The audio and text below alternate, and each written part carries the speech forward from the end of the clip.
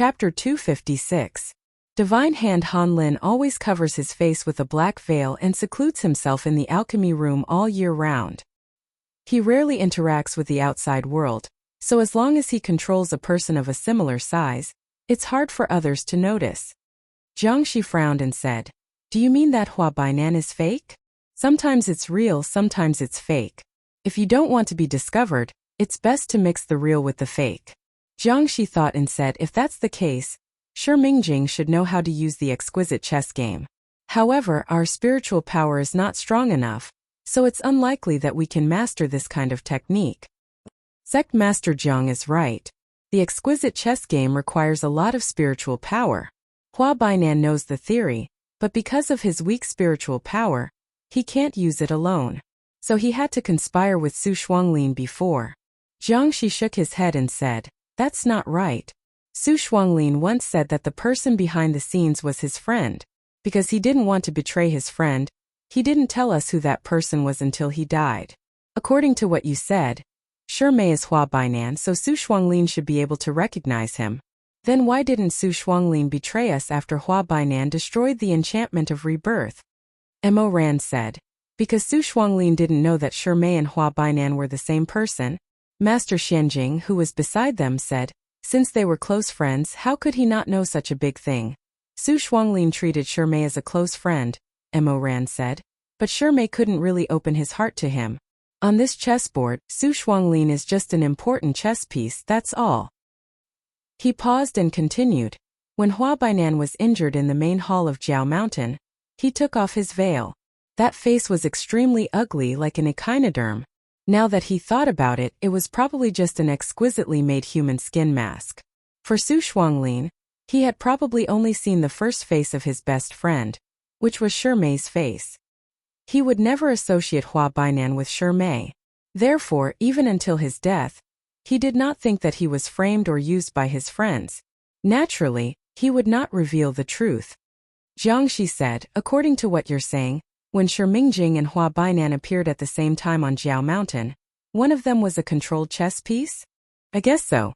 But there is a second possibility." "What?" Mo Ran shook his head. "I want to talk about the second possibility later." Master Xianjing said, "Even if Benefactor Mo's first possibility is correct, I still feel that there is something that doesn't make sense. Hua Bainan has no reason to interrupt Su Shuanglin's rebirth formation. Could it be that he has a grudge against Su Shuanglin? Could it be that letting Su Shuanglin get what he wanted and let Luo Fenghua be reborn hurt him in some way?" Mo Ran sighed. "Master, have you forgotten the final result of Su Shuanglin's casting?" The old bald donkey did not react for a moment and shook his head. Mo Ran said, "From the opening of the heavenly fissure that day, Shi Mei did not teach Su Shuanglin the real rebirth formation. He has been deceiving Su Shuanglin all this time. Su Shuanglin spent a lot of effort thinking that he was setting up a rebirth formation, but in fact he was making a wedding dress for Hua Bainan, who did not have enough spiritual power. Then what did Hua Bainan teach? It was the world's #1 forbidden technique." Mo Ran paused and finally said, "What he taught Su Shuanglin was the gate of life and death." Those who had participated in the battle on Jiao Mountain could not help but recall the black hole in the sky and the thousands of mysterious cultivators that came out of it. Was that the gate of life and death? Mo Ran said, "This is the second possibility I just mentioned. As long as the gate of life and death exists, both Hua Bainan and Shi Mei could be real. It's just that one belongs to this world of mortals, and the other comes from another world of cultivators."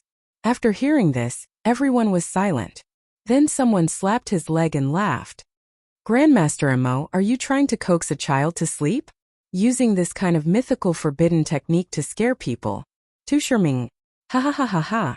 I'm dying of laughter. That's right, how is that possible? That's a forbidden technique that has been lost for thousands of years. Who can learn it? The most important scroll of the Gate of Life and Death is said to have been sealed in the divine wood of Yendi long ago. Even if someone studied this forbidden technique, the most they could learn was space, not time. Otherwise, if one world overlapped with another, wouldn't the world be in chaos?" Mo Ran did not argue with them. Instead, he told them all his thoughts. He knew that this was probably the last time he confessed as Grandmaster Mo. After today, these people might not give him a chance to explain anything in the future. He used his confession as a bargaining chip in exchange for these people to calm down a little. He only hoped that he could tell everyone what he knew and guessed. Regardless of whether they believed it or not, what he said was a warning bell. If there was trouble in the future, more or less people would remember his warning today. Perhaps it was not too late. Everyone think about it. If I were Hua Bainan, and I knew the essence of the exquisite chess game and the gate of life and death, but I was born with insufficient spiritual power and did not have the status to do anything, what would I do? Most of the people present had a grudge against Mo Ran, and were not willing to listen to his advice. But Jiangxi admired Mo Ran because of some of the things that had happened before. Not to mention, he was also suspicious about the murder of Lone Man's knight. Therefore, after thinking seriously for a while, he said, I will find someone to help. Who would help you? No one. Mo Ran said, yes, there is no one, so I can only lie. Lie to someone like Su Shuanglin, who has a great desire in his heart, to help him complete his plan step by step. Master Xianjing said, Benefactor Mo is ridiculous. Can't that array be something else? The gate of life and death is not something that ordinary people can learn. For thousands of years no one has ever learned it. The most important part of the book has already been lost. Who would be able to learn it? That's right. This is simply a fantasy. Why don't you just say that the great god Fuxi has descended? This is no different from the gate of life and death opening. It's really ridiculous. Even storytellers don't dare to say that. The Dan Xian palace was buzzing. In the end, someone sneered and said, Grandmaster Mo, after such a long preparation, are you going to tell us that the one who killed all the heroes on the night of the lone moon is the other you who came to this world through the gate of life and death? Mo ran. Seeing that he did not say anything, someone in the palace laughed. Amazing, really amazing. In order to exonerate himself, Grandmaster Mo is really willing to make up any excuse. So, after beating around the bush for so long, you want to clear your name? Jiangxi could not stand the noise. He turned around and said angrily to the people who were leading the crowd, just speak. Why are you being so sarcastic? Master Xianjing put his palms together and said, Master Jiang, it's not that we're being sarcastic. It's just that Grandmaster Mo's words are too unbelievable. In my opinion, we should invite him to the Heavenly Music Pavilion for interrogation before making a decision. Yes, the pavilion master of the Heavenly Music Pavilion will be here soon. When she comes, let Grandmaster Mo go with her.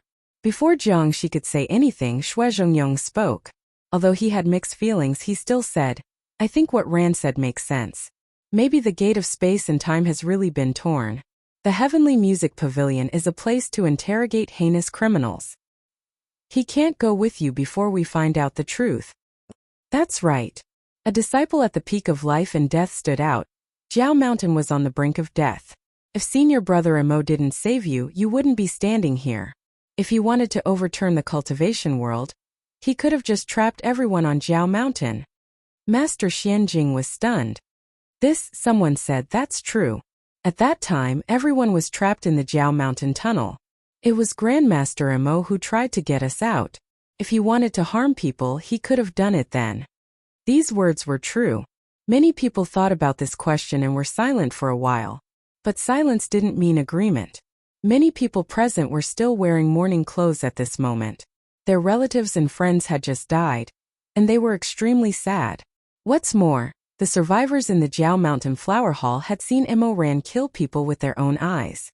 Among the witnesses, except for Mei Hanxue, who expressed doubts about the situation at that time, everyone else was sure that it was Mo Ran himself. Under such circumstances, it was easier said than done for them to give up looking for Mo Ran and instead believe in the gate of life and death that had only appeared in myths. So soon, someone retorted, but I feel very uncomfortable about this matter. Don't you remember? On Mount Huang, Grandmaster Mo's control of the entire situation and the exquisite chess game was extremely accurate. He said that Shi Mingjing knew the exquisite chess game, but I feel that the person who knows a lot about this forbidden technique is himself. That's right. After the rebuttal, someone immediately echoed, there's one more thing. Don't you think it's strange? Why can Mo Ran open the enchantment of Jiao Mountain? He's not a descendant of the Nangong family. At this time, a woman's voice suddenly came from outside the Dan Xian Hall. There's nothing strange about this, because the blood flowing in Grandmaster Mo's body is the blood of the Nangong family. Everyone suddenly turned their heads and saw a group of guards wearing silver-green clothes and a silver medal with the word heaven on their waists charging straight in. The leader was a beautiful woman who looked to be around 27 or 28 years old. She had bright eyes and white teeth, and her hair was like a flower. She was extremely beautiful and could even be compared to the number one beauty of the cultivation world, Song Chiotong. However, although she was beautiful, her temperament was very cold. When everyone saw her, most of them changed their expressions. Even the leaders had a look of awe on their faces. Only Jiang Shi didn't have much of a reaction. She nodded and said, "The pavilion master is finally here." This woman was the pavilion master of the Heavenly Music Pavilion, Mu Yanli, who hadn't shown up in Jianghu for a long time. Mu Yanli was in charge of the Heavenly Music Pavilion. All the serious cases in the cultivation world would eventually fall into her hands, and she would preside over the trial. However, there weren't many cases that required the Heavenly Music Pavilion's involvement, so the leader of the Heavenly Music Pavilion usually didn't show up in public for 10 or 20 years. Because she didn't go out often, Mu Yanli's skin was very white, and the light blue veins under her skin could be seen faintly. She walked into the hall and stopped, saying lightly, "Sorry to keep you waiting." Master Xianjing asked, "Pavilion Master, you're a bit later than the appointed time. Did something happen in the pavilion?" Mu Yanli shook her head. "That's not the case. The Heavenly Music Pavilion never catches people without evidence. Therefore, before we came here, we thoroughly investigated the past of the Peak of Life and Death. Grandmaster Mo." She paused and looked at Mo Ran coldly with her almond-shaped eyes. Her red lips moved slightly. "After this investigation, we found that things weren't as simple as they seemed.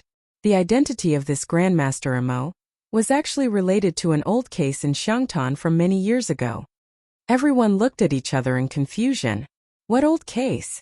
Only Mo Ran's face turned pale, and his palms were sweating. He didn't expect that this matter would be revealed at this moment. Mu Yanli was like an executioner. She looked at the man kneeling in front of the hall coldly and said, "Mo Xianjun, let's not talk about this. You know your own background. Do you want to tell the public yourself? Or do you want me to invite a witness into the hall?" Mo Ran closed his eyes. When he was reborn, he knew that if he wanted to live a carefree life, there were a few people in this world that he had to kill with his own hands to prevent future troubles. But in the beginning, he didn't have the strength and opportunity. Later, when he had the strength and opportunity, he was no longer willing to take other people's lives for his own personal gain. In his previous life, in order to hide his own background, he had killed enough people to hold on to the bargaining chips in his hands. Mu Yanli saw that he was silent, so she said, "It seems that Grandmaster Mo doesn't intend to confess." After she finished speaking, her cold and beautiful face showed a trace of undisguised contempt. Then she turned around and faced the crowd. Her voice was like a bell, penetrating people's hearts. "Then let me say it. Everyone listen, this famous Grandmaster, before he entered the Peak of Life and Death, was already a murderer who took dozens of lives. Such a vicious person should have been brought to justice long ago." "What? Before he entered the sect, he had already killed dozens of people?" Xue Meng opened his eyes wide, full of confusion. He muttered, "Brother?" His voice was neither soft nor loud, but it just happened to fall into Mu Yanli's ears. Mu Yanli glanced at the young master of the Peak of Life and Death, and said indifferently, "Brother?" "Xue Meng." The rain and snow outside were getting heavier and heavier, and the sky was getting darker and darker. Even though the hall was brightly lit, it was pressuring him to the point where he couldn't breathe. Mu Yanli looked at Mo Ran with contempt, but looked at Xue Meng with ridicule. Her lips were like rosy clouds, and she said, "Young Master Xue is really pitiful to recognize a foe as a brother." Xue Meng obviously didn't understand the meaning of this sentence, but his brain was already roaring like thunder, as if the earth was splitting and the sky was collapsing. He opened his clear eyes and took a step back. What do you mean by recognizing a foe as a brother?" His whole body began to tremble. "What nonsense are you talking about?" Mu Yanli ignored him, turned around and said, Mo Weiyu is not sect leader Shui's nephew. What's more? She paused, and her pair of beautiful and emotionless eyes were like sharp knives, sweeping past Shui Zhengyong and Madame Wang's faces. She said, not without fairness, not without cruelty, sect leader Shui's nephew died at the hands of Mo Ran 8 years ago. Chapter 257. What? Everyone's expression changed. Only Mo Ran had his eyes closed, as calm as water. Everyone was confused. What's going on? What's the old case of Xiang Tan? Why did he kill? Mu Yanli said, it's a long story, and because of the passage of time, many people who know the inside story are no longer around. However, if you don't want people to know, you shouldn't do it in the first place. The Heavenly Music Pavilion investigated several times and found some evidence. Amidst the chaos, Mu Yanli looked back calmly. Have you brought the witnesses found by Xiang Tan? The attendant went out to take a look and answered, Pavilion Master, they're all waiting outside the hall. Then asked the first witness to come in. The first witness entered the hall. He was an old craftsman. His back was hunched and he was trembling. When he saw the hall full of immortals, his first reaction was to kneel on the ground and kowtow repeatedly. He hurriedly said, Greetings to all the immortals. Greetings to all the immortals. Mu Yanli's tone softened. Old mister, you must be tired from the long journey. You don't have to be nervous. I'll only ask you some questions. If there's one, you can answer one. If there's two, you can answer two. The old man trembled and did not get up. The monks of Wubei Temple walked over and gave him a seat. They helped him sit on it, but he was very scared. He only touched a small corner with his butt and tried his best to shrink himself to the smallest size possible. Mu Yanli said the first two questions. Where are you from? What do you do? The old man's teeth chattered. When he opened his mouth, he said with a thick accent, I'm from Xiang Tan. I make lanterns by the street. Everyone looked at him curiously, from his sparse white hair to his broken shoes. They did not know what kind of past this lantern seller could reveal. Mu Yanli asked, Mister, how many years have you been selling lanterns? More than half of my life. At least 50 years. I can't remember the details. It's long enough. What I want to ask you is not as old as 50 years. Mu Yanli said and pointed at Mo Ran. Mister, do you recognize this person? The old man looked up at Mo Ran. He saw that this person was tall, handsome, and had a divine aura. He did not dare to look at him and immediately turned his gaze away. After a long time, she hesitantly stole a glance at him. Then she mumbled, I don't know you. Mu Yanli said, It's not strange that you don't recognize him. Then let me ask you again. When you were selling lanterns beside Xiang Tan Zuoyu building, was there always a child who liked to stand beside your stall and watch you burn the lanterns? The old man's eyes were cloudy, but he was very clear about this matter. He sighed and nodded. Yes, there was a child who came to watch almost every night. He liked the lanterns I made, but he was too poor to buy them. I even talked to him a little at that time. He didn't like to talk and was very timid. Mister, do you remember his name? Oh, I think he was called Mo Ran's son? Just now, everyone was listening attentively to the old man's words. Now their gazes all fell on Mo Ran. The old man was immersed in his memories and muttered, I don't remember clearly whether there was this son or not. I only know that he was from Zuoyu Lu. Shui Zhengyong interrupted with a sullen face. Ran was originally the son of my late brother and the nanny in the building. Pavilion Master Mu, why did you ask this old mister to prove it? Nanny? The old man was startled and waved his hand. Oh, that's not it. Although the nanny's son was also surnamed Mo. His name was Mo Nian. He was a famous little tyrant back then. The old man lowered his head and pointed at an old scar on his forehead. Back then he even threw a brick at me. That child was very fierce, wild and mischievous. Shui Zhengyong's expression changed. Mo Nian, Madame Wang anxiously said, Mister, did you remember incorrectly?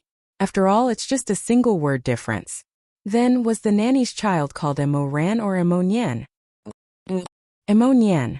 The old man thought for a moment and nodded. There's no mistake. How could I remember incorrectly? He was called Mo Nian. Shui Zhengyong's body had originally been slightly leaning forward, but when he heard this, He stiffened for a moment and then collapsed in his seat, his expression blank. Mo Nian. Mu Yanli continued. Do you know what that child who came to see you burn the flower lantern did in the drunken jade building? I don't know the details, but I vaguely know that he helped cook in the kitchen, said the old man. His reputation wasn't very good. It was said that his hands weren't clean, and he was always stealing from customers. He did his best to think and then seemed to recall something. His expression changed. I remember now. That child was no good. As he grew up, he became more and more naughty. In the end, he even raped a maiden. That maiden couldn't take it anymore and committed suicide. What? If it could be said that a leopard cat swapping the crown prince was shocking enough, then the fact that Mo Ran had sullied a maiden was even more infuriating. Quite a few of the cultivators present who were parents immediately seethed with anger. Clenching their teeth, they said, I didn't expect. The Grandmaster Mo was actually a beast in human skin. Too disgusting. His death is not worth regretting. Mo Ran didn't say anything. He just calmly looked at this old artist. In his previous life, when he had stirred up a storm of blood in the cultivation world, the Heavenly Music Pavilion had also tried to stop him. At that time, this old man had been brought over by Mu Yanli to testify against him. What had he done at that time? He had laughed heartily and calmly accepted it. He then turned to look at Shuizhengyong and Madame Wang. His smile was twisted as he mocked. How about it? Do you hate me? Dislike me? Are you going to be like my good master and say that my nature is bad, that it's hard to cultivate my character? At that time, the matter of Mo Ran secretly learning the exquisite chess game had already been exposed. However, Shuizhengyong had still chosen to believe him. Only now did Shuizhengyong stand up in anger. He was so angry that he almost coughed up blood. His tiger-like eyes bulged as he shouted, "Evil creature! Absolutely evil creature!" Hearing this, Mo Ran laughed heartily. His laughter was even more unrestrained and carefree.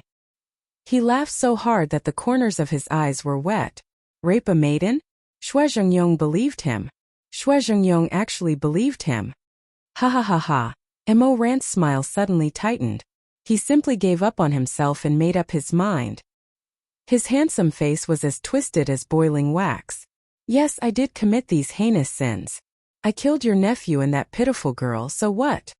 Uncle, you want to do justice for the heavens and kill me.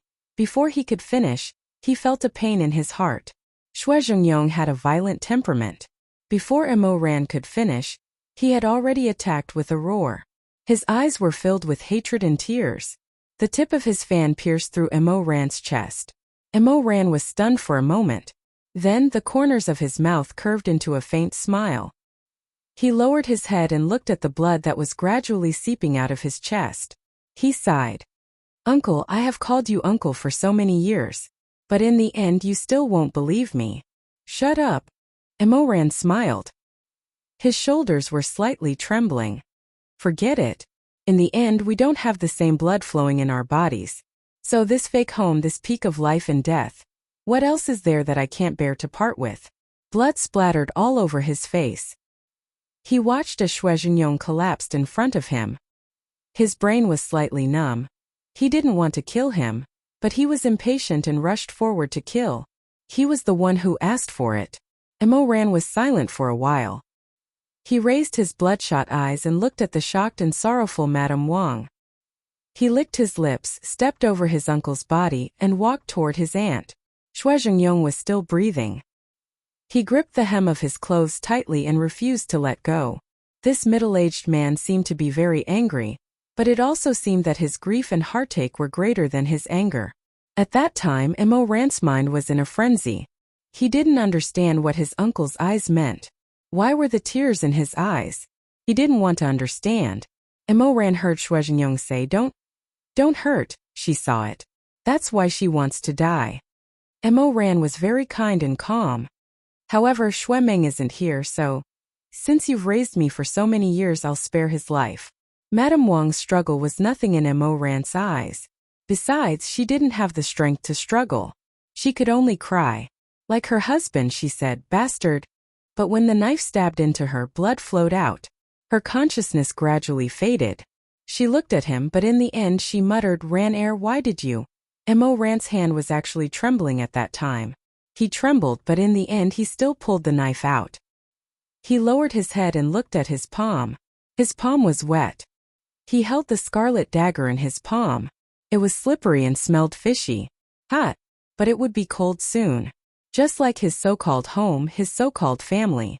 From the beginning he was apprehensive because he knew that in reality, whether it was Xue Meng, Xue Zhengyong, or Madame Wang, they were not his family at all. Their biological nephew had already died in his hands. Ridiculous. A loud shout interrupted Mo Ran's memories. Mo Ran raised his head in a daze. He looked around the hall before finally looking at Xue Zhengyong. It was Xue Zhengyong who was speaking. I'm the one who raised the child. I know very well that he wouldn't bully an innocent girl. Don't slander me. Mo Ran was stunned. He suddenly felt that his heart was filled with bitterness. His eyelashes fluttered and he closed his eyes. It was different. 2 lifetimes many things had changed. The old artiste was so scared that he rolled down from his seat and kowtowed repeatedly on the ground. No, I'm not lying. Please don't be angry, immortal lord. He was just a pitiful artiste. He had never seen such a scene before. He had been reprimanded by the leader of a sect. He was so scared that his face turned ashen. In the end he couldn't even complete a sentence. Xue Zhengyong shouted in a low voice like a ferocious beast ready to attack. Get out! Get out! The old artiste immediately got up and wanted to get out. However, the people from the heavenly music parlor stopped him. He couldn't move and fell to the ground. His whole body was shaking like a sieve. He muttered, Oh my God, what's going on? Mu Yanli said, Sect leader Xue, don't be angry. Old mister, don't be afraid. The heavenly music parlor wants to redress all grievances in the world. We won't frame or hurt the innocent. She paused and helped the old artiste up. Mister, please finish speaking. I have nothing to say. The old man was really scared. He didn't say anything else. Please, immortal elders, master monks, please let me go. I really have nothing to say. My memory is not good. My memory is not good. In this stalemate, Mo Ran, who had been silent all this time, suddenly looked at Xue Zhengyong and kowtowed. The meaning of this action was self-evident. Xue Zhengyong and Xue Meng couldn't say a single word, not even a single word. Madame Wang murmured in disbelief. Ranter? Mo Ran said, When I was on Jiao Mountain I wanted to come clean with uncle. However, I didn't expect this situation. Mo Ran's eyes were very calm. Because it was too calm it even seemed a little dead. Pavilion leader Mu, since you came here today, I'm sure you've gathered all the evidence and witnesses. There's nothing to say. Yes, I'm not the second young master of the peak of life and death. He paused and sighed. His voice was as light as a feather, but it caused thousands of waves. I'm the son of Nangong Yan, the 9th city lord of the Confucian Wind Sect's 72 cities. What? Everyone was horrified. Don't you want to hear the whole story? Mo Ran closed his eyes and said, I was the one who set the fire at Drunken Jade Pavilion. Dozens of lives were destroyed by me. Madame Wang said with tears in her eyes, Ranner, how could you? However, in Xiangtan, a young girl in the tofu house was humiliated to death.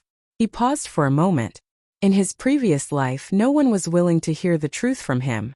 They all angrily accused him and cursed him, so he didn't want to explain. After all, in the eyes of others, he was just a heinous devil. It didn't matter if there was more bloodshed.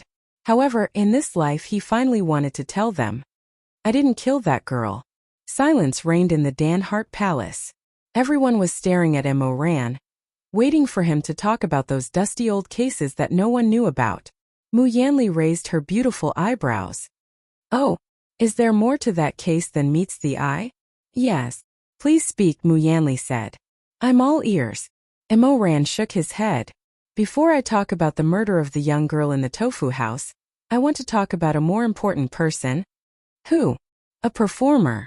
As Mo Ran spoke, he looked at the distant sky through the open window. At that time there were 2 young lute singers in Xiangtan. One of them was called Sun Fengrua, and the other one was called Duanihan. Many people in the hall were shocked when they heard him mention these 2 names. Sun Fengrua, Duanahan. Ah, don't tell me they are the two top instructors of the music house? It must be them. I remember that they were both singers in Xiangtan. They were called the Riverside Fairies. Yes, Sun Fengrua sang in spring. She danced in the cold and the flowers filled the sky. Someone stroked his beard and sighed. At that time I was only in my 30s. I heard of their names like thunder. However, it was hard to get a song from them. I heard that every time they performed, the music house would be crowded.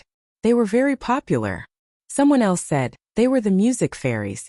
I think they had a duel. Emo Ran said yes, they had a duel.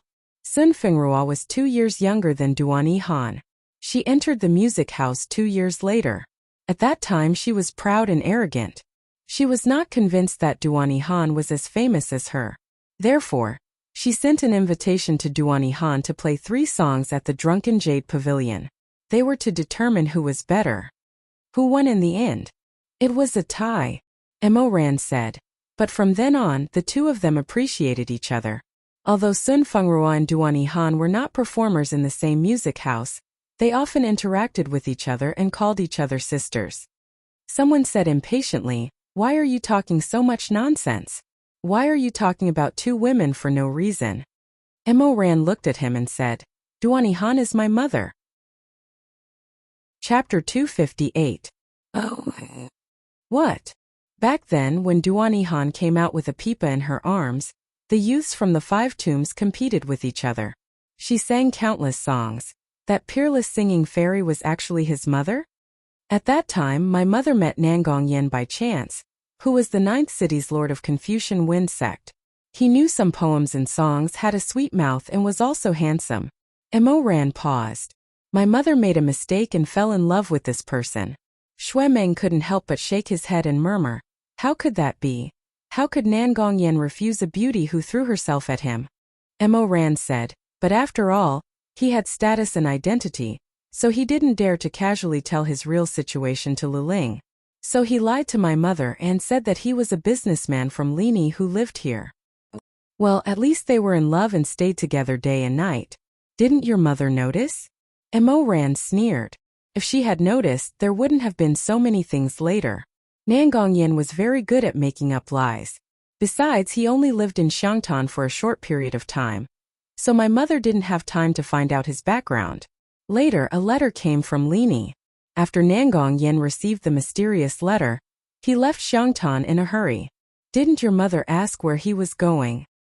He left in the middle of the night without saying goodbye to my mother. They were lovers for several months, but in the end, Nangong Yen only left a stack of silver leaves and a piece of paper with the words "Don't Miss" written on it. A female cultivator sighed and said, The most difficult thing to find for these singers and courtesans of the pear garden is a sincere person. They're really pitiful." After sighing, she couldn't help but ask curiously, "What happened later? Was your mother unwilling to be abandoned by her lover, so she asked someone to find him?" Emo Ran shook his head. "My mother was gentle and kind, but she was a bit timid. Even if she was abandoned, she would only swallow her bitterness and wouldn't look for trouble. But not long after, she found out that she was pregnant. When Madame Wang heard this, she couldn't help but let out her eyes were full of sadness. She looked at Emo Ran, not knowing what to say. The music workshop was willing to keep her. But the premise was that she couldn't give birth to the child. Women who have given birth won't be so beautiful when they dance. They don't do business. Emo Ran's eyes closed. My mother didn't agree, so the nanny in charge asked her to pay a large sum of money. Therefore, she gave all her savings, all her accessories, and even the embroidered shoes on her feet to the workshop. She earned her freedom and planned to go to Lini to look for my father. Madame Wang said softly, "She is a penniless woman. How could she walk from Xiangtan to Lini?" Emo Ran said, "Someone is helping her." Xuanfeng Rua. Emo Ran said. Sister Xuanfeng knew that my mother left the music workshop and chased her out of the city. She gave all her money to my mother and told her that if she couldn't find my father, she might as well come to Zuiyu Pavilion to find her.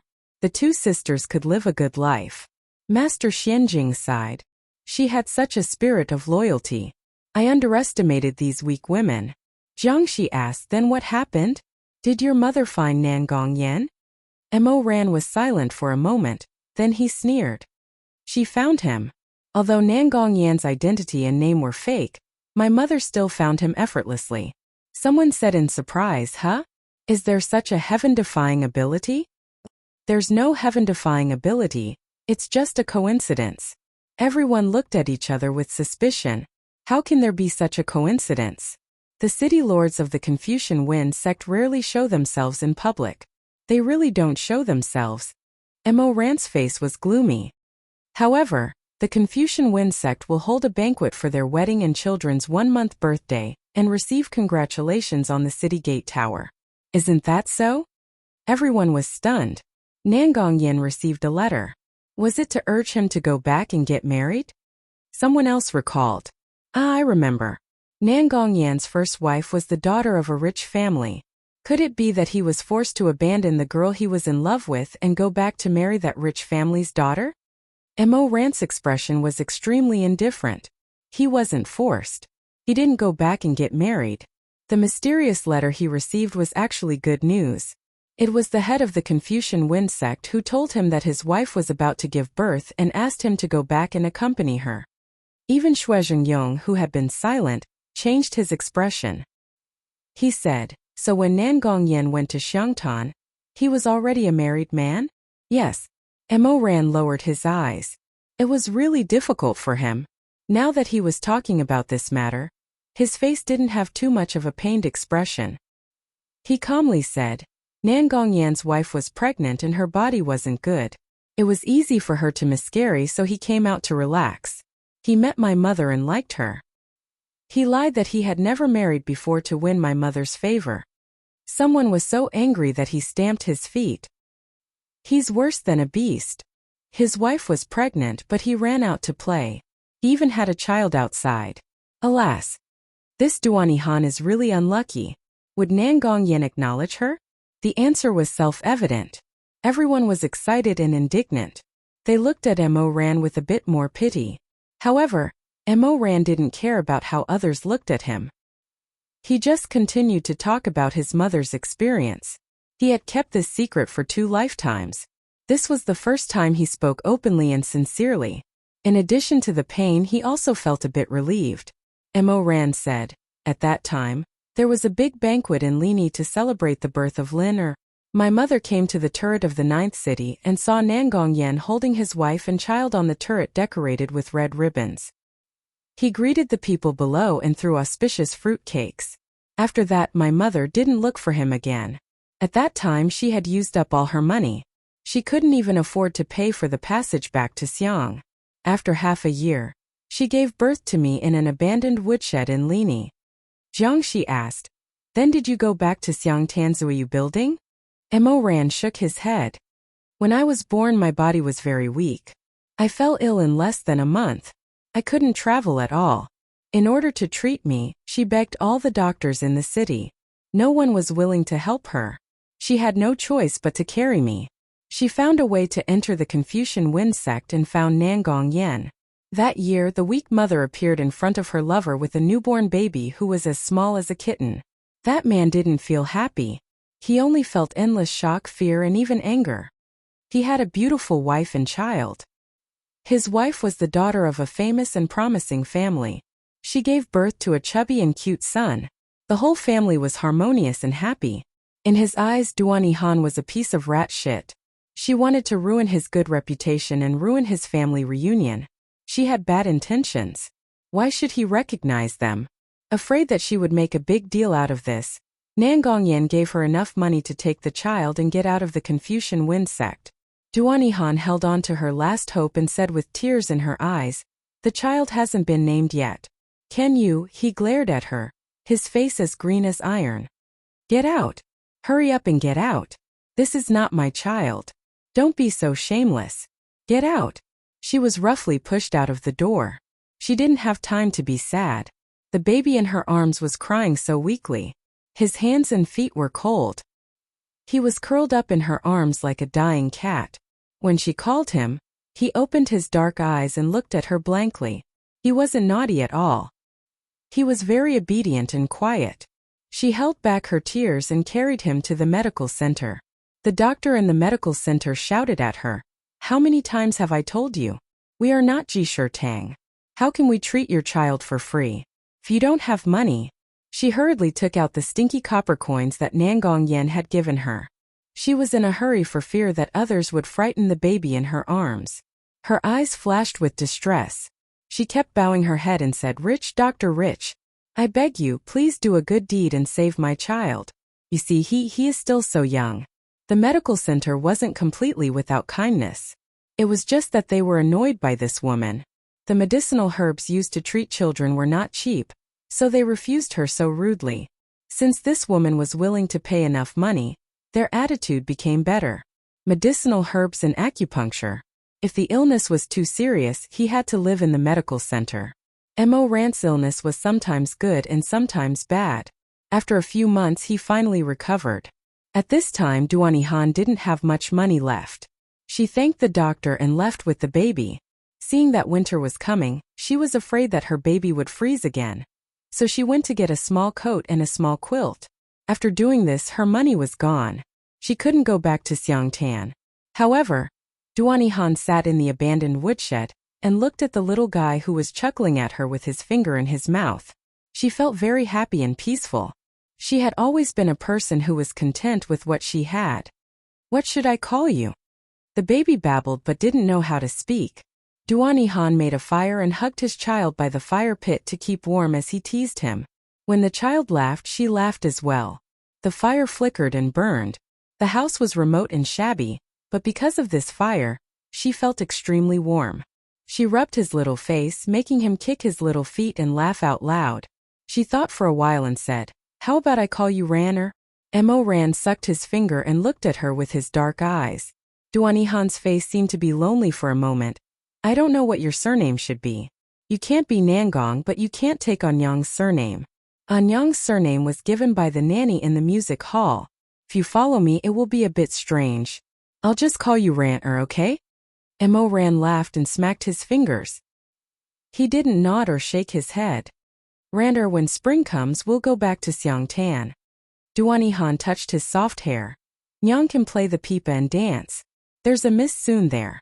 She's Nyang's good sister. She must like you very much. You have to be good and learn to call her Inyang as soon as possible. Oh, forget it. She has a bad temper. You should learn to call her big sister. When you see her, you have to say Big Sister Sun is good. Only then will you have candy to eat. Do you understand? She held his soft and tender fingers and said gently, Don't worry, Ranner, wait a little longer. Winter will be over soon. When spring comes, we'll go home. However, this winter was still too long. That year was a disaster year. The lower cultivation world was overrun with ghosts. Lini was heavily fortified and ordinary people were forbidden to enter and leave. Therefore, Duani Han couldn't leave. She went to work in a shop to earn some money to support her family. However, there was no such thing as an airtight wall in the world. Someone revealed her husband's romantic history to Nangong Yan's wife. In short, not long after, the steamed bun shop that Duani Han was hired kicked her out for no reason. From then on, Duani Han was ostracized. Unable to find a living in Lini, she could only beg with her young son. There were a few times when she sang softly on the streets, while Nangong Yen was riding a horse in bright clothes. Behind him was a vast entourage, and behind him, he rode past in front of her. He felt guilty and wanted to hide from her. Actually, there was no need for him to do this. Although Duani Han was weak, she had her own pride. She only sang Xiangtan's little song and didn't even look at this man. She definitely wouldn't cry to her former lover on the streets and ask why he was so fickle and untrustworthy. He didn't understand how proud this lute woman was. Look at her tear-stained face. Although her clothes are ragged, she has a kind appearance. Why do you look at me like that? Someone passed by her and casually threw her a copper coin. She was like the beautiful Lady Yu Xian. She bowed and said softly, Thank you, master, for your kindness. The days passed like this. The lower cultivation world was in constant war. Lini was a bystander, and the anti-theft wall was erected high. This time it was erected for 5 years. Mo Ran was 5 years old. One day, Nangong Yen quarreled with his wife. He was annoyed, so he wandered around Shi City. The weather was good that day. With his hands behind his back, he looked at the jewelry shops and pastry shops with disinterest. Under the big banyan tree there were old men playing chess. Lini had always been a blessed land. So what if many people died in the lower cultivation world? They had been singing and dancing here for hundreds of years. Nangongyan walked over to watch the old men play chess. He was in regular clothes so no one could recognize him. He happily gave them pointers. In the end, those old men were so annoyed that they chased him away. Nangongyan was not happy. He walked a few steps forward and stood under a big tree. He looked at the golden embroidered birdcage hanging on the branches. The birdcage was letting out a clear chirp of the embroidered-eyed bird. Perhaps the sun was too good, making people feel comfortable. Nangongyan stood under the tree and thought. Suddenly, he thought of the gentle girl in Xiangtan restaurant 5 years ago. He tilted his head and teased the bird, saying, "Hey, do you know how to sing xiangziu?" Of course, the bird didn't know how to sing. It kept chirping. Nangongyan sighed as he hummed the tune that Duan Yihan had sung countless times by his ears many years ago. Suddenly, he heard a clear voice behind him. Someone was singing softly, "The wild clouds are low, the north wind is cold, the sky is full of ice and snow, the well bars are sealed." The voice was like jade tinkling. He felt like a lifetime had passed. He suddenly turned around. Because he had been deliberately avoiding her. He hadn't seen her for a long time. At this moment, across the bustling downtown, he suddenly saw that slender and gentle woman again. Just like in the dreams that he didn't dare to tell his wife for so many years. He met her again. Duan Yihan brought along a frail child as the mother and son stood by the side of the street. She lowered her eyes as she sang a little song that people couldn't buy no matter how much money they had in the past, hoping to gain the pity of a nobleman and get some money for a meal. She sang softly, "This road is in front of the mountain, behind the mountain. There are millions of pedestrians." Countless people came and went in front of her, but no one stopped for her. Although the song was nice, it wasn't a real thing. She wanted to sing it, so no one was willing to pay for her. It's easy to see a lover, but difficult to see a lover. Looking into the distance, the smoke and water of the river pass are cold. Suddenly, a pair of gold-threaded shoes inlaid with emerald jade appeared in front of her eyes. She heard a man humming the song that she had not finished humming in a low voice. "Countless flying books have yet to arrive. The well has accumulated tears for you to see." Duan Yihan was stunned for a moment. Then she slowly raised her eyes. She saw him again. He was still the same as he was 5 years ago, handsome, dignified, and extremely good-looking. He didn't age at all. Time left no trace on his face. Duan Yihan saw her own reflection in his eyes. 5 years ago, she was a delicate young girl. Now she had a face full of hardships. She was no longer beautiful and made people feel disgusted. But the way Nangongyan looked at her was somewhat affectionate. After being married for so many years, his wife heard about his past. Although she didn't dare to say it, she was very unhappy.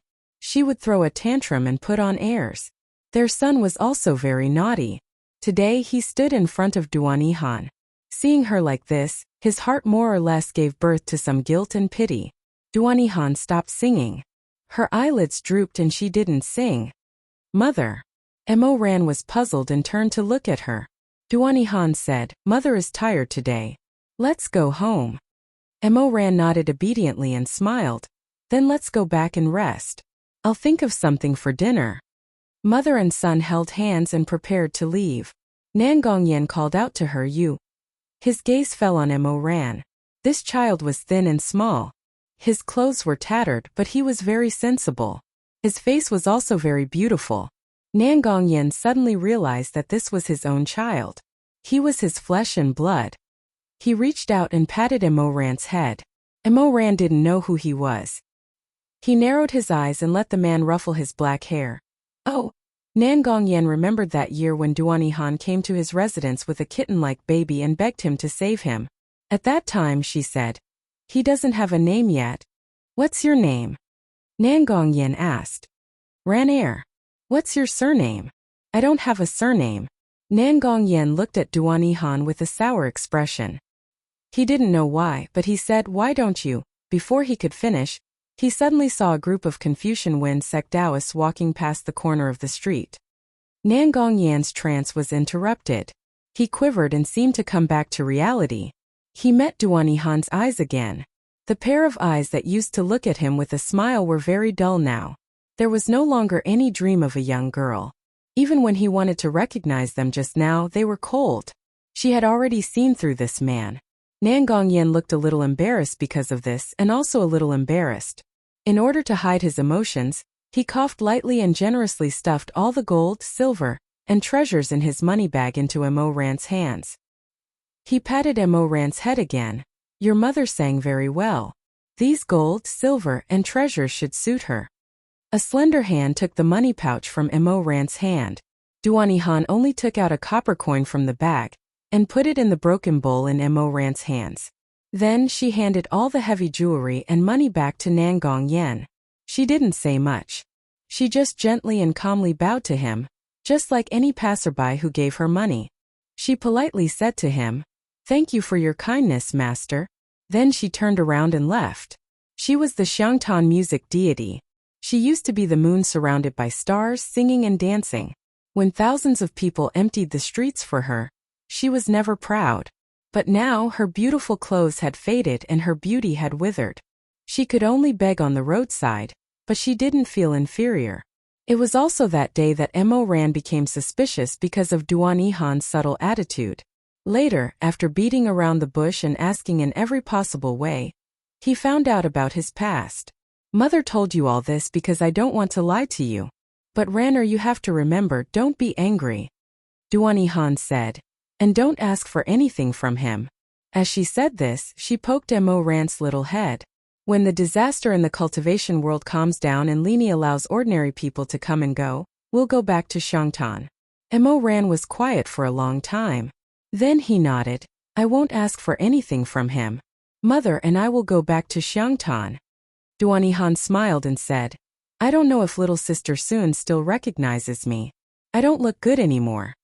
Mo Ran was very anxious. Mother, you look good. Mother, you look the best.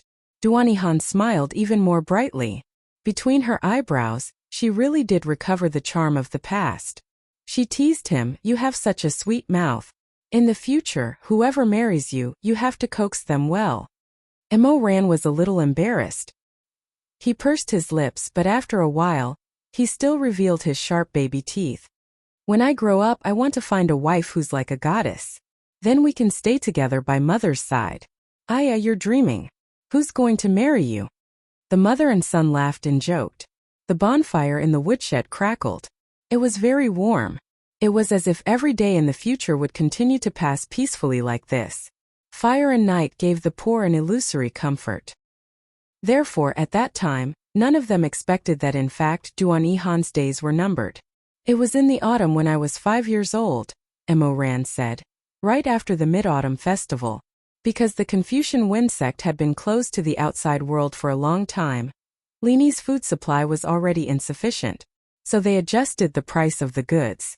In the end, it was just to let the poor below control their appetite and not to fight for food with the rich. Shuizhengyong had all sorts of feelings when he heard this. His heart was in a mess. But when Mo Ran said this, he still thought about it in a daze. Then he nodded. Yes, I remember that when the price was adjusted, the starving people in Lini rebelled. Only then did the Confucian Wind sect finally lower the price. It lasted for about a year? Jiangxi said, I remember it was half a year. Mo Ran closed his eyes and said, it wasn't that long. It was 1 month and 5 days. It only lasted for a short 35 days. Chapter 259. Someone asked, how can you remember it so clearly? How long has it been? How could he not remember it clearly? In Jiangxi's memory from the upper cultivation world, it was an ordinary half a year. In Shuizhengyong's memory from the lower cultivation world, it was a year full of emotions. But in Mo Ran's memory, it was 35 days that gradually turned into despair. Each day felt like a year. Every day was worse than death. Every day was like purgatory. That year, as soon as the price adjustment order was issued, people were in a panic. Duani Han and her child couldn't get food. They could only pick up rotten vegetable leaves and moldy and rotten rice to fill their stomachs. Later, more and more people couldn't eat. They couldn't even pick up vegetable leaves. In the midst of their predicament, Mo Ran couldn't help but say to Duan Han, "Mother, let's go to the Confucian Wind School to find him and ask for some food, shall we?" Duan Han muttered, "We can ask anyone but not him." Begging on the street, performing arts, nodding and bowing, smiling and shouting were all things that were forced to do. But if they went to beg Nangong Yen, the meaning would be different. Although Duan Han was poor, she didn't want to cross this last line. She didn't want to, so Mo Ran didn't mention it again. The child wasn't eye-catching, and he was surprisingly agile. On the 9th day after the price adjustment order was issued, he finally stole a white radish from the ground. Duan Han carefully hid the white radish. Every day, she only cooked a little bit of it the size of a fist, and the two of them shared it. By the 8th meal the radish was rotten, but because they hadn't seen anything to fill their stomachs for a long time, Duan Han cut the remaining rotten radish in half, barely managing to survive for a few more days. On the 21st day after the price adjustment order, they ate the last bit of radish and couldn't find any food to fill their stomachs. On the 25th day, there was a torrential rain, and earthworms crawled out from the ground. Mo Ran caged them together, collected some rainwater, boiled them, and ate them. The slippery feeling of the earthworm in his mouth made him feel nauseous. Mo Ran apologized to these skinny little animals. He really had nothing to fill his stomach with. If he could get through this period, the earthworm would be his benefactor. He didn't want to eat his benefactor anymore. When would this nightmare pass? The 28th day. Mo Ran had a fever. No matter how gifted a child was and how high their spiritual energy was, they still couldn't withstand such hunger and torment. Duan Han had long since lost his strength. His eyes were hollow. On this day, taking advantage of the fact that Mo Ran was asleep, she finally made up her mind. She got up and left the woodshed where she stayed, and slowly walked towards the towering immortal city of the Confucian Wind sect. She had her own bottom line, and she would rather die than beg for food from Nangong Yen. However, the child was innocent. He was still so young, so how could he accompany her to leave the mortal world? At this time, the people in the main hall had sympathy on their faces.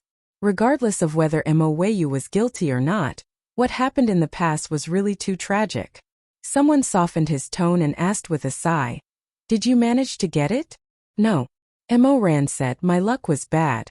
When I arrived, Nangong Yen was quarreling with his wife." He paused for a moment, then continued, "When that city lord's wife saw my mother, she flew into a rage. She has a fierce temper. Not only did she not give my mother any food, she even threw her out of the Confucian Wind sect." "Then what about Nangong Yen?" "I don't know." Mo Ran said, "My mother didn't mention him. Maybe she tried to stop him, or maybe she just stood to the side, wanting to help but unable to." Mo Ran didn't know what exactly happened that day. He only knew that when his mother came back, her body was full of scars. She curled up in the woodshed and hugged him without saying anything. Later on, she began to cough up blood, spitting out blood foam and gastric juice. The room was filled with a rancid smell. 34th day. Duan Han was on the verge of death. She could barely speak and she didn't cry. That night, she woke up from her coma and actually recovered some strength. She saw Mo Ran huddling beside her, trying to use his thin body to warm her. She said very softly and gently to him, "Ranner, if you have a way, go back to Xiangtan. Mother, go back to Xiangtan, find Sister Suan and repay her kindness." Duan Han stroked Mo Ran's hair. "If you want to go to Xiangtan to repay your kindness, don't stay in Lini to seek revenge. Listen to your mother, be good. When your mother came to Lini, I owed your sister Sun a lot of money, and I can't pay it all back. Go back, stay by her side, do something for her and make her happy. In the future, if other people show you kindness, you must remember it well." Mo Ran had tears in his eyes as he looked up at her skinny face in the woodshed. Duan Han's eyes were so black that they were shining, and there were even some grape-like purple. "Then repay your kindness." That was what Duan Han did for Mo Ran before she died. She was afraid that after she left, her child would go astray, so she repeatedly told him that he must leave this sad place. If people had aspirations, they would not let their imagination run wild, and it would not be easy to fall into the trap of hatred. She gave him aspirations. Repay her kindness. Don't take revenge. On the 35th day, this ridiculous price adjustment order was finally abolished in the midst of the riots, and it lasted only a short 1 month and 5 days. For the rich, it was like a farce had finally come to an end. Lini was full of smoke and miasma, and they woke up in the soft and warm bed, and took the 8 treasures fragrant nectar served by the maids to rinse their mouths and pick their teeth. When they heard that the price adjustment order was abolished, they only complained a few words and yawned. It was all insignificant. But for Mo Ran it was something that could not be more exciting. He did not have to worry about food rations, so the number of kind-hearted people on the streets increased again.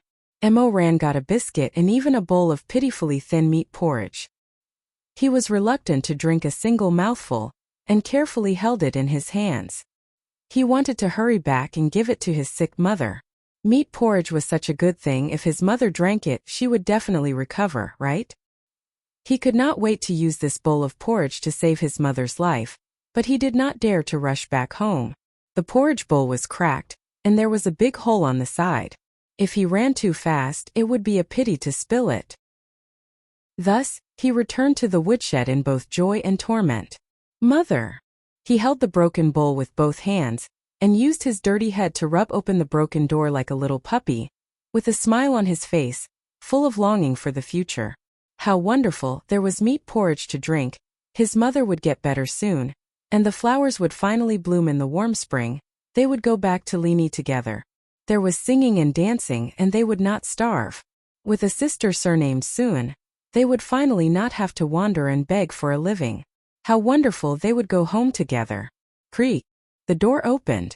She's lying inside, Mo Ran said calmly in the Dan Exine Palace Hall. The bystanders were either surprised by his indifference, or chilled by his cold-bloodedness. This person, when mentioning his mother's death, was unexpectedly calm. There was no warmth, no ripples, and not even tears. However, no one had ever thought about how many years of yearning and heartbreak it would take to smooth out the scars and obtain such a calm face. I called her, but she didn't wake up, Mo Ran said. She would never open her eyes again, and she would never drink that porridge again. There was a long silence. Madame Wang said with a trembling voice, Then you went back to Lini alone? Mo Ran shook his head. I went to the Confucian Wind sect. Someone cried out, and said, You're going to seek revenge? My mother said to repay kindness, not seek revenge, Mo Ran said calmly. I didn't want to seek revenge, I just wanted to bury my mother. But I didn't have money, and I didn't have time to raise money, so I went to his house and begged him to give me some money. Did he give you any? Mo Ran almost smiled and said no. No? But according to what you said before, your mother was still in Nangong Yan's heart. How could he not even have money for the funeral? Mo Ran said, Because his first wife committed suicide not long ago and passed away. What? Jiangxi narrowed her eyes. Nangong Yan's wife did die very early, and it was suicide. That woman was pregnant, but her husband was entangled with other people outside. After giving birth to the child, they were always quarreling and lived a very unhappy life. My mother went to the house to look for them that day, and after she bumped into her, she became more and more furious. It was said that she stabbed Nangong Yan with a knife at that time, which made Nangong Yan so angry that he said he wanted to divorce his wife. Mo Ran paused for a moment, then said, She couldn't take it, and hanged herself in the middle of the night. She died a few days earlier than my mother. Hearing this, everyone didn't know what to say. The romantic and unrestrained young master had a brief relationship, but in the end the beauty died, and his family was ruined. This was the cycle of karma in the world. When I appeared, Nangong Yan was being reprimanded by the sect leader. His wife's family also came. They were famous business magnates in Lini, Mo Ran said.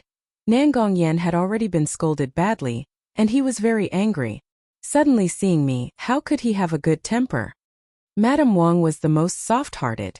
Although she knew that Mo Ran was not related by blood, she still felt sorry and said with tears ran air, Mo Ran really didn't want to talk about this past. Nangong Yan's face at that time, and the faces of those who were present. There was also Madame Nangong's morning hall, golden paper and silver flowers, little children made of paper, a mountain of spiritual tools, a beautiful soul-summoning banner, a shiny black coffin made of Phoebe Jeannon wood, and too many things. Hundreds of people knelt on both sides to watch the coffin of the woman who committed suicide and mourned. The lamp was filled with whale oil, and the 99 scrolls of incense were burning silently. The wind blew away the smoke, and the powder rustled. It was a very lively scene. What about his mother? Xiangtan Yuxian Duani Han. She only had a tattered dress that she might never wear again after taking it off, and a bony young child. She didn't even have a straw mat to wrap the corpse. You can't expect 10 feet of fate. That was what Nangong Yen said to Mo Ran in extreme anger and despair. Then, under the gaze of the sect leader, under the gaze of his in-laws, this man pushed the illegitimate child out of the door and refused to acknowledge him. Madame Nangong died. She should be matched with a golden red-colored coffin, agate, fragrant pearls, and a snow-white shroud to protect her body from decay. Silk covered her face, silk covered her eyes, and silk covered her eyes. Duani Han died. A corpse, a person's tears separated by life and death. There was nothing else. According to Nangong Yen, she shouldn't even ask for a thin wooden coffin. So, who dared to say that people were equal in the face of death? Fate was unfair from the very beginning. In the end, her skin was still like jade. She had already rotted into mud. I dragged her to a mass grave and buried her. Mo Ran said a few words understating it. He didn't talk in detail about how he begged a passing gentleman to give them a ride, or how he spent 14 days dragging that rotten and smelly corpse to the suburbs. He also didn't talk about how he used his hands to push aside the rocks and crush soil to bury his mother's thin body. Mo Ran wasn't used to complaining in front of others. He had always been a person who buried his past deeply. Unless he was forced to, he wouldn't say it lightly. In the first 10 years of his life, he had already suffered humiliation, malice, supercilious looks, and slander. His heart was as hard as iron. He didn't care how others looked at him. He didn't care if others sympathized with him. Then I went to Xiangtan. He couldn't stand Lini anymore. One day he hid behind a Taoist priest's handcart and secretly sneaked out of the city in a wicker basket. He began to follow his mother's instructions and walked to Xiangbian. He walked for half a year, from midsummer to early winter. His shoes were broken, so he walked barefoot. In the end, the soles of his feet grew thick calluses. He walked like this and asked questions. When he reached the outside of Wubei Temple, he finally fell into a haystack because of the cold and hunger. Mother! The little child crouched on the ground. Under his messy black hair was a pair of unfocused eyes. He looked at the vast world. It was snowing. It was the first snow of winter. I'm coming to see you. I'm sorry. I can't take it anymore. The snowflakes fell lightly and softly like a sigh. They covered his eyes and brows. In a daze he heard footsteps approaching. Then a pair of hands pushed aside the haystack. He heard a young voice, Shizun, come quickly. Look at him. What's wrong with him? After a while, a pair of straw shoes approached. A man was speaking. Don't worry about it. Go back first. I'm here to see him. The man's voice was deep and cold. There wasn't much emotion. Mo Ran was instinctively afraid. He instinctively felt that the young man was close to him, and that the man was cold. He didn't know where he got the strength, but his desire to live made him raise his hand and weakly grab the corner of the young man's clothes. Before she could say a word, tears began flowing down her cheeks. Food, I'm so hungry. Please, I want to eat. The young man he grabbed was Chu Wanning, who went down the mountain with Huizue that day. Chu Wanning was stunned. What? Mo Ran forced himself to raise his dirty little face. He shakily made a eating gesture, swallowing the bitterness in his throat. Everything in front of him was blurry and dizzy. His ears were ringing.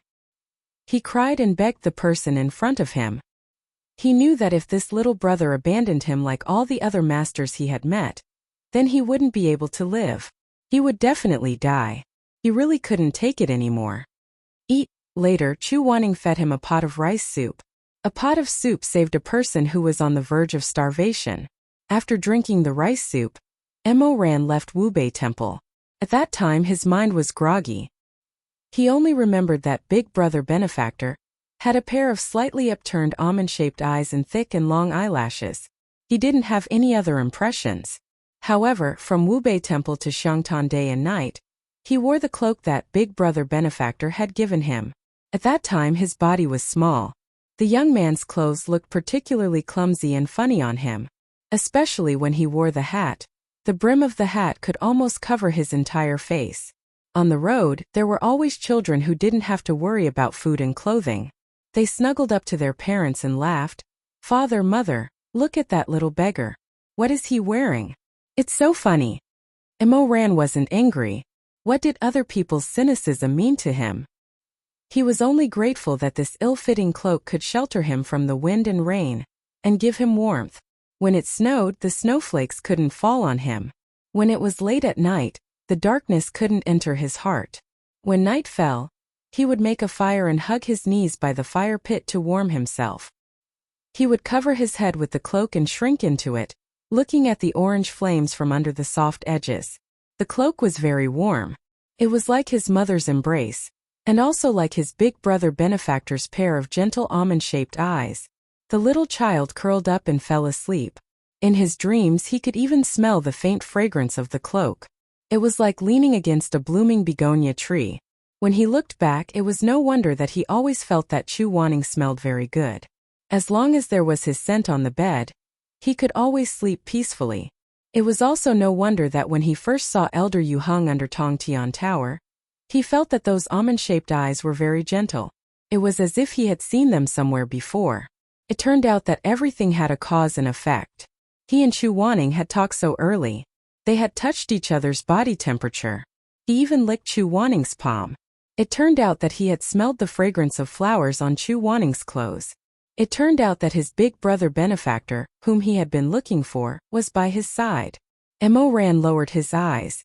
In this cold and desolate Danexian palace, there was actually a trace of warmth because of this. However, this was a secret between them. Emo Ran thought in his heart. It was both sad and sweet. He kept this secret in his heart. He wouldn't tell anyone, and he wouldn't tell anyone. He took a deep breath, paused, and continued. After I arrived at Xiangtan, I followed my mother's will and found Sun Fengro. At that time, Ranner was only 5 years old. He was wrapped in a thick cloak that belonged to the young Chu Wanning. The cloak dragged on the ground and was already dirty. The child poked out a dirty bird's nest head from the fluff.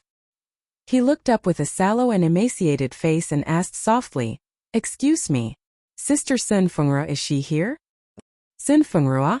The performer who was pulled by him laughed and looked at him curiously. "Top courtesan of the music house?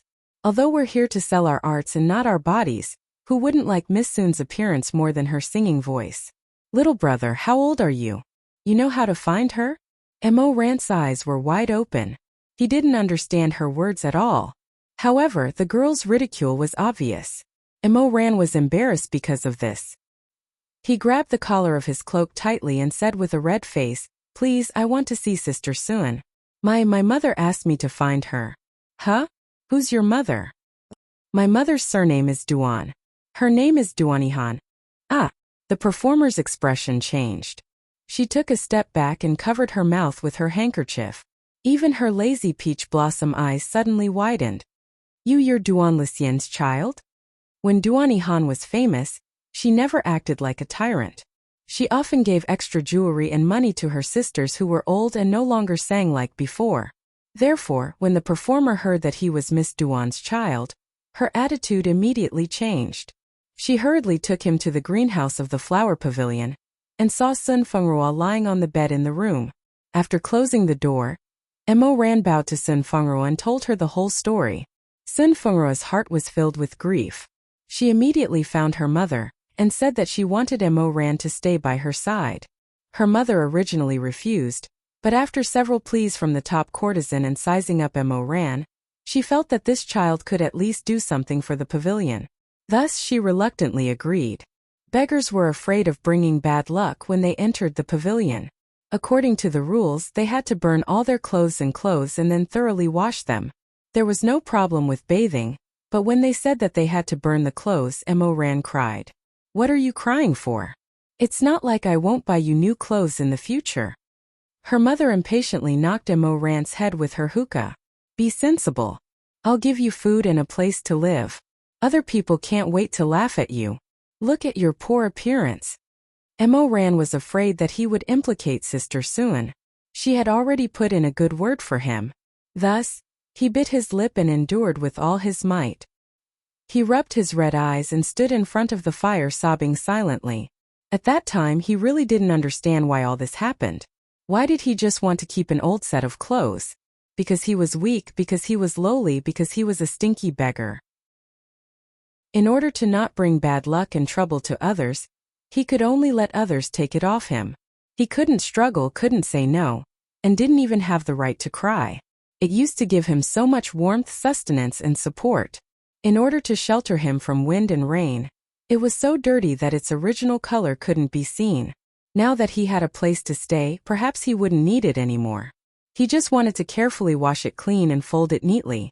Even if he never wore it again, it would be good to keep it under a small box. It was his friend, not just an old set of clothes. But everything was not up to him. With a boom, the dirty cloak was thrown into the flames. The person who threw it was just throwing it away casually. In the end, they even thought that their hands were dirty. But to Mo Ran, it was a cremation, a funeral. He watched helplessly. The tongue of fire suddenly rose up, and the magnificent world was blurred. Drink slowly. There's still more. Where are you from? He could still hear the gentle voice of that young man in his ears. That was one of the few kindness he had received in his humble life. It was all turned to ashes. Just like that, Mo Ran worshipped the mother of the drunken jade building as his godmother. He also received an adopted surname from his godmother, surnamed Mo. From then on, he became an errand boy in the building, and finally lived a peaceful life. However, good times didn't last long.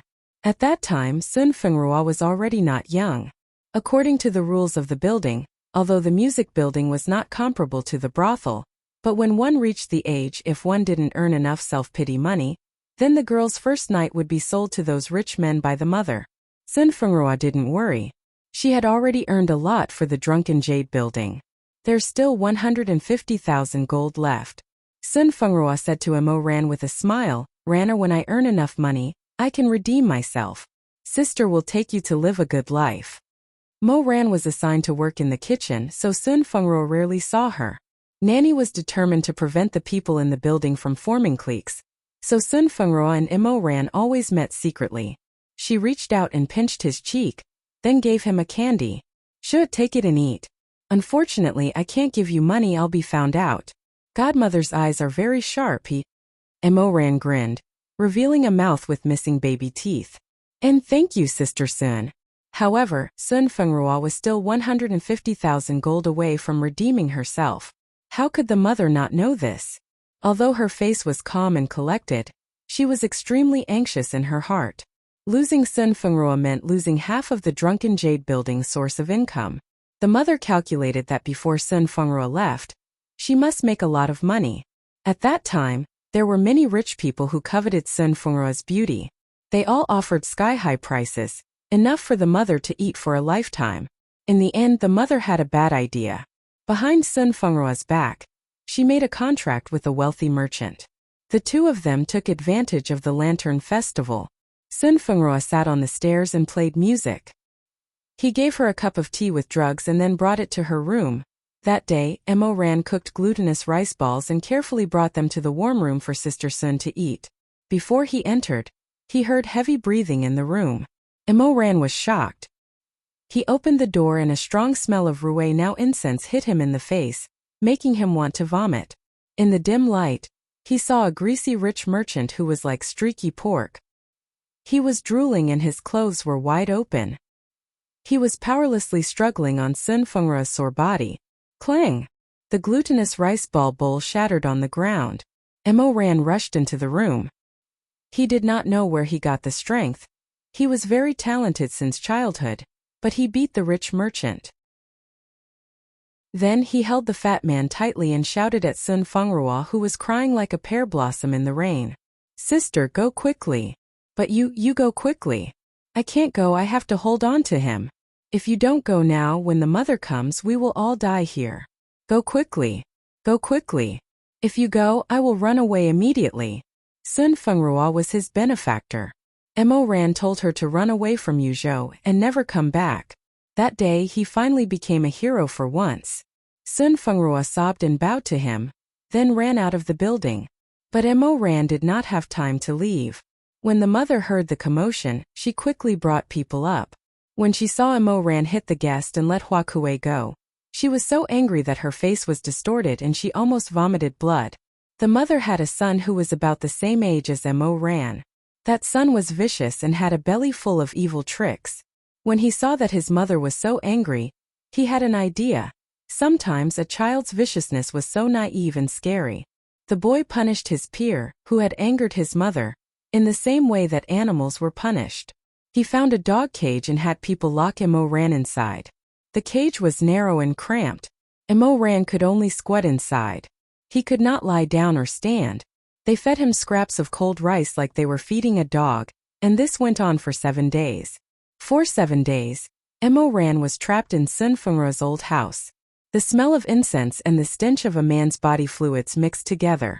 He squatted, hunched over, smelling this groggy, sweet and greasy smell. He wanted to vomit.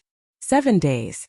From then on, he felt disgusted whenever he smelled the incense. Fear and terror seeped out from his bones. Chapter 260. In the Core Heart Palace, the group of cultivators didn't know what to say. Many of them lowered their heads and remained silent. Master Xianjing said, "Alas, it's all a sin." The master of the Heavenly Music Pavilion, Mu Yanli, said, "Every injustice has its perpetrator and every debt has its debtor. Many things in this world are caused by karma and retribution." She suddenly changed the topic. "But Mo Ran, you have to know that suffering is not a reason for you to vent your hatred and disregard other people's lives." Yes. An elder of the Fire Phoenix Pavilion also sighed and said, "Mo Xianjun, you've been wronged and it's pitiful. But that's also because of your poor background and fate. Everyone has their own fate.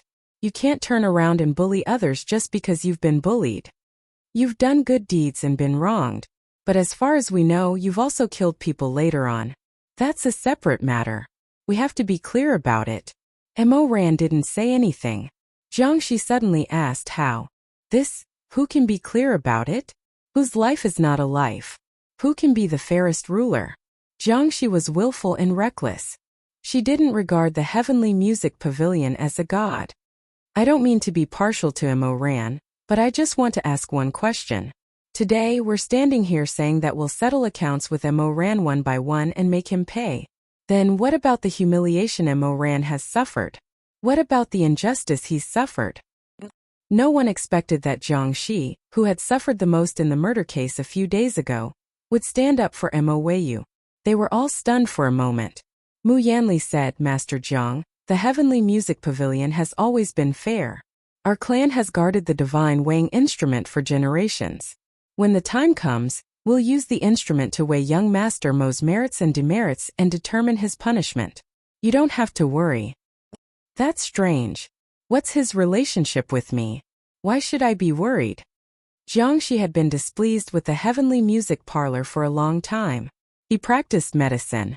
To put it bluntly, as long as he refined medicine well, even a mortal could live a carefree life.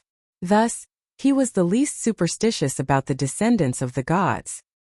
He narrowed his almond-shaped eyes and said coldly, "However, this Jiang is very curious.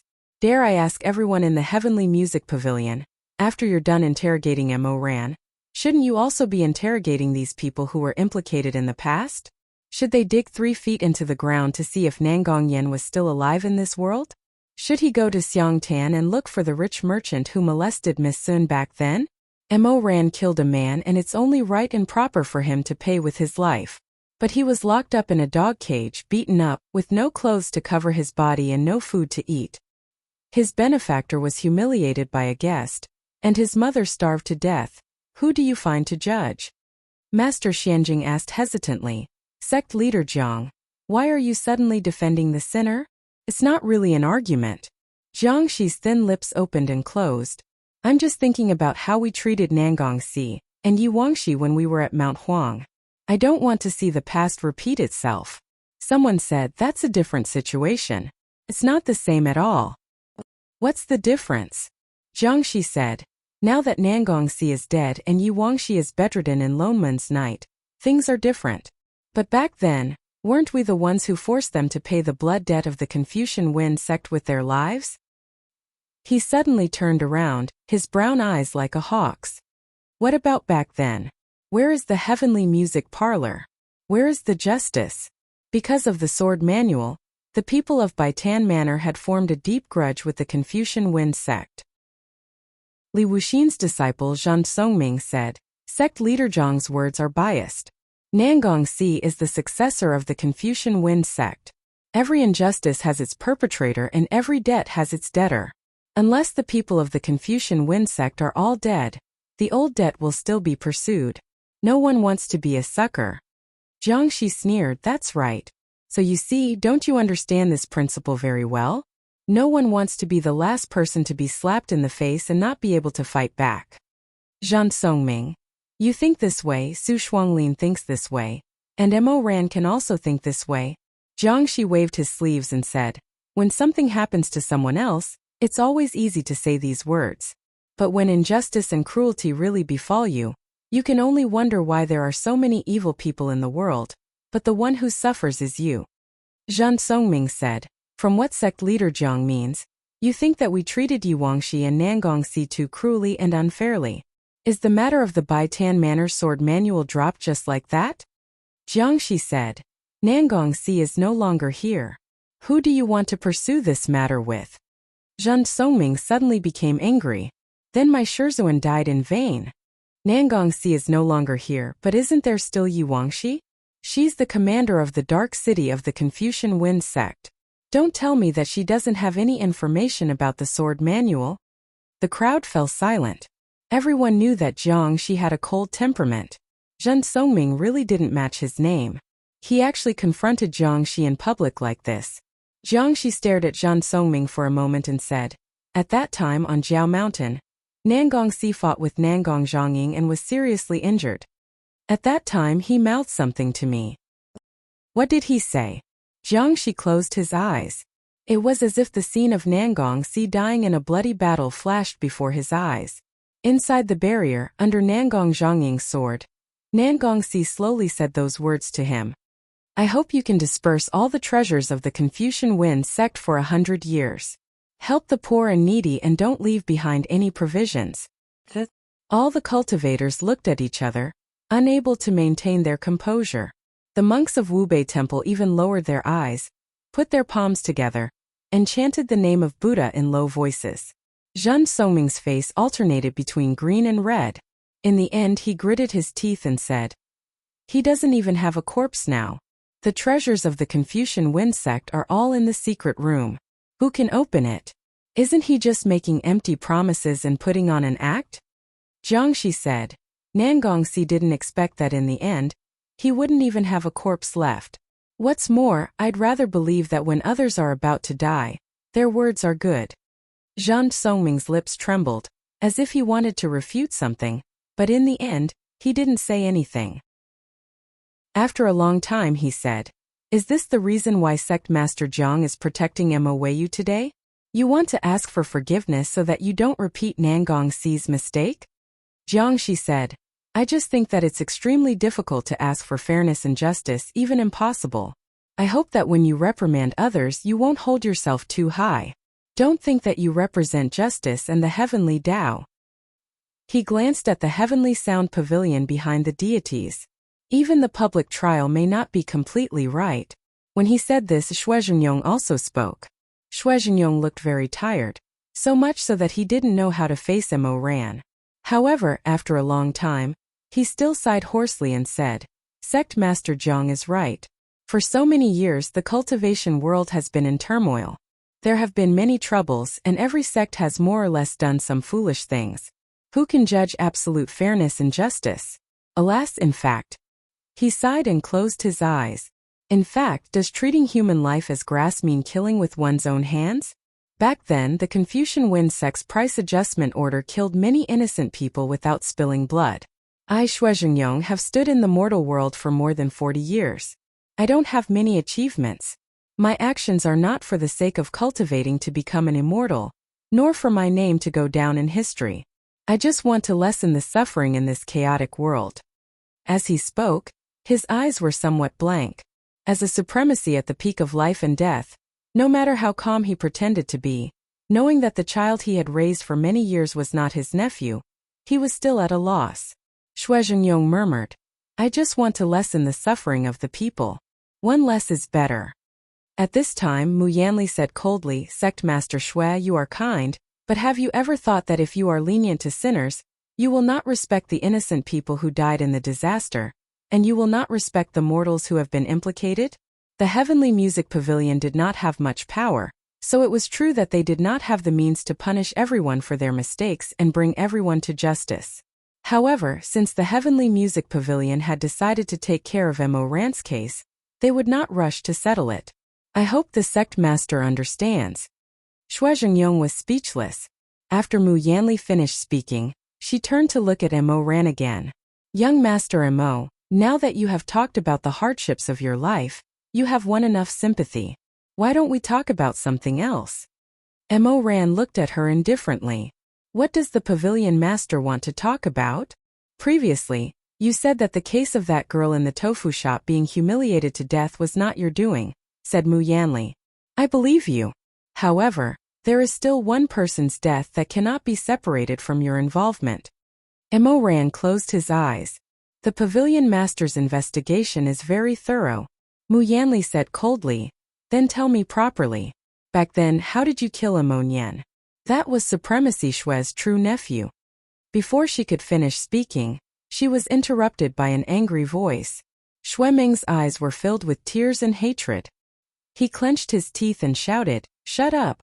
Don't say anything else. Mu Yanli glanced at him and evaluated. Running away and avoiding. It seems that the so-called heaven-favored child is nothing more than this. Dragon City's response was a warning. The scimitar brushed past Mu Yanli's cheek and stabbed into the pillar. Wood splinters flew everywhere. Mu Yanli didn't dodge. In fact, she didn't even blink. Her beautiful eyes were as cold as ice as she stared at Shui Meng. Shui Meng clenched his teeth, the muscles on his face trembling. What true nephew? What turtledove seizing the magpie's nest? Have you said enough? He suddenly pulled back to Dragon City, his chest heaving. Immediately, someone from the Heavenly Music Parlor brought in an empty chair. She sat down leisurely and supported her chin with one hand. She looked like she was ready to listen to a long story. Please. Mo Ran closed his eyes. After a while he finally opened his mouth. This matter was originally related to a businessman. What businessman? Everyone should know that there's a business in the cultivation world called snooping around. Villa Master Ma Yun was most familiar with this. He raised his hand and said, Yes, yes, yes. Our villa is most familiar with these people. They often wander around various alleys and ask for some old news in order to gain some benefits. Mo Ran said, Yes, so when Uncle was looking for the posthumous child of his deceased brother, he also looked for a Mr. Snooping around, Shizun. Of course Shizun remembered this matter. Mo Ran was found by the clues provided by Mr. Snooping around. At that time, the Drunken Jade Parlor was in a sea of fire, and it was said that this child was the only one who survived.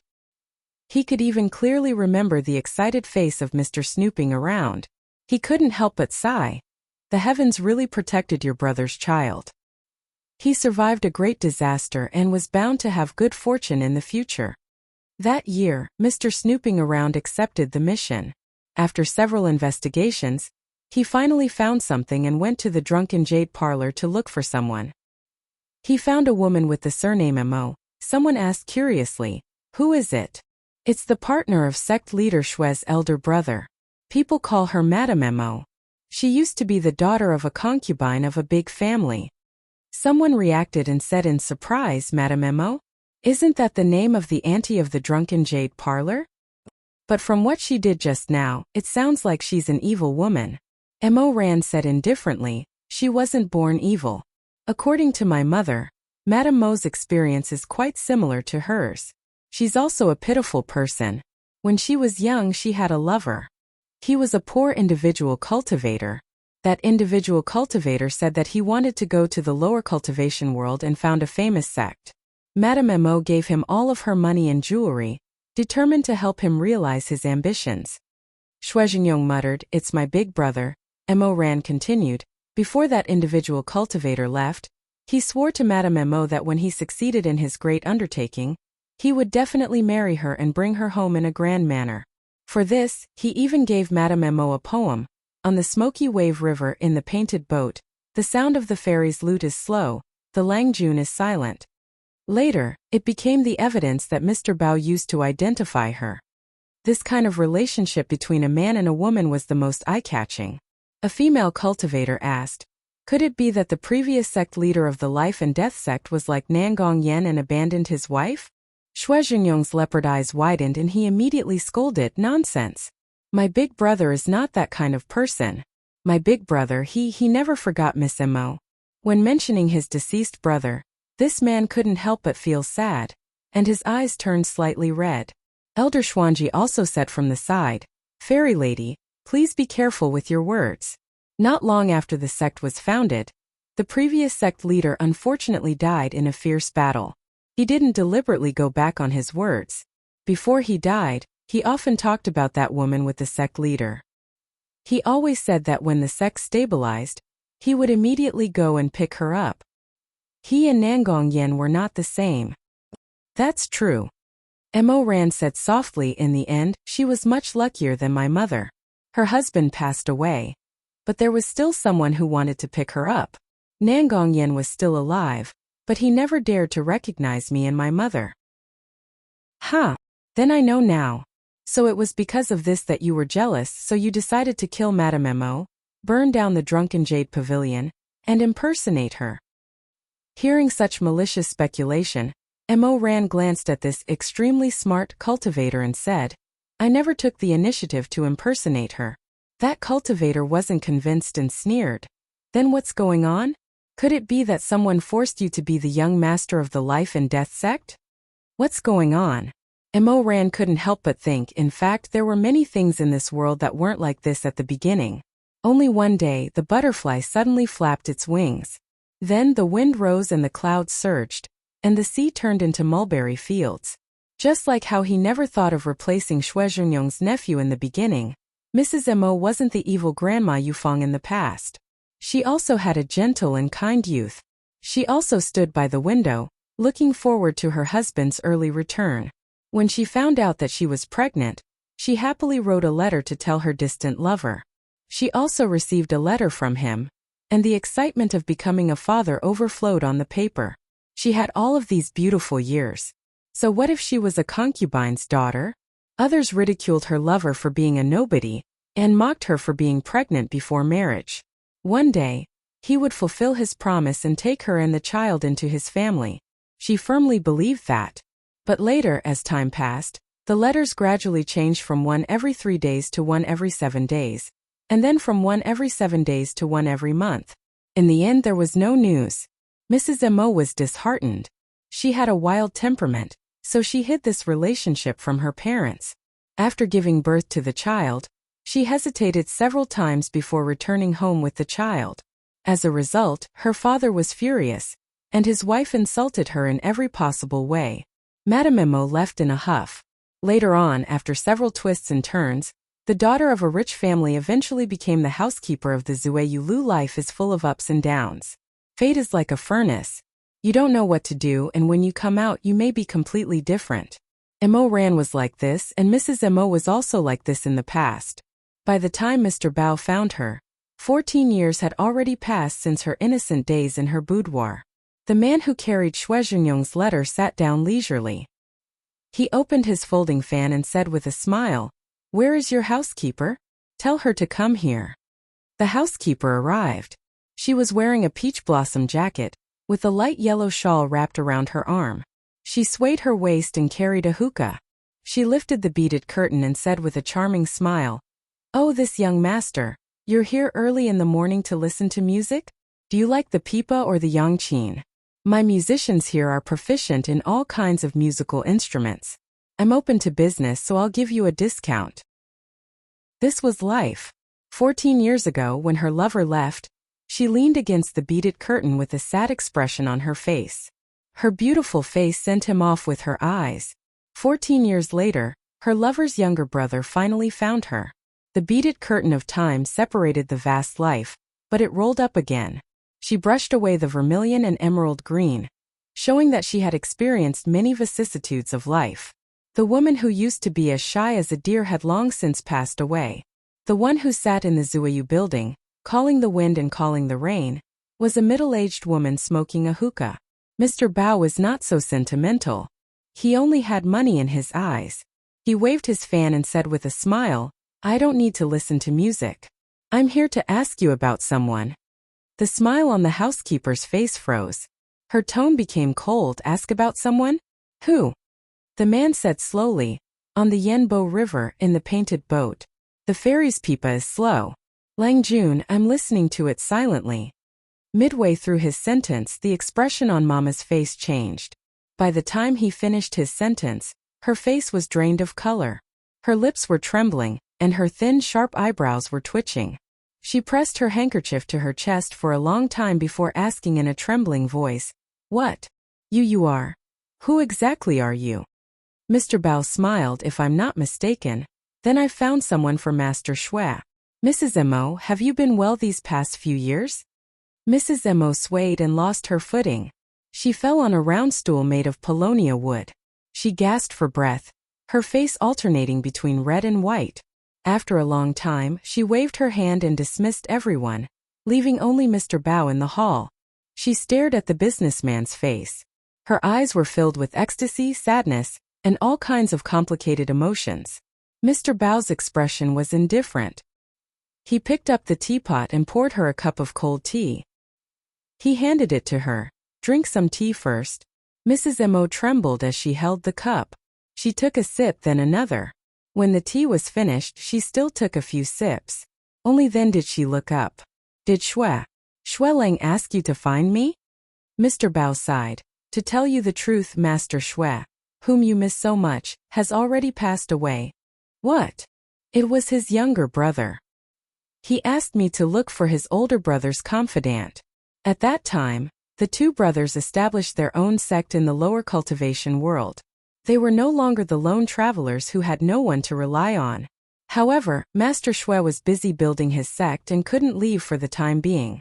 Later, when he was killing demons, he had an accident and unfortunately, before Mrs. Mo could finish listening, she covered her face with her hands and burst into tears. Mr. Bao persuaded her for a long time before she finally managed to stop sobbing. Mr. Bao continued, "Before Shui Xianjun passed away, he talked to his younger brother about Mama. His younger brother has been searching for Mama's whereabouts all these years, hoping to find you and bring you back." Mrs. Mo murmured in disbelief. She suddenly grabbed Mr. Bao Inquire's hand and said, You repeat that sentence again. I don't believe it. I don't believe he's the one who died." This was the most important sentence in this deal, so he naturally knew it by heart. He immediately repeated it. "On the smoky wave river, in the boat, the ferry's pipa sounds slow. Master Shui Lang, I silently listen." Mrs. Mo let out a cry of alarm, tears filling her eyes. He didn't look for me all these years because, thought, I still resented him." Mr. Bao sighed. "It's been so many years. My condolences." "Right, do you still have a son?" Yes. Mrs. Mo sobbed, wiping away her tears. She then shouted towards the warm room upstairs, Onion, Mo Nian. Quickly come down." The door to the warm room opened, but it wasn't Mo Nian who came out. Instead, it was a weak child. That child was holding a pile of clothes. His small face peeked out from behind the clothes. There were still some bruises on his cheeks. He looked very timid. Mr. Bao hesitated. "Is this your son?" "No, he's not." Mrs. Mo wiped her tears and said, "He's the servant who keeps the fire in my building." Mr. Bao immediately relaxed and smiled. "Oh, so that's how it is." Mrs. Mo turned to the child. Mo ran. Where did the young master go? Chapter 261. Hearing this, Wubei Temple's Grandmaster Xinjing sighed. Amiba, as expected, young Master Mo really isn't sect leader Shui's nephew. What an ill-fated relationship. Someone else reacted. It's him. The surrounding cultivators were confused.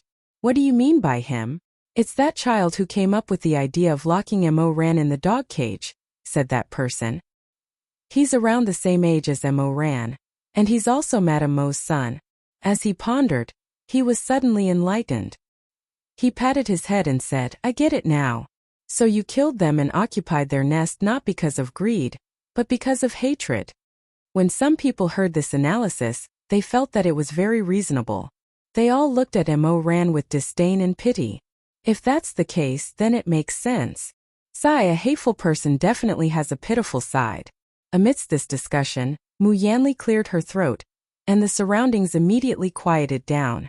She said, Young Master Mo, I heard that you didn't have enough to eat in the Drunken Jade building all year round, and you were even mistreated.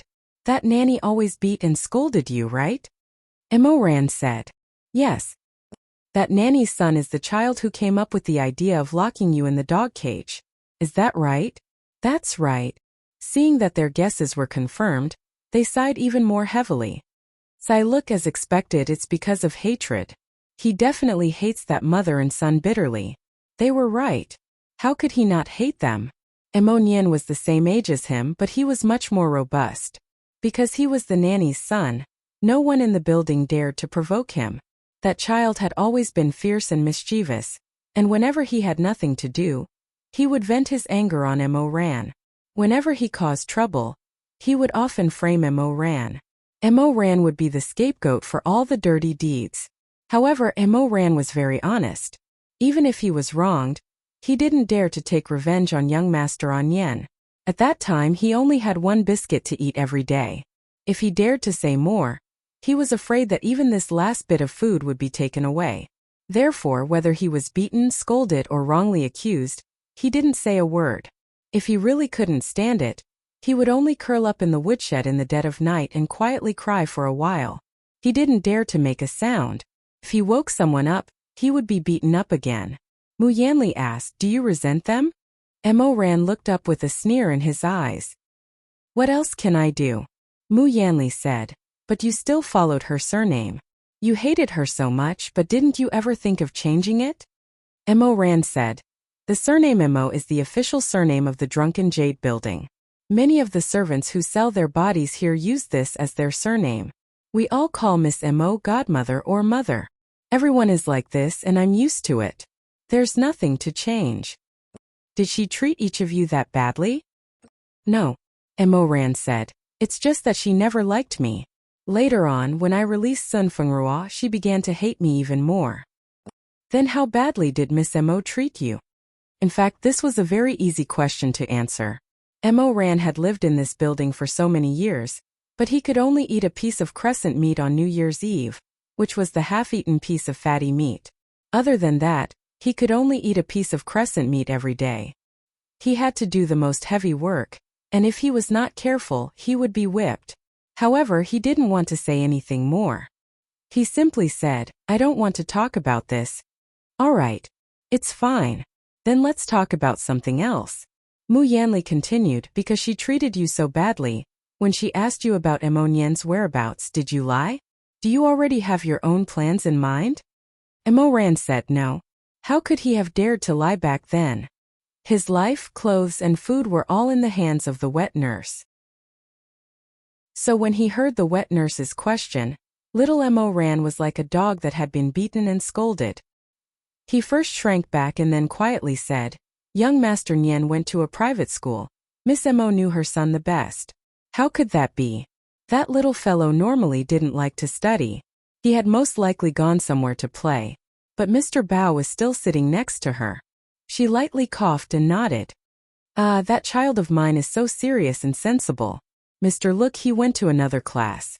Mr. Bao smiled. That's right. Being diligent and eager to learn is a good thing. How about this? I'll first write a letter to the Life and Death Supremacy. When the time comes, they'll naturally recognize each other. There's no rush. Miss Mo stood up and excitedly bowed. Many thanks, Mr. In the future, I definitely won't forget Mr.'s kindness. After Mr. Bao left, Miss Mo sat there in a daze for a long time. She was endlessly lost in reverie and emotion. Sometimes she cried, sometimes she laughed. After a long time of being in a daze, she noticed Mo Ran standing in the corner looking at her with some fear. She probably saw something too similar to her own experience in Duani Han. Or perhaps it was because Mo Ran was so daring that he actually let go of her money tree. But no matter what the reason was, it was just like Mo Ran's memories. She didn't like this child, and her dislike was growing. She glared at him. "What are you looking at?" Little Mo Ran hurriedly lowered his long eyelashes. "I'm sorry." "You're saying sorry, but in your heart, do you think it's ridiculous for me to cry and laugh like this?" Seeing that he didn't say anything and only obediently lowered his head, Miss Mo glanced back and forth at him. She disdainfully said, "Forget it, I won't argue with you. What do you know? You're just a traitor who doesn't know how to be grateful." Mo Ran had long been used to Mama calling him a dog, so he lowered his head and didn't say anything. Miss Mo said, "Don't just stand there. I'm in a good mood today, so I won't hit you. You go find young Master Nian, don't worry, I know he's not at the private school, and bring him back. I have something important to tell him. Go quickly." Hearing that he was going to find young Master Nian, Mo Ran subconsciously trembled. But in the end, he obediently nodded and whispered, "Yes, godmother. Don't call me godmother in the future." Miss Mo wrinkled her nose. "This drunken jade building, I'll be there soon. Forget it, I won't talk to you anymore. You go first." That evening, according to Mama's instructions, Mo Ran anxiously looked for young Master Nian in the vicinity of Drunken Jade Building. He didn't know whether he wanted to find this person quickly or slowly, because if he found him, he would undoubtedly be scolded by young Master Nian for ruining his good mood. But if he didn't find him when he returned, Miss Mo would also blame him in every way possible, dismissing him as useless. His small figure walked helplessly under the setting sun. At that time, Mo Ran didn't know that his fate was about to be reversed with that of young Master Nian. He searched one place at a time. He went to all the places that young Master Nian frequented, the riverbank, the casino, the brothel, the cockfighting yard, and was then ridiculed and chased away. Finally, he asked around and found out that young Master Nian went to a mill on the outskirts of the city with a group of disreputable friends in the afternoon. It was said that he was carrying a huge sack. Mo Ran didn't think too much about it and hurried to the mill. That mill had long been abandoned and was surrounded by cemeteries. Usually there was no one there. Mo Ran trotted all the way. Before he got close, he heard a commotion coming from inside the mill. A group of disheveled youths rushed out, led by young Master Nian, who was tying his belt. Mo Ran hurriedly said, "Young master, godmother is calling you back." She said. He didn't finish his sentence, because he found that the group of youths' faces were overflowing with a kind of fear of impending disaster. A few of them were so scared that they were crying, shrinking to the side and shivering. Mo Ran was stunned for a moment. Years of being bullied and humiliated had made him develop a kind of vigilance. When he saw young Master Nian's blood-red eyes staring at him, he immediately shuddered and turned to run. Young Master Nian reacted extremely quickly and shouted, "Catch him!" How could Mo Ran be a match for these children? In a few moves, he was pressed to the ground and twisted in front of young Master Nian. Someone said in a low voice, "What do we do, Nian? We're in trouble. It's too late to escape. This kid saw us. Why don't we also?" Mo Ran had no idea what they were talking about, but these young faces were ferocious and fierce. That was his first impression of the word, malicious spirit. Young Master Nian narrowed his eyes. He was the calmest and gloomiest of these people. He thought for a moment and said, "Don't kill him." Mo Ran raised his head in horror. Kill? These people had beaten him, scolded him, and humiliated him before, but he had never thought that the word kill could come from the mouths of a group of 14 or 15-year-old youths. For a moment he was at a loss and couldn't even react. Young Master Nian said, "Lock him in the mill." The surrounding group of people looked at each other in dismay. Then, a youth with a protruding mouth and monkey cheeks was the first to react. His eyes were shining, his nose was still flowing with thick snot, and his face was flushed red. He said in a shrill voice, "Good, good. Good idea." One after another, people understood. Ah, so that's what he meant. Nian is still the best. These people originally stared at Mo Ran, as if they were staring at a mortal enemy with a blood feud. But now their eyes fell on him like a pack of starving wolves staring at a fat lamb. Mo Ran was pushed into the mill without any explanation. He first hammered on the door and struggled, but the door was quickly blocked. There were no windows in the mill, only ragged sunlight seeping in through the cracks of the broken wooden boards. Mo Ran shouted, "Let me out! Let me out!" Someone outside shouted, "Go and report it to the authorities. Quickly report it to the authorities. Quick, quick. We'll watch from here. If you're fast enough, go and report it to the authorities."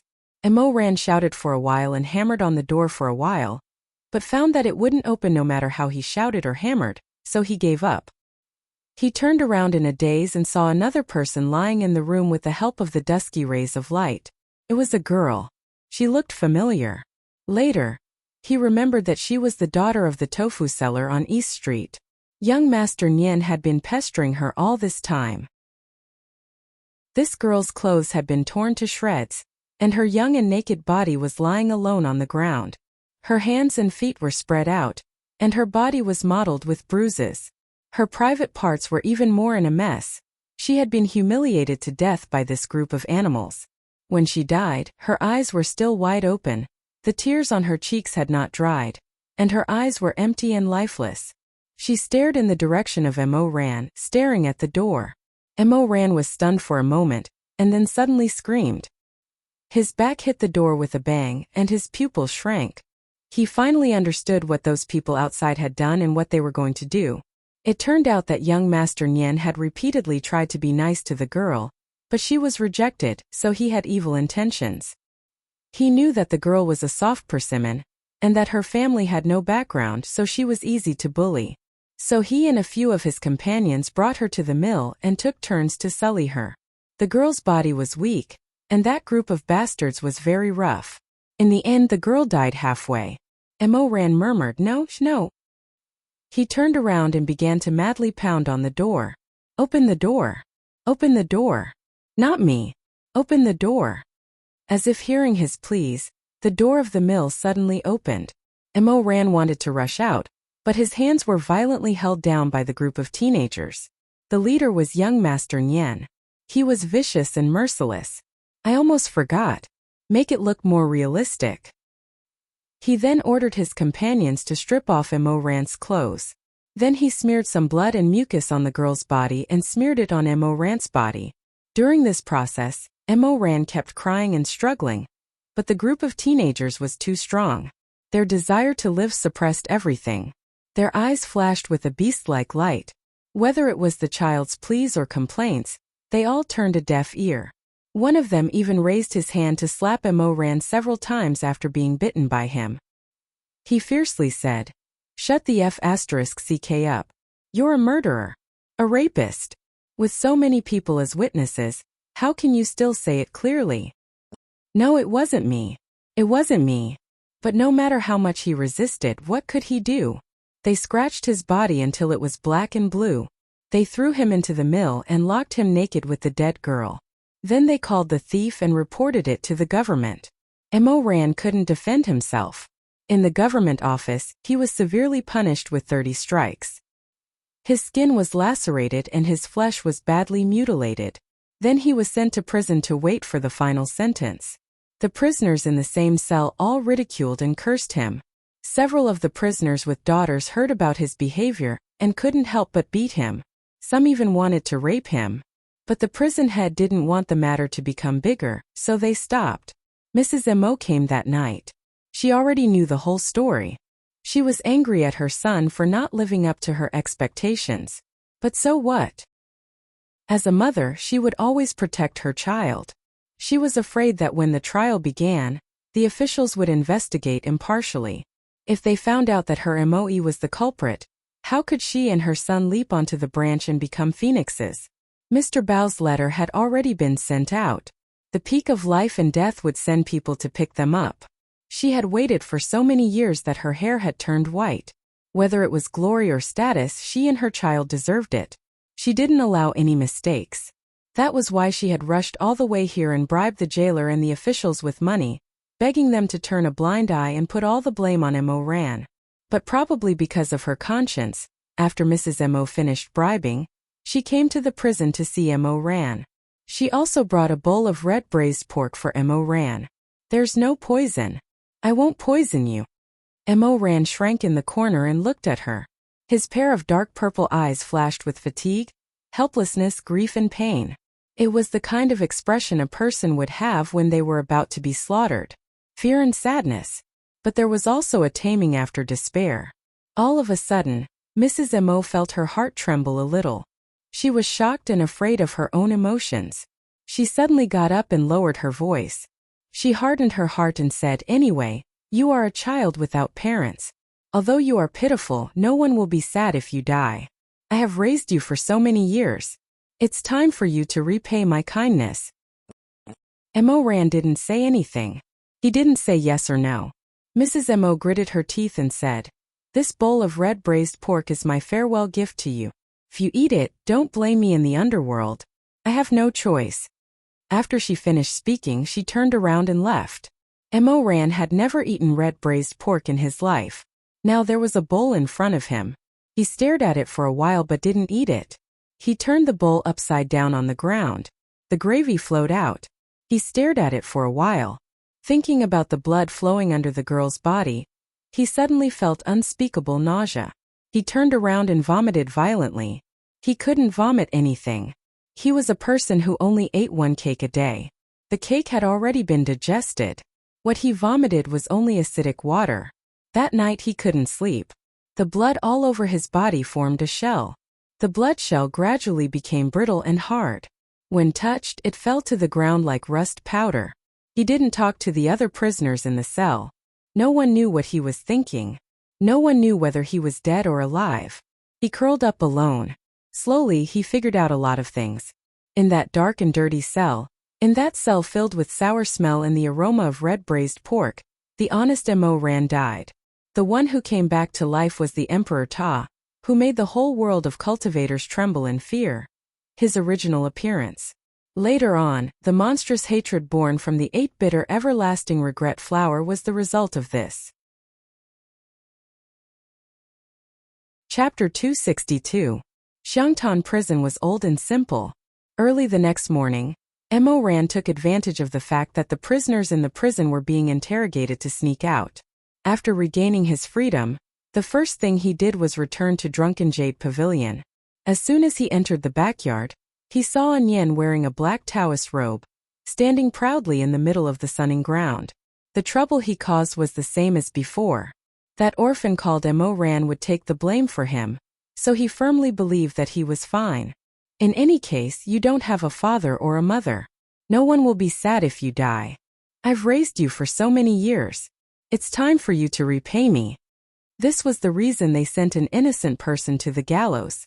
It was dignified and full of energy.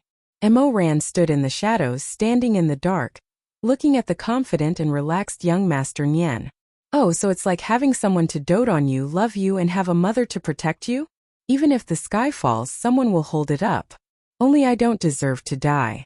Mo Ran looked at him for a long time. Young Master Nien had already bought a Taoist robe and dressed as a cultivator. After his mother sold Drunken Jade Pavilion, he would set off to the lower cultivation world to be his own young master. At this time he was pretending to wield a sword in the courtyard, surrounded by a group of youths. They were the accomplices who framed Mo Ran. "An Yen, good swordsmanship. You're really brave. Once you go to the lower cultivation world, you'll definitely be a great sword immortal. Your uncle's peak of life and death seems to be very powerful these past 2 years. You'll be in luck if you go there. Don't forget about us brothers." That's right, that's right. Someone echoed, "An Yen, you mustn't forget about us. We grew up together. We'll take care of all the good and bad things for you. Even the death of that little bitch in the tofu shop." At this time, An Yen had already regarded his status as very high, and would not allow anyone to mention the fact that he had raped a young girl. When he heard that person say this, he immediately pointed his sword at that person's throat and said angrily, "The death of that girl in Tofu Workshop was caused by Mo Ran. That day we saw it with our own eyes. He was possessed by a beast, devoid of conscience, and molested her. How many times do I have to say this before you remember? With the sword pointed at him, the man trembled and quickly said, Yes, yes, it's my bad memory. I was wrong. The others quickly tried to calm Onion down. It's all that Mo Ran's fault. He's worse than a dog. That's right, that's right. He raped and then killed a woman. We all saw it. We will never forget his demonic face for the rest of our lives. The few of them tried to deepen the lie they had made up. Some people were like this. After telling a lie 1,000 times, even they would believe it themselves. The more they said it, the more righteous they felt. The more they said it, the more they felt that they were innocent. Onion laughed and waved his sword a few times. He chopped the scarecrow a few times and cut it to the ground. He pointed his sword at the scarecrow and said in high spirits, Watch me become a sword immortal. Slaying demons is the Tao. Punishing evil that. He did not like to study and always skipped classes. Thus halfway through his speech he paused. A youth beside him immediately continued. Punishing evil and promoting good. Upholding justice. Helping the world. Sweeping the world. Onion snorted and said disdainfully, You're the best at talking. That person did not expect to hit Onion's leg. He could not help but feel awkward. Onion waved his sword a few more times and said, Sweeping the world requires strength, not that stupid tongue of yours. From now on, if I meet a pervert like Mo Ran again, I can cut off his head with one strike of my sword. What can you do with him? Poetry. Ha ha ha ha. Before he could finish his ha, a leisurely voice suddenly came from the firewood in the backyard. Someone clapped twice crisply and then said, That's right. Young Master Nyen, you really are the young master at the peak of life and death. How impressive. Onion suddenly blocked in front of him with his sword. His expression changed instantly and he said sternly, Mo Ran. A huge cloud slowly flowed across the sky, gradually covering the scorching sun and casting a huge shadow on the sun-drying field. The shabbily dressed youth appeared like an eagle on the pile of firewood in the sun-drying field and slowly raised his head. Although his face was thin, if one looked carefully, his facial features were very handsome. At this time his eyes were burning. There was still a hideous whip mark on his brow bone. He had just been released from prison and had not yet wiped off the blood stains. Looking at this face, Onion only felt that it was both familiar and unfamiliar. The person in front of him was indeed Mo Ran, but there also seemed to be something wrong. Mo Ran's eyes curved, smiling as he stroked the machete in his hand. His dimples were like two stormy seas, like a cold jade pond. There was an indescribable intimacy and docility, as well as an indescribable creepiness. Shay. Upholding justice and sweeping the world? Young Master Mo Nyen, the future great sword immortal, the young master at the peak of life and death. When did you have this kind of ambition? You really are going to make me laugh to death, ha ha ha ha. The more he spoke, the more brilliant his smile became, and the more twisted his face became. Ever since he was young, this child in charge of the firewood shed had always been obedient and quiet, resigning himself to adversity and not saying much. But after not seeing him for a night, he was like a moth that had broken out of its cocoon. His smile was wanton and flamboyant. Originally, he rarely smiled, and when he did smile, it would be with his lips pursed in a timid manner. But now he had been forced into a crazed state. The group of youths all retreated in terror. Onyen's hand trembled slightly, but his Adam's apple bobbed up and down. He braced himself and shouted, Mo Ran, did you eat a leopard's gall or something? You dared to break out of prison? I'll get rid of this evil for the people, and take your dog life on behalf of the government. All right. I don't want to live like this anymore. If you have the ability to take my life, then take it. But if you don't, then, Mo Ran laughed wantonly. A glint flashed in his eyes as he rushed forward. I don't want to live like this anymore. If you have the ability, then take my life. He didn't even finish his sentence before he rushed over.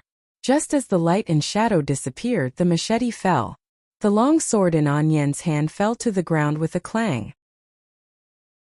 Along with his head, which was wide open, it rolled to the ground. Blood spurted out, spraying several meters. Onyen's headless body swayed for a moment before crashing to the ground. For a moment there was complete silence. Mo Ran's face was covered in blood. His tattered clothes hung on his body, fluttering in the wind, like seaweed floating in the sea. When he raised his head again, the smile on his face was even wider, and his eyes were bloodshot. He licked the blood that splashed on his lips, and in a warm voice, he finished the half of what he had just said. Then let me take your head. The youths were so scared that they couldn't say a word. Mo Ran raised his eyes, his gaze cold. Aren't you all very powerful? Aren't you all very good at playing the blame game? Aren't you all very good at fighting? Eliminating evil and upholding justice. Punishing evil and upholding good. Come at me together. None of them dared to go up. Their legs trembled like a sieve, and they were scared witless. None of them could believe that this was Mo Ran. Was it that subservient Mo Ran, who would never say a word no matter how much he was wronged? Mo Ran raised his head and sighed. Then he dragged his machete and walked forward step by step. The tip of the machete drew a line of blood on the ground. Why are you suddenly so modest? He smiled slightly and raised the machete. The corners of his mouth curled up. Since you all don't want to make a move, then I can only go first. In an instant there was a rain of blood. Azura slaughter. At this time it was closing time. Most of the people in the Drunken Jade building were resting. After Mo Ran killed the people in the back courtyard, he went to the side room and killed the remaining people one by one. Some people had their throats slit in their sleep. Some people only saw the flash of the machete when they woke up. By the time everyone reacted, it was already too late. Mo Ran set fire everywhere, turning the Drunken Jade building into a sea of flames. The singing servants screamed and cried, but no one dared to rush into the sea of flames to save them. After killing the last few people, Mo Ran was no longer satisfied with taking people's lives. Amidst the flames, he sat down in the middle of the hall. He smiled and looked at the people whose legs were cut off by him, unable to move. Among them was his godmother. Madame Mo Ran looked at them writhing and twitching like maggots. Tears and snot flowed. His face became blurred in the thick smoke and fire. The machete was placed across his knees. He picked up the handle but did not cut them.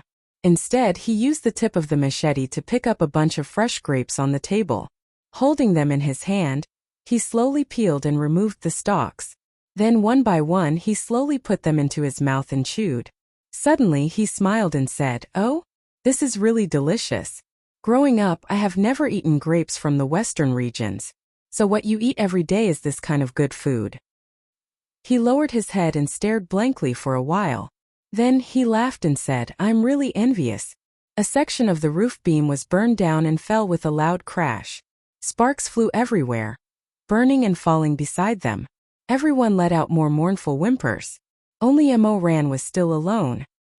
He held his chin, crossed his legs, and hugged his machete.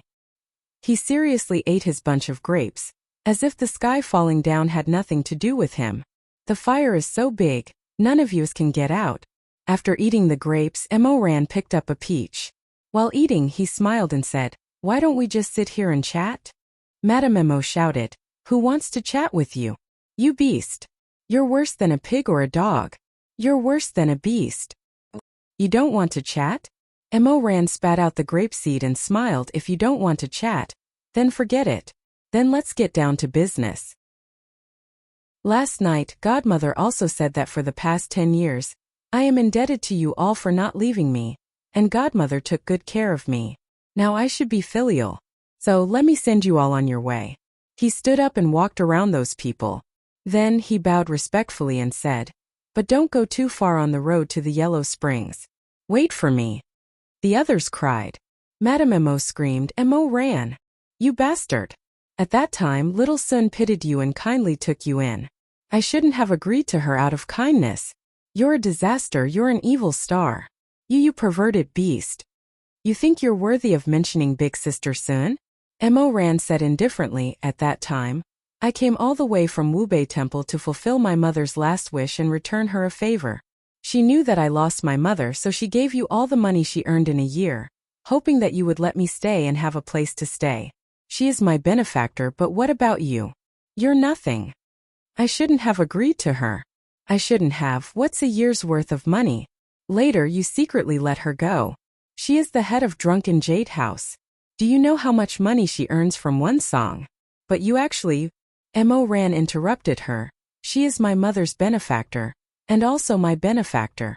She sold her art in drunken jade house, not her body. But you took money from a rich merchant, so you betrayed her and forced her to entertain guests. Tell me, why shouldn't I let her go? All these years you hated me. You tortured me. But I didn't say a word. I didn't fight back.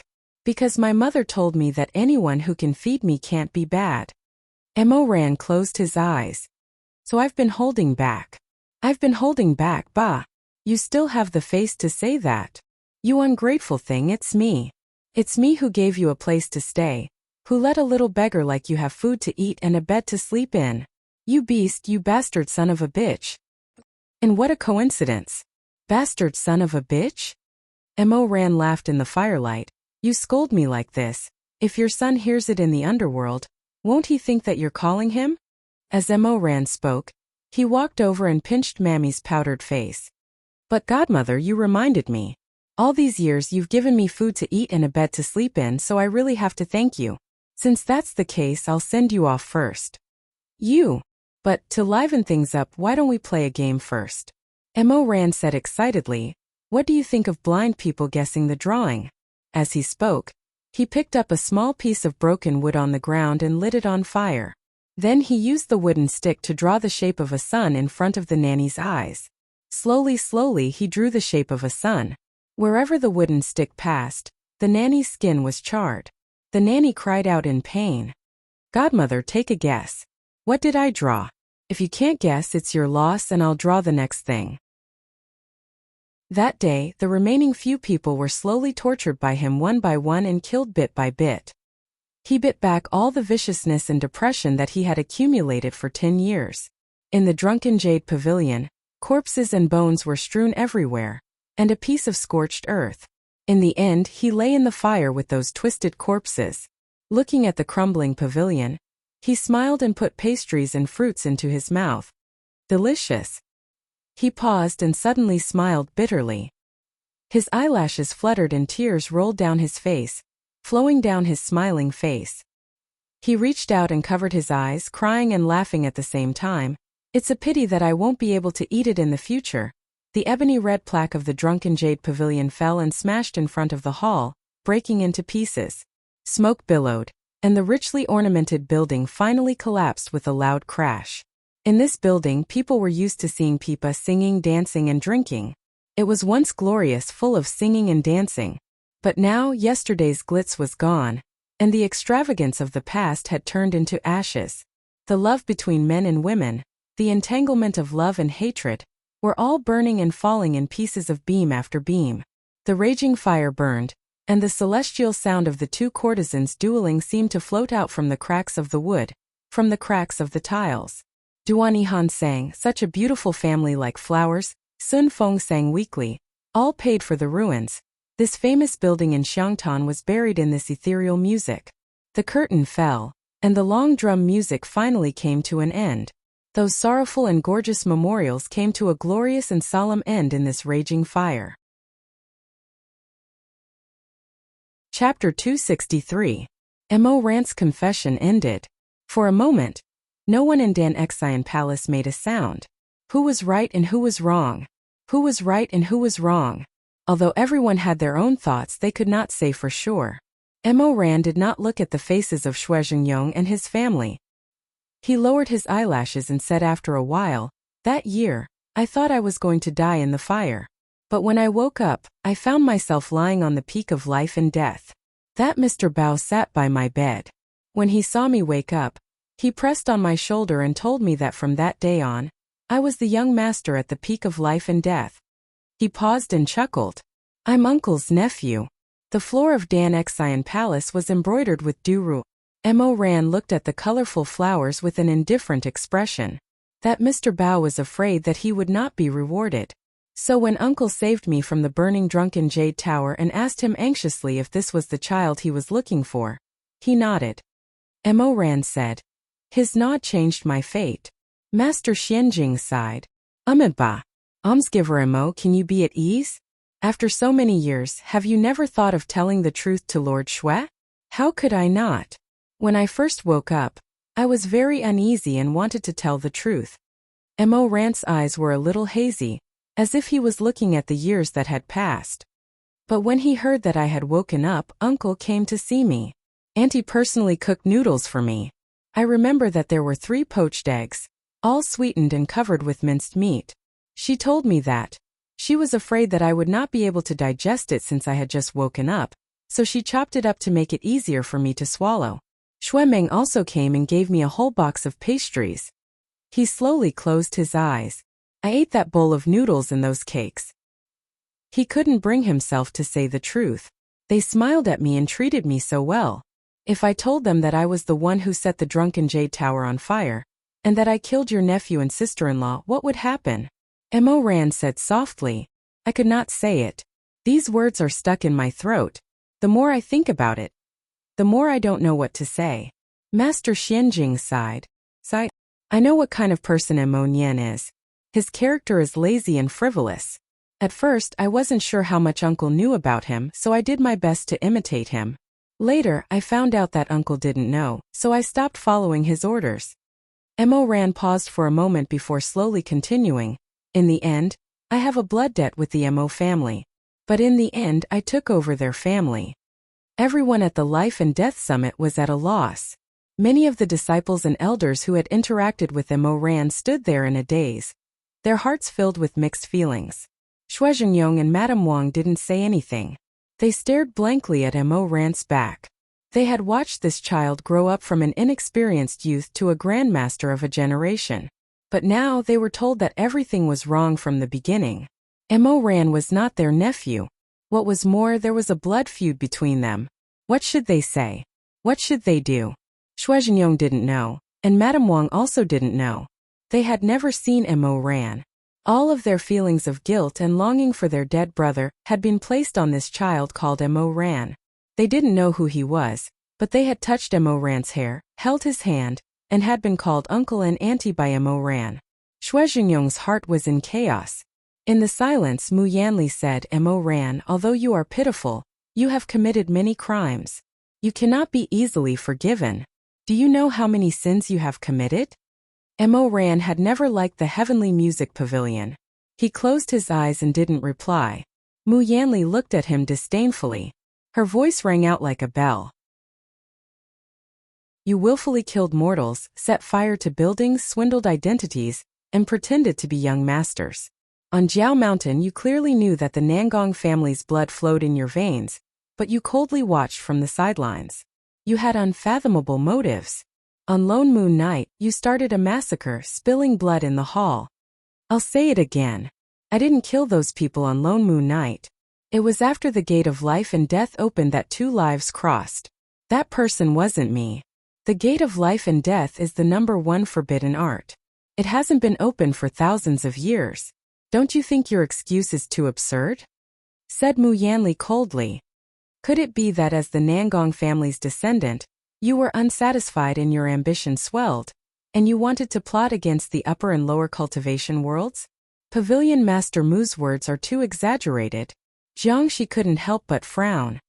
In my opinion, Mo Ran doesn't have any motive to subvert the upper and lower cultivation worlds. If he wanted to do such a thing, he would have casually used some tricks on Jiao Mountain, and the 10 great sects would have suffered disastrous losses. There are many doubtful points about these things. Before the facts are clear, please be careful with your words. Mu Yanli coldly looked at him. Sect Master Jiang, you don't have to speak for him. Even if he didn't intend to subvert the cultivation world, with the crimes he committed before, it's enough to send him to the Heavenly Music Pavilion for interrogation. When she finished speaking, she raised her hand and ordered the guards behind her. Arrest Mo Ran and take him away. Wait a minute. Mu Yanli glanced sideways at Shui Zhengyong. Lord Shui, do you have something to say? Shui Zhengyong's face turned green and red. He didn't seem to understand why he stopped Mu Yanli. After so many years, it had become a habit for him to treat Mo Ran as his own son. He couldn't just sit and watch the Heavenly Music Pavilion take him away. But what should he say? Should he ask him to stay? Shui Zhengyong closed his eyes, his teeth chattering. He felt cold and empty in his heart, as if something important had been gouged out. He buried his face in his palms. He had always been hale and hearty, but at this moment, he looked old and hunched. Lord Shui, do you want to say goodbye to your nephew? Mu Yanli was a mean person. She used the word nephew intentionally or unintentionally, which made Shui Zhengyong tremble like cotton in the wind. Shui Zhengyong's throat was hoarse. Mo Ran. He didn't even know how to address him. Mo Ran didn't make it difficult for him. He closed his eyes, took a few steps forward, and kowtowed to Shui Zhengyong without saying a word. 3 kneels and 9 kowtows. Someone muttered, "Why are you dawdling? What are you doing?" What a hypocrite! Mo Ran turned a deaf ear to them. After the kowtow, he got up and prepared to leave. However, at this moment, Shui Meng suddenly rushed into the core heart palace. His dragon city was covered in black blood. He was extremely shocked. He shouted outside, "What's going on? A large number of precious chess pieces are attacking outside. Many of them are men of sacrifice from the Jiaoshan roughing school." Everyone was terrified. They rushed out of the palace. At the peak of life and death, above the clouds, countless cultivators were flying on their swords. Their robes fluttered in the wind. Half of these people were wearing black robes and veils, while the other half were wearing feathered robes and silk belts to cover their eyes. They were the corpses from the hero's mound of the Confucian Wind School. What's going on? Didn't the Nangong Sea of these corpses sink to the bottom? Why are they all here again? Who undid the restriction? As soon as the words left his mouth, he already had an answer in his heart. Who undid the restriction? Who else could undo the Nangong family's restriction? Many angry gazes were focused on Mo Ran. Although Mo Ran knew who the mastermind was, he couldn't deny it. What was worse was that he had lost all his spiritual power. He couldn't stop the chess pieces from attacking. He could only watch as hundreds and thousands of men of sacrifice descended. The peak of life and death was just like in his previous life. In an instant, fish and dragons flipped over and turned into a sea of blood. It turned out that the surprise Shi Mei mentioned wasn't over yet. Fight them first. Repel this wave of chess pieces. Repel them first. Everyone came out of the hall to welcome them. However, because they didn't expect this change, and because these precious chess pieces came without warning, they were in chaos. Mo Ran stood in front of the hall and watched the chess pieces land. They fought with the disciples of the peak of life and death, and resisted the magic of the cultivators who came out to fight. Silver blue light armor and black cloaks fought in a chaotic battle. He stood on the jade stairs, his eyebrows twitching. Everything in front of him was like a replay of his previous life's memories. In his previous life, it was he who controlled the chess pieces of the dead and the living. He killed all the people who dared to say no to him at the peak of life and death. It was also from that moment on that he became used to killing people like flies. He was used to treating people's lives like grass. He was used to killing people. He still remembered that he also stood in front of the core heart hall like this. The traitor disciple Mo Weiyu looked down at the crowd of heroes with a smile on his face. Beside his boots were the uncold bodies of Shui Zhengyong and Madame Wang. From the peak of life and death, use your blood to pave the way for me. The sneer from his previous life was still in his ears. Mo Ran's eyelids twitched. He shouted at Shui Meng, "Don't fight, you can't win. Go all of you." It was noisy. Shui Meng was too far away to hear him. Mo Ran looked around. Around him, swords and knives were clashing. It was a chaotic battle. He saw Jiangxi fighting with more than 10 chess pieces. At that moment, he thought of how Jiangxi fell under his knife in his previous life. "You don't want to kneel to me? No. You don't recognize me as the emperor? No." Blood splattered. He raised his hand and slashed. He couldn't win. Mo Ran watched as the palace master of the treading snow palace lowered her eyes and played the Sun. Her voice pierced through the 9 heavens, causing the divine awareness of the chess pieces to blur and waver unsteadily. However, he recalled how the palace master of the treading snow palace had all 10 of her fingers destroyed and all her bones and tendons cracked. "Why are you so stubborn? I am the overlord of the treading snow palace. Although I can't guarantee the safety of the treading snow palace, I won't run away." The Sun broke into pieces. He couldn't win. Chaos was everywhere. Mo Ran saw Madame Wang and Shuizhenyong fighting the enemy from afar. What flashed before his eyes were the sad and angry faces of the two in his previous life. They stared at him through 2 lifetimes and resented him. Cold. Really cold. Mo Ran's muscles and bones were shivering. His fingertips were cold. Shimei did this, he did this.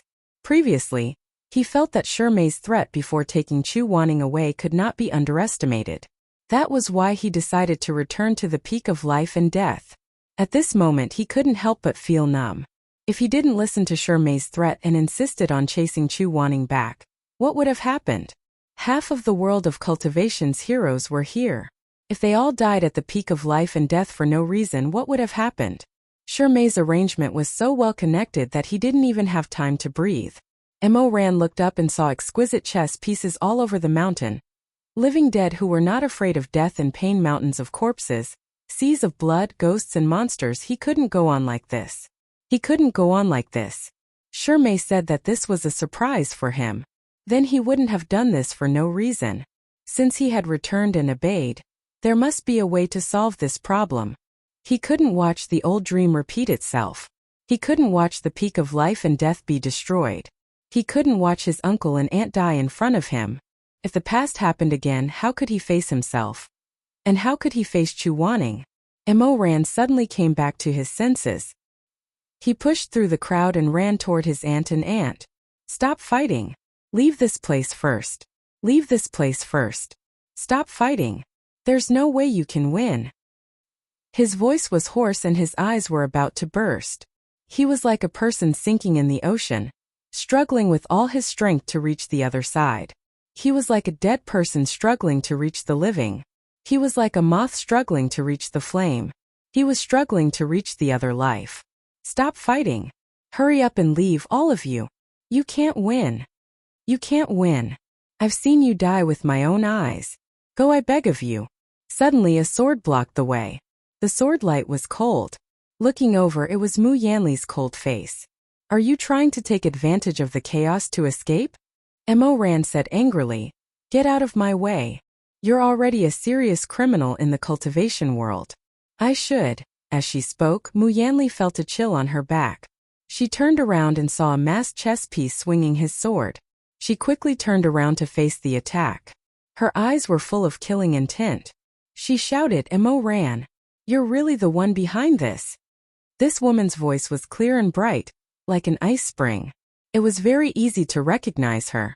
Her voice attracted the attention of the surrounding cultivators. They saw that the chess piece was fighting fiercely with Mu Yanli, but it didn't touch Mo Ran at all. Only then did the crowd realize that almost all of the chess pieces at the peak of life and death seemed to regard Mo Ran as a henchman. They all avoided him and didn't hurt him. Someone shouted angrily, it's really that bastard Mo Ran who's behind this. He's in cahoots with these chess pieces. Faces burning with anger twisted and twisted. Whispers and roars like this filled their ears. Pairs of bloodshot eyes stared at him. Overlapping, overlapping. Under such angry gazes, he became the devil who killed without batting an eyelid. He seemed to have become the emperor who trampled all the immortals and ruled the world. He immediately broke 1,000 rules and treated the mortal world as dung. He was crazy. Someone shouted, take him down. Watch him, don't let him escape. Let's see how long he can pretend. His ears buzzed. It was the exact same resentment, the exact same accusation, and the exact same crusade. The scenes of the two lives were too similar. He could even remember the life and death battle between himself and Chu Wanning. That day was the same as today. Mo Ran held the precious chess pieces and controlled the dead, the living, the beasts, and the birds. His army was like black clouds rolling over ink. His weapons were like frost peaks reflecting snow. He sat high and looked down with a smile. He watched the world turn upside down and the day turn yellow. In the end, it was Chu Wanning who stopped him. It was Chu Wanning who fought against his millions of chess pieces with all his might. His weapon changed from Tianwan to Joga, and from Joga to Huaisha. Huaisha.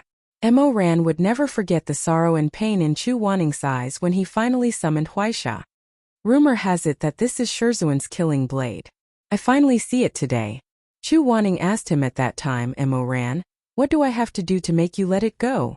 He just smiled brightly. I can't let it go. Shizun, my hands are already full of blood. I killed uncle and auntie with my own hands, killed my fellow disciples. Now, as long as I offer your head, I will be the overlord of all time. No one will be able to stop me. Chu Waning's expression was extremely painful. He saw it, but he felt very unhappy. There was a malicious vengeance in his heart. He gritted his teeth and ground out each word. Kill you. There is no one in this world that I cannot kill.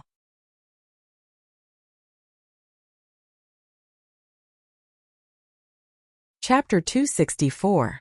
The former master and disciple eventually turned against each other. It was a battle of the pinnacle. In the end, Chu Waning lost to Mo Ran because of his weak spirit core. He was young and fierce. Don't struggle anymore. The more the young demon fought, the stronger his spirit became. He grinned wantonly and did not return to Huaisha. The weapons clashed. The golden light was sometimes bright and sometimes dark. But the faint blue flame was reflected in the eyes of the master and disciple. Mo Ran glanced at Chu Waning's pale face, and then turned to look at the gradually dissipating spirit flow in Huaisha. His eyes were full of ridicule. You have no spirit power left. If you continue to fight with me, your spirit core will shatter. Shizun, you are so proud, you won't be willing to be immortal even if you die, right? Chu Waning gritted his teeth and did not answer. His thin lips were bloodless. In the end, the light of Huaisha completely disappeared. Mo Ran knew that Chu Waning's spirit power had been exhausted. He laughed heartily, his voice like a vulture's. What else can you use to resist me? Wanya you hung my high and mighty Shizun? Chu Waning half knelt on the ground, leaning on his sword, his white clothes stained with blood. He raised his eyes. At that time, Mo Ran's hatred was too deep. He could only see the determination in his eyes, but could not see the sadness buried deep under the determination. Many years later, when the Emperor Ta took poison to commit suicide, he unconsciously recalled the first battle of his life. He could not help but think that at that time Chu Waning did indeed have the determination to stop him with his life. The leader of all living things was the end. He had once called him a villain, and only knew how to say nice things.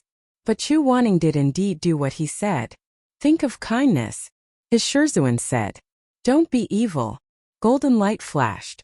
Mo Ran only had time to see the last bit of calmness in Chu Waning's eyes before he saw the blazing light in his palm.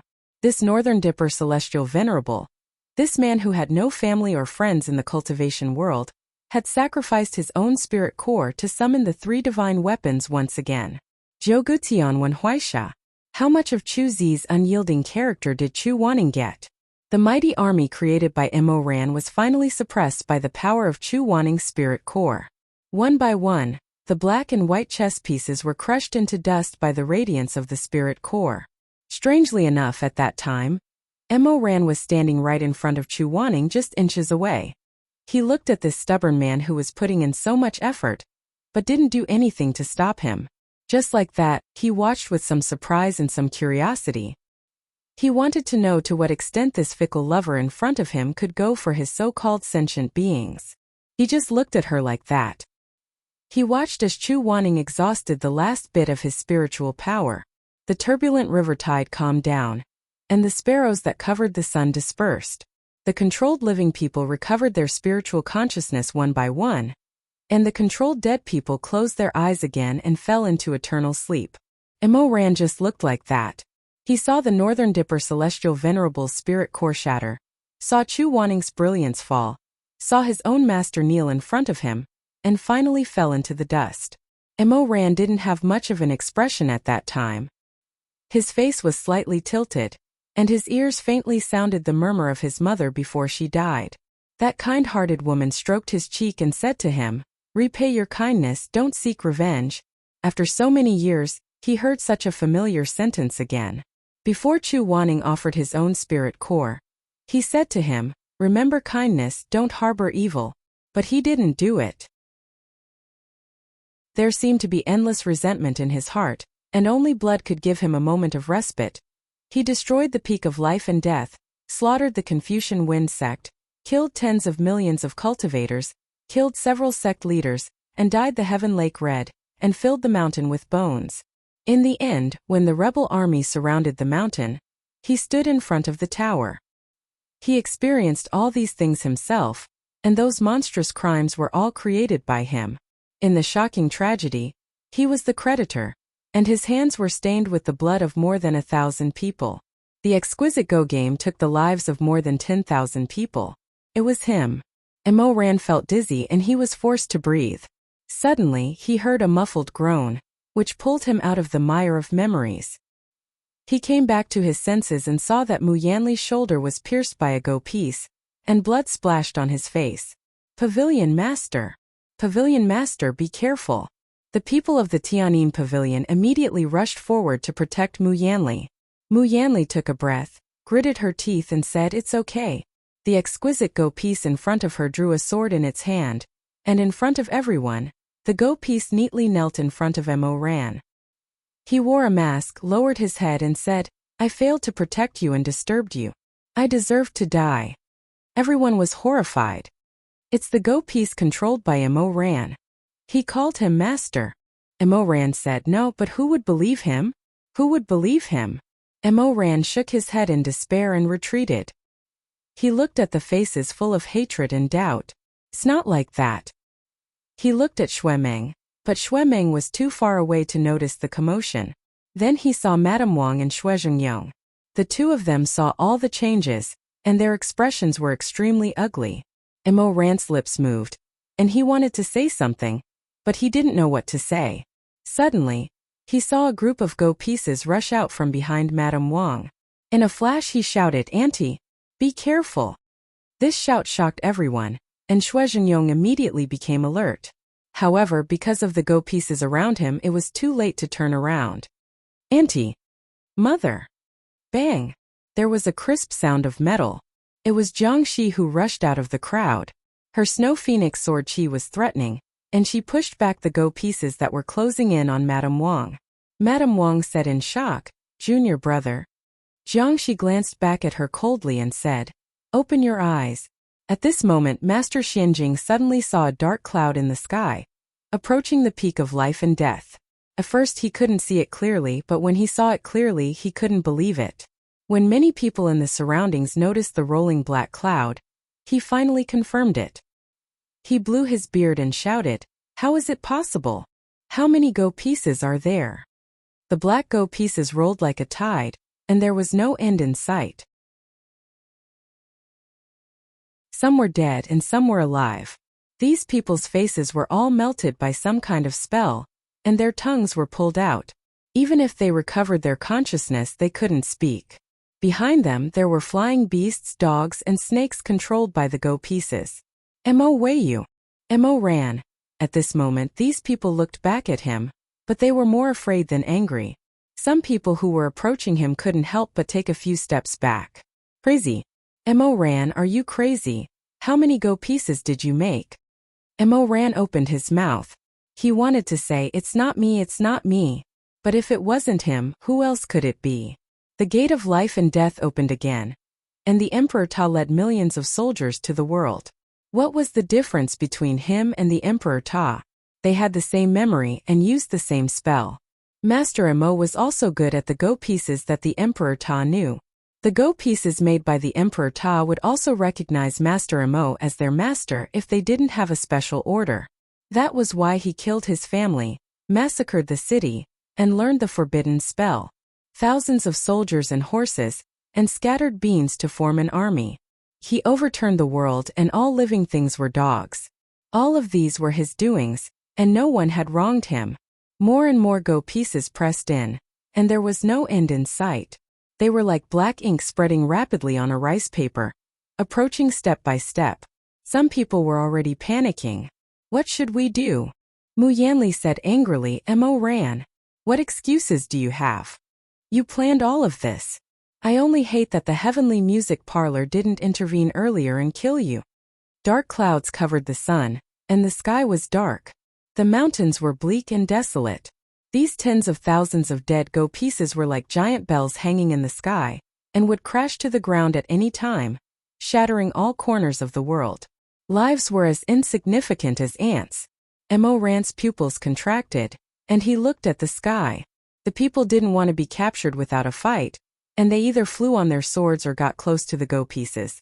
This time the battle was much more intense than before, and there was blood and screams everywhere. Heads were rolling, intestines were flowing out, but there was still an endless black tide surging in from the horizon.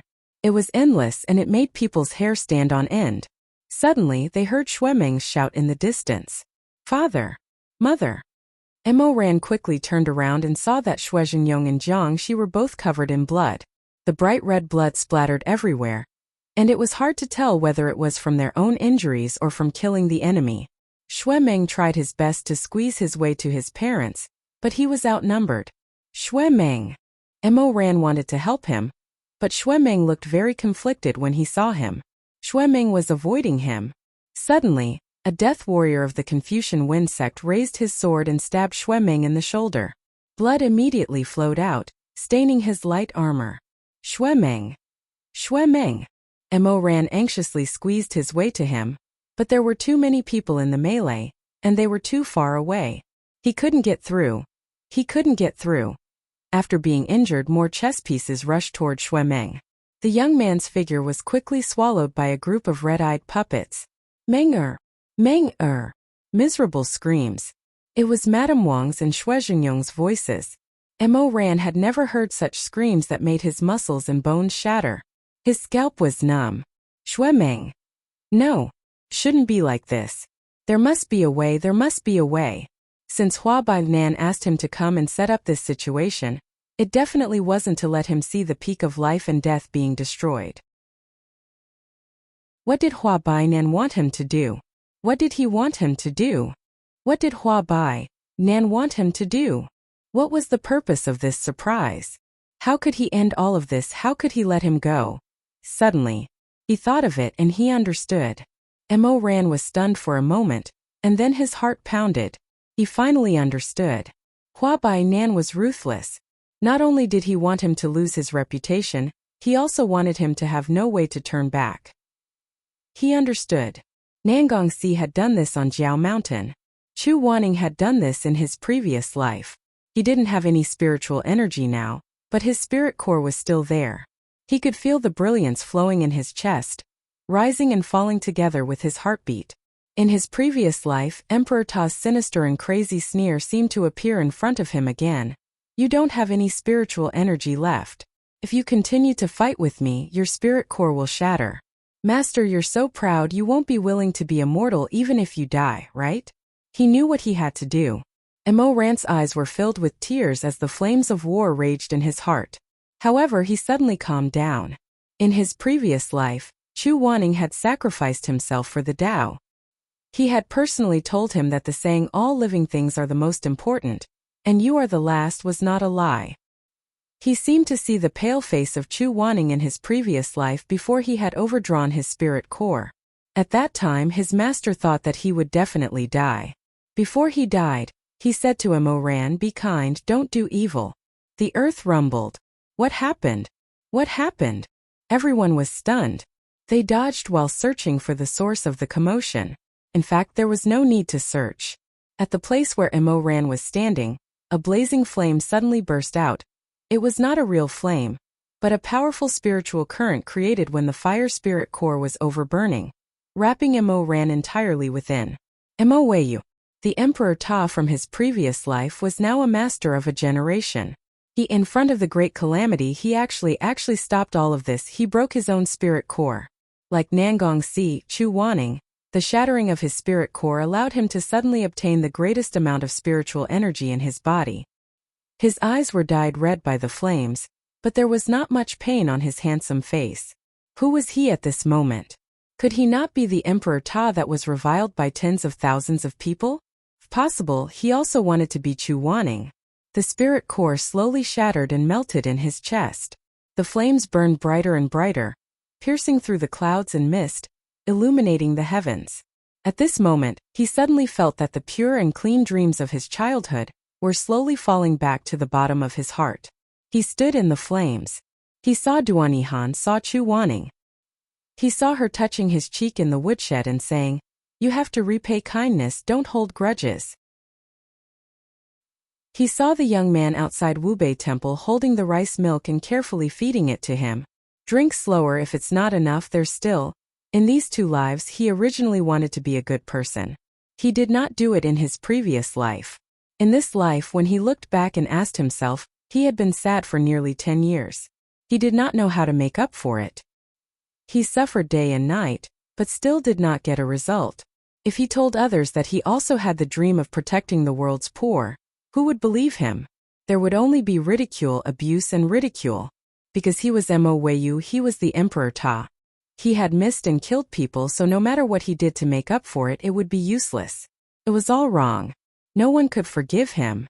Perhaps only in this flame, only when his spirit core was shattered, only when he sacrificed himself and walked the path of Chu Wanning's previous life, could he find the slightest bit of comfort. Only then could he carefully say, if possible, I also want to be Chu Wanning. I beg you, when you hear this wish, don't laugh at me.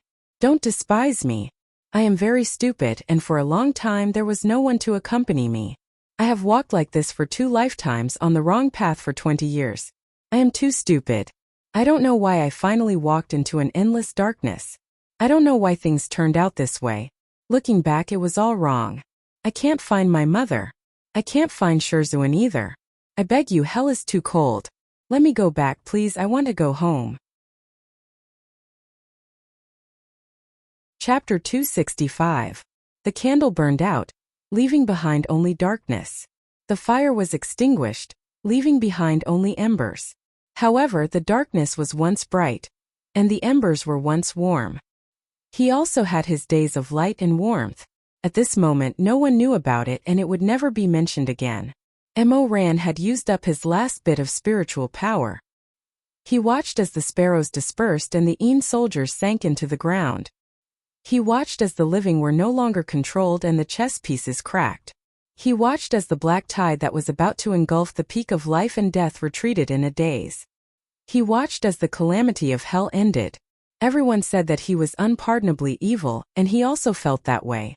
However, this demon finally did the exact same thing as the heavenly god. Chu Wanning was his candle, and he followed behind the light, blindly following it. Brother! Ran air! He vaguely heard someone calling him. He saw Xue Ming stumbling towards him from the corner of his eye. He saw Xue Zhengyong and Madame Wang breaking out of the encirclement and running towards him. He was comforted by their call. He grinned as if he wanted to laugh, but tears rolled down his blood-stained face. He wanted to say, I'm sorry. It's my fault. However, his throat was choked. In the end he begged, don't hate me. I really like you guys. I like Uncle and Auntie. I like the peak of life and death. I like this stolen warmth and family. Uncle, Auntie, Xue Meng. Don't hate me. Millions of soldiers retreated. Mo Ran fell to the ground heavily, his body covered in mud and dust. In his previous life, when Chu Wanning was seriously injured and unconscious, his white clothes were stained with blood, but he still looked very clean. He was different from Mo Ran. Mo Ran had always been dirty. When he lost consciousness, he felt Madame Wang reach out and hug him. Her soft and warm arms were calling him with heartache. Ran air. He heard Xue Zhengyong and Mu Yanli arguing. He shouted angrily, evil plan? What evil plan could it be? If it was a chess piece he summoned, why would he do this to retreat? He heard Xue Ming shouting, don't touch him. Don't touch him. Don't take him away. Chaos ensued. Mo Ran wanted to explain and remind him more, but he was really too tired, too exhausted. He closed his eyes. Jiao Mountain. Inside the Hall of Sages, the everlasting lamp emitted a faint light. The wax torches made from whale oil were as thick as the mouth of a bowl. There was no sign of the sun or the moon here. Only the flickering light of the lanterns flowed down, forming lingering candlelight tears, indicating the passage of time. Shirmei was draped in a white fox fur brocade robe and sat on the high seat. He supported his forehead with his hand and closed his eyes to rest. This seat was originally occupied by Su Shuanglin. Back then he watched as Su Shuanglin crafted the Zhenlong chess pieces, creating paradise and purgatory, hoping that his Shizun could return to the human world. He felt that this person was very interesting, but it was a pity that he couldn't keep him. In front of him there was a piece of silk cloth with illusions. On it, dragons and snakes were dancing, densely packed with small dots of various colors. This was the sand table created by the fairy-treading monarch in his previous life with the help of the exquisite chess game. The black dots were exquisite black chess pieces, the silver dots were white chess pieces, and the red dots were abandoned chess pieces that had died in battle. The small squares on the silk cloth represented the opposing forces. As long as he had this sand table in hand, he could clearly see the situation of the battle even if he was thousands of miles away. Shirmei put the silk cloth in front of the table, but he didn't look at it carefully. He knew very well what choice Mo Ran would make in the end. He put the cloth there just for fun. The Emperor Ta had countless ways to get out of this predicament, but Grandmaster Mo only had one way to go, so there was nothing to see. After a long time, the door of the hall suddenly opened, and light footsteps sounded in the hall. Shirmei didn't look up, but asked lightly, "You're here?" A man stood on top of a shiny brick. The man who walked in was wearing a white cloak, and the brim of his hat was very low, so his face couldn't be seen clearly. He stopped in the middle of the hall, his posture like a lotus. The man opened his mouth, his voice was elegant, but his tone was low. "Just now there was a movement outside. Mo Ran destroyed all of the Emperor Ta's chess pieces." Shirmei didn't even bat an eyelash, and said indifferently, "Yes, he didn't have a choice." The man continued, "The Emperor Ta's body is already on the verge of collapse, so the chess pieces under his control have already started to bite you. Now that Mo Ran used the power of the nucleus to break them, you are free, which is a good thing." Shirmei smiled. "Oh? Are you worried about me?" The man didn't answer, and after a while he said, "What do you plan to do next?" "Just follow the old plan." Shirimo finally moved. He stretched his waist and opened his peach blossom eyes. With a smile, the entire room was filled with spring. "Didn't I tell you long ago?" "Oh, I know you've thought it through carefully, but you have to think clearly. Mo Ran paid such a big price to stop those precious chess pieces from wreaking havoc. The cultivators of these sects aren't fools, they wouldn't have no doubts about the whole thing." Shirmei smiled. "I know what you mean. In order to protect the Xiaotianists from a great disaster, he didn't hesitate to shatter his own nucleus. He's a hero." "Do you think the Xiaotianists will interrogate their heroes?" Shirmei didn't answer directly, but he was still smiling, his fingers crossed under his chin, and gently asked the man, "What Mo Ran did, is it similar to what Chu Wanning did in your previous life?" The man was silent for a while, then said, "Yes, it's almost a reenactment." "Okay, then let me ask you again. In your previous life, when Chu Wanning was under house arrest by the Emperor Ta, how many people in the Xiaotianist world really cared about him and remembered him?" Seeing that he didn't answer, the smile on Shirmei's face became more enigmatic. "Almost none, right? I've already told you. In those years when Xuemeng was running around everywhere at first, there were people who shed tears of sympathy and promised him that they would help him and go to the peak of life and death to save people. But what happened later? Under the influence of the celestial treading monarch, those promises were just empty words. And as time passed, the initial feelings disappeared, and people started to feel that Xuemeng was more and more annoying. When he went to ask for help, people told him that Chu Wanning had been in the palace for so long, he might have already died. How could they sacrifice other people's lives for someone whose life or death is still unknown? The mysterious man shook his head. At that time, Chu Wanning's whereabouts were really unknown, but now Mo Ran is still by their side, safe and sound.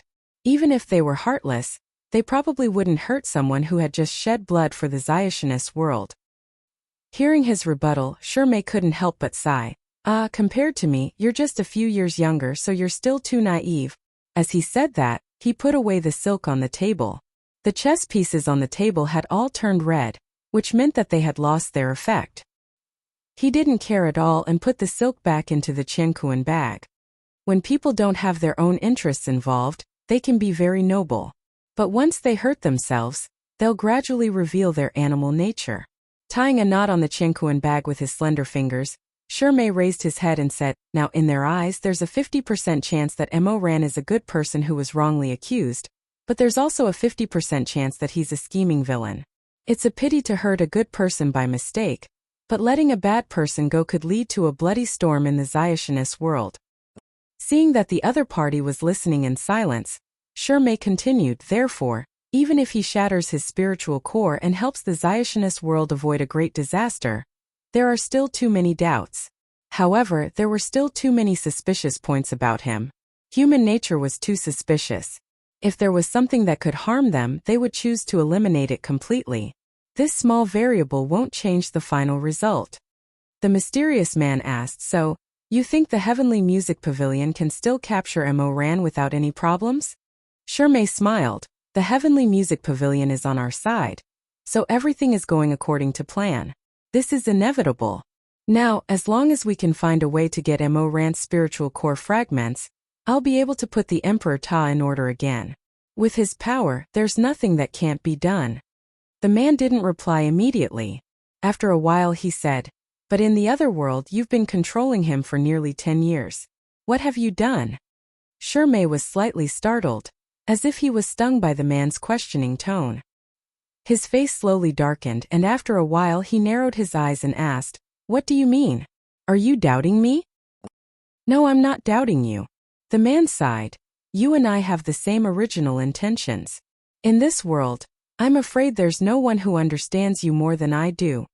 Shirmei's cold expression softened a little, but his beautiful eyes were still fixed on the man's face, as if he was examining how much of the man's words were true and how much of them were false. Finally, he pursed his thin lips and said, it's good that you understand.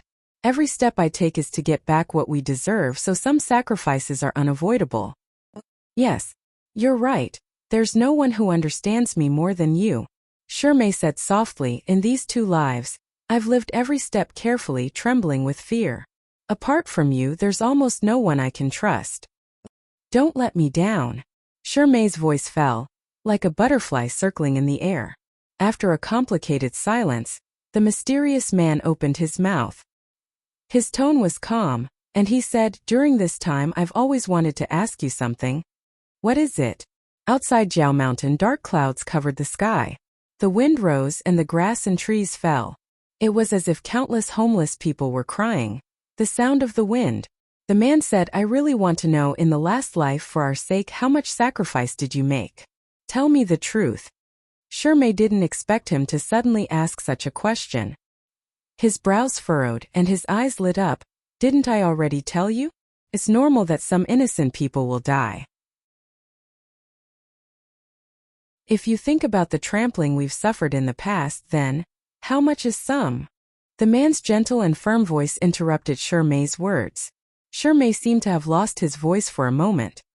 His face began to clearly become gloomy. This was very unusual, because Shirmei had always been a person who didn't express his emotions easily. But in front of this mysterious man, he didn't seem to care about his baring fangs and brandishing claws. It was as if this man couldn't see the murderous look on his face at this moment. Some is some. Don't tell me that I have to register the innocent people who died and give them to you for you to see? The man smiled faintly, and he said softly, well, you also know that I can't see it anymore. I've been very cooperative with you. Ever since you came to find me and told me the truth of the previous life, I've been helping you for so many years. You hid in the lonely night, and I did everything that you asked me to do at the peak of life and death. The man said, although there are some things that I don't understand and occasionally have some doubts, but your way of thinking is my way of thinking, and your pursuit is my pursuit. For the thing that we have in common, I have already disregarded life and death. I always thought that you were the same, so I don't mind sacrificing myself, as long as we can succeed. Shirmei suddenly stood up and paced back and forth. What do you mean by saying this? You disregarded life and death, so you mean that I'm just living an ignoble life? He flicked his sleeves and looked back, staring at the man in white with a frosty expression. If you know what kind of person I am, you shouldn't say such things. I know, the mysterious man said, but I'm thinking that after you faked your death in the previous life, you hid behind the scenes as Hua Bainan, and controlled the Gu in Mo Ran's heart. For 10 years? 8 years. Shirmei interrupted him. Later, Chu Wanning split his soul into 2 and sent it into his body, which more or less brought back some of his nature. 8 years later he committed suicide, not 10 years. Okay, 8 years. The man said, in these 8 years you expanded the hatred in his heart, causing him to commit all kinds of heinous crimes. But he was getting further and further away from our original intention. When you saw him like this, why didn't you stop him in time? Shimei was so angry that he laughed. Do you know how difficult it is to cultivate an 8-bitter everlasting regret flower? Oh, I know. Do you know that once a person is poisoned by the flower goo, once the goo is removed, it won't take effect a second time? I know. Shimei stopped laughing and his eyes flashed with anger. Then why are you still asking? If it were you, what would you do? The man was silent, and after a long time he sighed. Haven't you already made the choice for me? Shimei was suddenly at a loss for words. The man said, I haven't done such a thing myself and I walked the path you walked, so even if I know that if I were in the same situation, I would make the same decision, but As Shimei narrowed his eyes, walked down the long stairs step by step, and stopped in front of the man, but you? Oh. But I still have a guilty conscience. Dead silence. Suddenly, Shimei grabbed the man's robe. Such a beautiful hand wearing a snake-patterned ring, an extremely elegant hand, tightly grasped the person in front of him, the meridians on the back of his hand bulging. He gritted his teeth and said, What a good guilty conscience. What's the difference between you and me? What happened in the past, which one of them wasn't planned by the two of us? Didn't you understand very well in the past? Weren't you very vicious and merciless? Now you have a guilty conscience. Why? Because you think that Su Shuanglin saw you as a friend, but you have been deceiving him, telling him the fake rebirth technique, and letting him open the gate of life and death for us. Are you ashamed? The man said softly. He didn't betray me until he died. Shimei was stunned for a moment, and his eyes flashed with tiredness and grief. Good. I was wondering why you were so unwilling at that time. What else? You saw thousands of chess pieces and you felt heartache for those people and you blamed yourself? The man was very calm. Don't you feel any guilt in your heart? You? Shimei gritted his teeth, and his eyes were almost crazy and mocking. He stared at the person in front of him for a long time, as if he was looking at a big joke, or as if he was looking at a traitor who made him feel cold. Suddenly, he seemed to think of a very vicious word, and he sneered, showing his poisonous claws, and stabbed into the man's blood. Good, very good. You said so many beautiful words. You blame yourself, you are ashamed.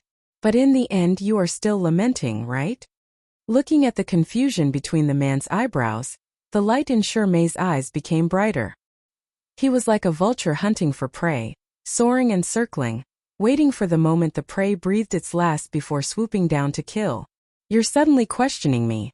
You probably think that you're regretting it because you saw the million exquisite chessboard. You probably felt that you saw Su Shuanglin's death, so you were moved. But I know you. I know what kind of person you are. Self-reproach and shame don't exist for you. You are as cold-blooded and fickle as I am. The vulture's wings cast a shadow of death, and it became colder and colder as it went down. You are not repenting at all. Don't lie to yourself. He laughed haughtily and gracefully. Shi Mingjing, who grasped people's weak points, was always elegant and calm. He paused after every word. In my opinion, you are just lamenting your eyes. When he finished speaking, Shimei pulled out a dagger from his waist. Slowly, he used the handle of the dagger to lift the hood of the man's low-hanging white cloak. Little by little, he suddenly took it off. The cloak fell, and behind the white velvet hood was a devastatingly beautiful face. Peerless appearance, elegant features. The two of them actually had the same face. Only this cloaked Shimei's eyes were covered by a snow-white bandage, and a few strands of hair fell in front of the bandage. Shimei looked at the man whose cloak was lifted and sneered. Shi Mingjing, look at yourself clearly. What you are lamenting is that you sacrificed more than me. That day on Jiao Mountain the situation was extremely bad. In order to disturb Chu Wanning's mood, we had to use the last move we discussed. There were so many people watching, we naturally couldn't act. So in the end you lost your eyes, but I was fine. You were jealous. Oh, if I was jealous, I wouldn't have agreed to your plan from the beginning. I wouldn't have made the worst decision to sacrifice myself. In fact, for me, either one of us is alive to finish that unfinished business. Why should I? Before he finished speaking, he was interrupted. Who? The dagger was thrown out and accurately hit the beam. Shimei looked back and coldly said, Come out. Huang Xiaoye weakly came out from behind the pillar with disheveled hair. That day he betrayed everyone and searched for the treasure on Jiao Mountain. But because he triggered the mechanism, he was trapped in the secret room and couldn't get out. In the secret room of the Confucian Wind sect, there were gold, silver, precious weapons, sword manuals, and secret books. The only thing missing was food. Jiang Dongtang's group was trapped inside. Brothers and sisters killed each other. The strong bullied the weak, and people ate people. In the end, only Huang Xiaoya was left. After eating the last disciple, he struggled to get out of the secret room. But he didn't expect to encounter such a strange situation. What did he see? Two Shimingjings? Huang Xiaoya couldn't figure it out. He couldn't understand. With his brain, at most he could guess that they were twins. He never thought that they were two Shirmeis in the same world under the effect of the gate of life and death. But the more he listened, the more strange he felt. Huang Xiaoya was a wily old fox. He vaguely felt that something was wrong and wanted to leave first. Who would have thought that Shimei's eyes and ears were sharp enough to discover his existence? Shimei narrowed his eyes. I was wondering who it was. Turns out it was an old rat. His line of sight moved down and fell on Huang Xiaoya's robe. Blood? Oh, there are no animals on Jiao Mountain. What blood? He was silent for a moment, as if he had figured it out. His lips opened and closed, unexpectedly showing disdain. Human blood? Huang Xiaoya felt the killing intent and ran away. Where do you think you're going? Shimei's green robe fluttered and his body was as light as a kite. He stood firmly in front of Huang Xiaoya and raised his misty eyes. Unfortunately, his eyes were so cold that the rain in his eyes froze into ice. Old man, you probably don't know, but the most disgusting thing in my life is eating other people. These were the last words Huang Xiaoya heard. The hall was filled with a strong smell of blood. Shimei looked at Huang Xiaoya lying on the ground with blood flowing out of the hole in his chest. He frowned in disgust.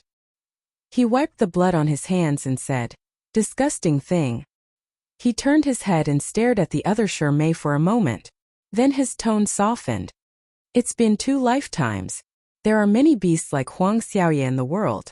Do you see? So the cards of the cultivation world should have been reshuffled. Also, don't think too much. I told you that I wouldn't let your sacrifice be in vain. When this is over, I'll find a way to cure your eyes. Seeing that the cloaked Shimei still didn't say anything, he rolled his eyes and said indifferently, "Don't be stubborn." "Oh, forget it. I promise you, unless I have no other choice, I won't implicate the innocent. So you can rest assured? Are you satisfied?" Hearing this, the white-clothed Shimei's tense back slowly relaxed. His lips opened and closed, as if he wanted to say something to his other self. However, after this disturbance, the other Shimei from his previous life was in a bad mood and didn't intend to listen to him. He had already walked out of the main hall. Chapter 266. At the foot of Jiao Mountain, there was a secluded path that was covered by layers of vines. Going up this path was the Qingtan Palace where the Nangong family rested during the worship of the ancestors. The palace was not big, but the winding corridors intersected, and the scenery changed. In the garden, there was a kind of dragon blood flower that emitted fluorescent light in the night.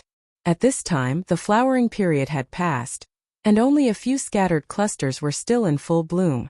From afar, it looked like scattered stars, decorating the night sky. Shimei walked to the depths of the flower cluster, where there was a hot spring. He took off his robe, stepped on the shore with his white jade-like toes, and looked down at himself in the pool. The hot spring water was very hot, but his eyes were very cold. He stretched out his hand and slowly stroked his chest. A large part of it had festered because of the backlash of the forbidden technique, but now he did not need to worry about it. Everything was going according to plan, and everything would be fine. He stepped into the spring water. The hot spring of Jiao Mountain was mixed with the magic dragon's breath, and it was very comfortable to soak in. Shimei leaned against the side of the pool and closed his eyes. Suddenly there was a rustling sound not far away. Shimei did not open his eyes, and only lightly said, "Who is it?" Nangong Lu came out of the bushes with a dragon blood flower in his hair. When he saw Shimei, he smiled happily. "My dear brother is bathing. Is there anything I can help with?" Shimei said no. Nangong Lu scratched his head. Then I won't stand here, I'll go first. Otherwise you'll be naked, and I'll wear clothes, you'll be at a disadvantage. In the steam Shirmei smiled. His face became more and more clear under the nourishment of the spring water, like the thin ice in the early winter of Jiangnan. It was crystal clear and fragile, but also cold and piercing. He opened his pair of peach blossom eyes and looked at Nangong Lu with a smile. Why am I at a disadvantage? Nangong Lu was very straightforward. Because you look good. Oh. You're a child, you also know about beauty and ugliness? Nangong Lu said angrily, I'm already 5 years old. I'm not a child anymore. Shirmei's interest was piqued. His smile deepened. Okay, then it's my fault. Come, let me ask you. Between me and the Emperor Ta, who do you prefer? Of course it's my best friend's older brother. Nangong Lu said without hesitation. Who is the Emperor Ta? I don't recognize him. Then let's put it in another way, Shirmei said. You remember Imo Ran and me, right? He said hello to you. Nangong Lu pinched his fingers, thought seriously for a while and then nodded. Who do you like better, me or him? I don't want to make a choice based on whether I'm familiar with you or not. I just want to know what's beautiful or ugly in your eyes. This time, Nangong Lu did not answer immediately. He tilted his head and thought for a while before saying, I still prefer my best friend, big brother. Shirmei seemed to be pleased. Oh, tell me what's not good about him. Oh, I can't say. Then why do you like me more? Nangong Lu looked a little wronged. I don't know. I think he's beautiful, so he's beautiful. Shirmei was silent for a while. Suddenly he walked out from the depths of the hot spring to a place where the mist was a little lighter. He crossed his hands and laid on the edge of the pool, revealing his soft and beautiful back. He smiled and said, Come here. As he spoke, he waved his wet hand at Nangong Lu. When Nangong Lu came closer, Shirmei stood up straight from the depths of the hot spring. Shirmei laughed and said, What are you shouting for? We're both men, what's there to be shy about? Nangong Lu used his hand to wipe his eyes and muttered, I'm not shy. You got water in my eyes. Shirmei did not care about his eyes. He pulled Nangong Lu's wrist and forced him to look straight at him. Thus, the hideous scar on his chest completely appeared in front of Nangong Lu's eyes. Look here. Are you scared? The scar was festering badly, and pus was flowing out. Nangong Lu only glanced at it and turned his head away in disgust. He was a child after all, so he said, It's disgusting. Shirmei's smile did not change, but his eyes were a little cold. Now, do you still think I'm beautiful? Nangong Lu tried to break free from his grip, but Shirmei's strength was too strong. No matter how he tried, it was useless. In the end, his eyes were covered with a layer of mist. He was a little scared and a little scared. You let go of me. I don't like this. Look carefully. I don't want to. Ouch. There was a crisp cracking sound. Because he used too much force, Shiremo actually dislocated Nangong Lu's hand. His eyes flashed with anger and unwillingness. He was almost paranoid. Didn't you just say that I'm beautiful? Why, just a little wound and you've turned from beautiful to ugly. No. Is it that as long as a beauty has the slightest flaw, he will be hated? Shirmei approached him. The past affection will become disgust, and the past longing will become a thorn in the throat. Nangong Lu finally could not help but cry loudly. I don't understand. Let go of me, I don't want to stay here. His noise made Shirmei's originally somewhat irritable mood become even darker. There seemed to be black clouds rolling in his eyes. He suddenly raised his hand and slapped Nangong Lu's cheek. He finally let go of Nangong Lu and said coldly, Trash, get lost. After Nangong Lu cried and left, Shirmei dived back into the depths of the hot spring. The surrounding scenery was still pleasant. The fragrance of the dragon-blooded flower was spilling out, and the air was filled with a faint fragrance. However, his initial joy had disappeared. There was only anger in his heart, endless anger. He suddenly hammered the surface of the water.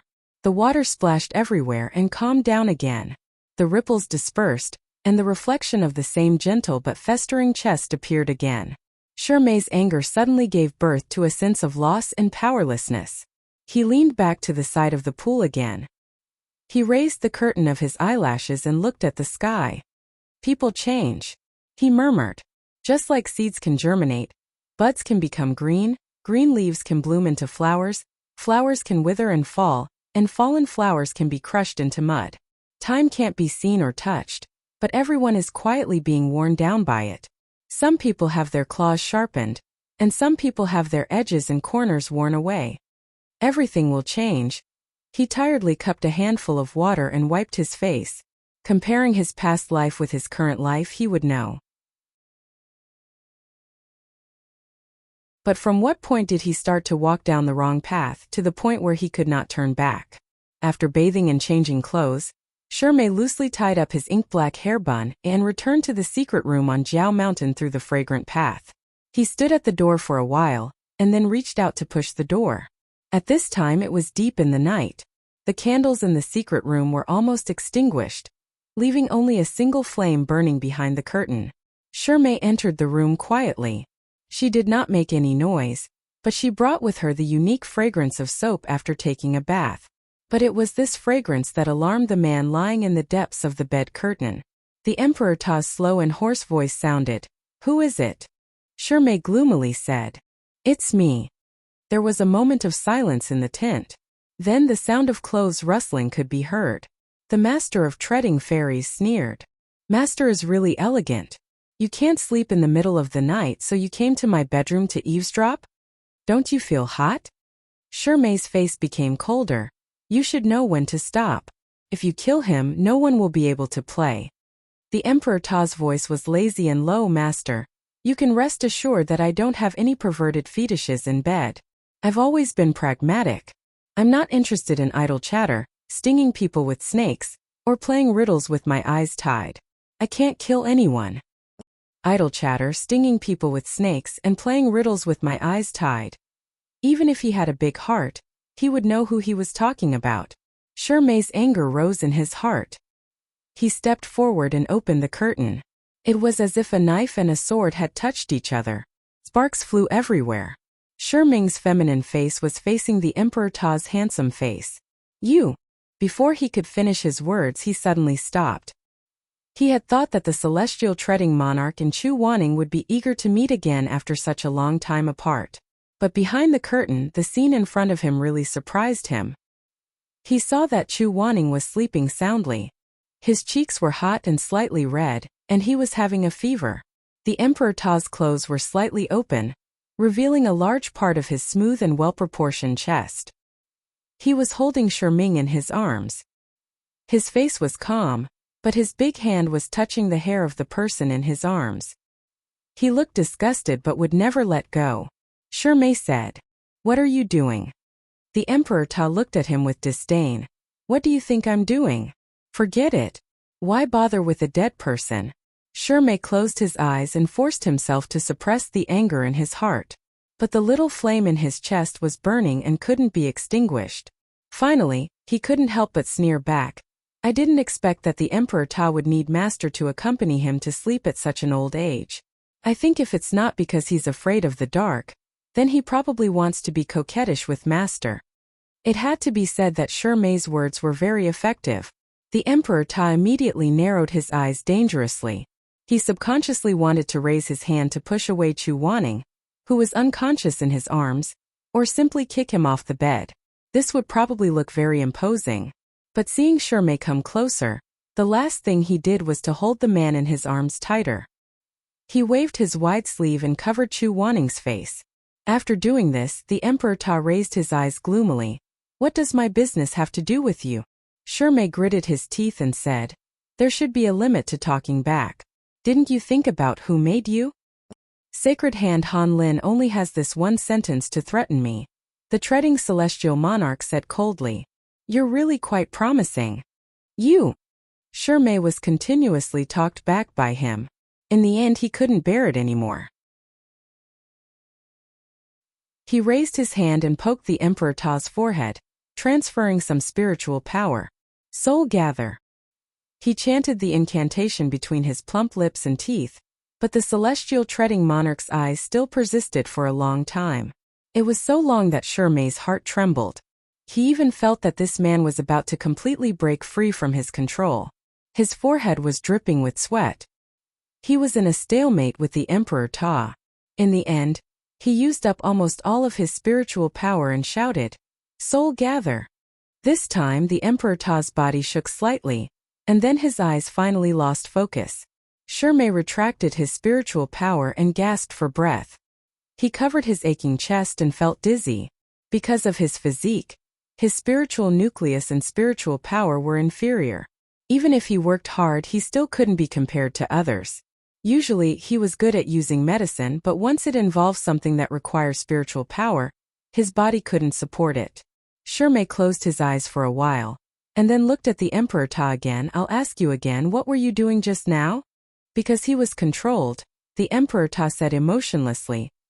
He had a fever and was afraid of the cold. "So," the puppet man who only had a wisp of his previous life's soul said lightly, "with me holding him, he will be warmer."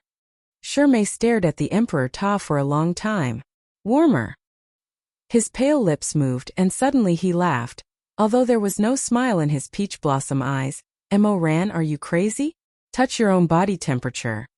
Who do you think you are? Your whole body is as cold as ice. You are already dead, heartless, and have no body temperature. You are even cold yourself and you still want to warm him?" The Emperor Ta's empty black eyes seemed to flash with a trace of pain, but that pain was fleeting. After all, he was a corpse. Shimei said, "Get up." The Emperor Ta didn't get up immediately. His black eyebrows were tightly knitted, as if he was struggling between his own will and Shimei's control. "You get up." The order was stronger, and under such a fierce tone, the Emperor Ta finally obeyed. He slowly got up from the bed. His robe was still open, and Chu Wanning's body temperature was still on his chest that was no longer moving. Shimei said gloomily, "Get out." The celestial treading monarch took a few slow steps before he suddenly stopped and said in a low voice, "Yes?" "What?" The Emperor Ta stiffly repeated. "There is." Shimei didn't react for a moment and asked, "There is what?" "Temperature." The man slowly raised his hand and touched his chest, stroking the body temperature left by Chu Wanning. "Here it is hot." Shimei felt as if he was pricked by a needle, and suddenly became angry. There was nothing more annoying than the puppet in his hand being disobedient, so he shouted, "Get out of here." The Emperor Ta took 2 more steps, but this time it was really only 2 steps, and his expression suddenly became bitter. "No." He clutched his head, and the meridians on his palms bulged. His entire body trembled, and a low gasp came from his throat. "This throne is unwilling. How can this be? This be?" His eyes were closed, and his will was strong or weak, and his memory was far or near. He was struggling, tangling, and experiencing several ups and downs, and the torture of 2 lives. You!" The murmuring suddenly stopped, and the trembling stopped abruptly. Shirmu let out a muffled groan and clutched his chest.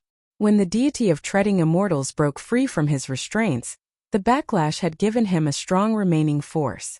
He almost staggered back a step. Then, he saw the Emperor Ta suddenly open his eyes, and the bloody murderous look in his eyes was like a fog. The pair of eagle-like black eyes, there was no confusion in them, and his own cold face was reflected. Shimei's face was pale, and said slowly, "You are recovering faster and faster." The Emperor Ta didn't say anything, but his eyes were shining. He slightly gasped and raised his hand to summon no return. Shimei slightly raised his chin, and his eyes moved up the handle of the sword, and fell on Mo Rant's face, which was like a tiger or a leopard. "Why are you angry? Do you want to kill me?" The dark blade was raised, and in the blink of an eye, it was hanging on Shimei's snow-white neck. The force was so strong that it even scratched the skin, and thin lines of blood appeared. Shimei didn't retreat, and sneered, "Your Majesty, you can walk now because of my spiritual power. If you kill me, you will also die. There's no way you don't understand." Shimei continued, "In terms of strength, I can't beat you. But you have to think carefully. Do you want to die, or do you want to continue living in this world?" The Emperor Ta's hand was very steady, and it didn't shake. But after a moment he suddenly turned his hand back and withdrew no return, and turned his head. Shimei saw that he withdrew the sword, and raised his hand, slowly touched the blood on his neck, and then said, "Fortunately, you are not too stupid. In the future, don't talk about fighting and killing. Actually, you know the relationship between us very well." Shimei glanced at the Emperor Ta. "You are like a rusty sword. I want to restore you to your previous state. Continue to be my blade. And you, I'm afraid you want to completely get rid of my control after you recover, and then take my head." The Emperor Ta's black eyes moved, and looked at him coldly. "These years you have continued to work for me in the other world. The crack in the door of life and death is very small, and it is difficult for people to pass through, so I usually send you letters through carrier pigeons. But occasionally we would use goo worms to communicate with each other, and communicate with each other. So I know what you are thinking, you don't have to be surprised." The Emperor Ta finally spoke and coldly said, "You are not far from being blind. Which eye of yours saw me being surprised?" Shimei pursed his lips, and his expression became even more heavy, and then he said, "Good. Since you know the pros and cons of this matter, then you should endure until then. Let's work together and wait for the day we succeed. Then we'll see if you can kill me, or if I'll obtain an invincible weapon." The Emperor Ta said, "We will see." Shimei was about to say something, when suddenly Chu Wanning on the bed let out a soft groan. However, the two men who were in the middle of a verbal battle immediately turned their heads at this soft sound, which was like an epiphyllum. "Wanning! Master!" The former apprentice brothers looked at each other, and the Emperor Ta didn't say anything. After a while, his eyes moved from Shimei to the unconscious Chu Wanning. After a while, he said in a seemingly indifferent tone, "This person has been feverish for many days, but he doesn't seem to be getting better. He doesn't seem to be getting better. If this goes on, will he?" The Emperor Ta, who killed people like flies, stopped when he said a certain word. His long eyelashes moved and he closed his eyes. Shimei didn't care. "What do you want to ask? Do you want to ask if he will die?" He didn't know if it was an illusion, but the Emperor Ta's originally very pale face became even paler. He pursed his lips as if he hated the word die, and only said concisely, "Will he? Of course he won't die. You underestimate the Northern Dipper Celestial Venerable, but you still have the nerve to ask me this?" Shimei raised his eyebrows. "Why does he have a fever? Isn't it because you are too ruthless?" The Emperor Ta's face became even worse, and he said gloomily, "He is not me, don't confuse me with that trash." Hearing him say this, Shimei stared at him back and forth and finally said, "What a coincidence, I also think he is a trash.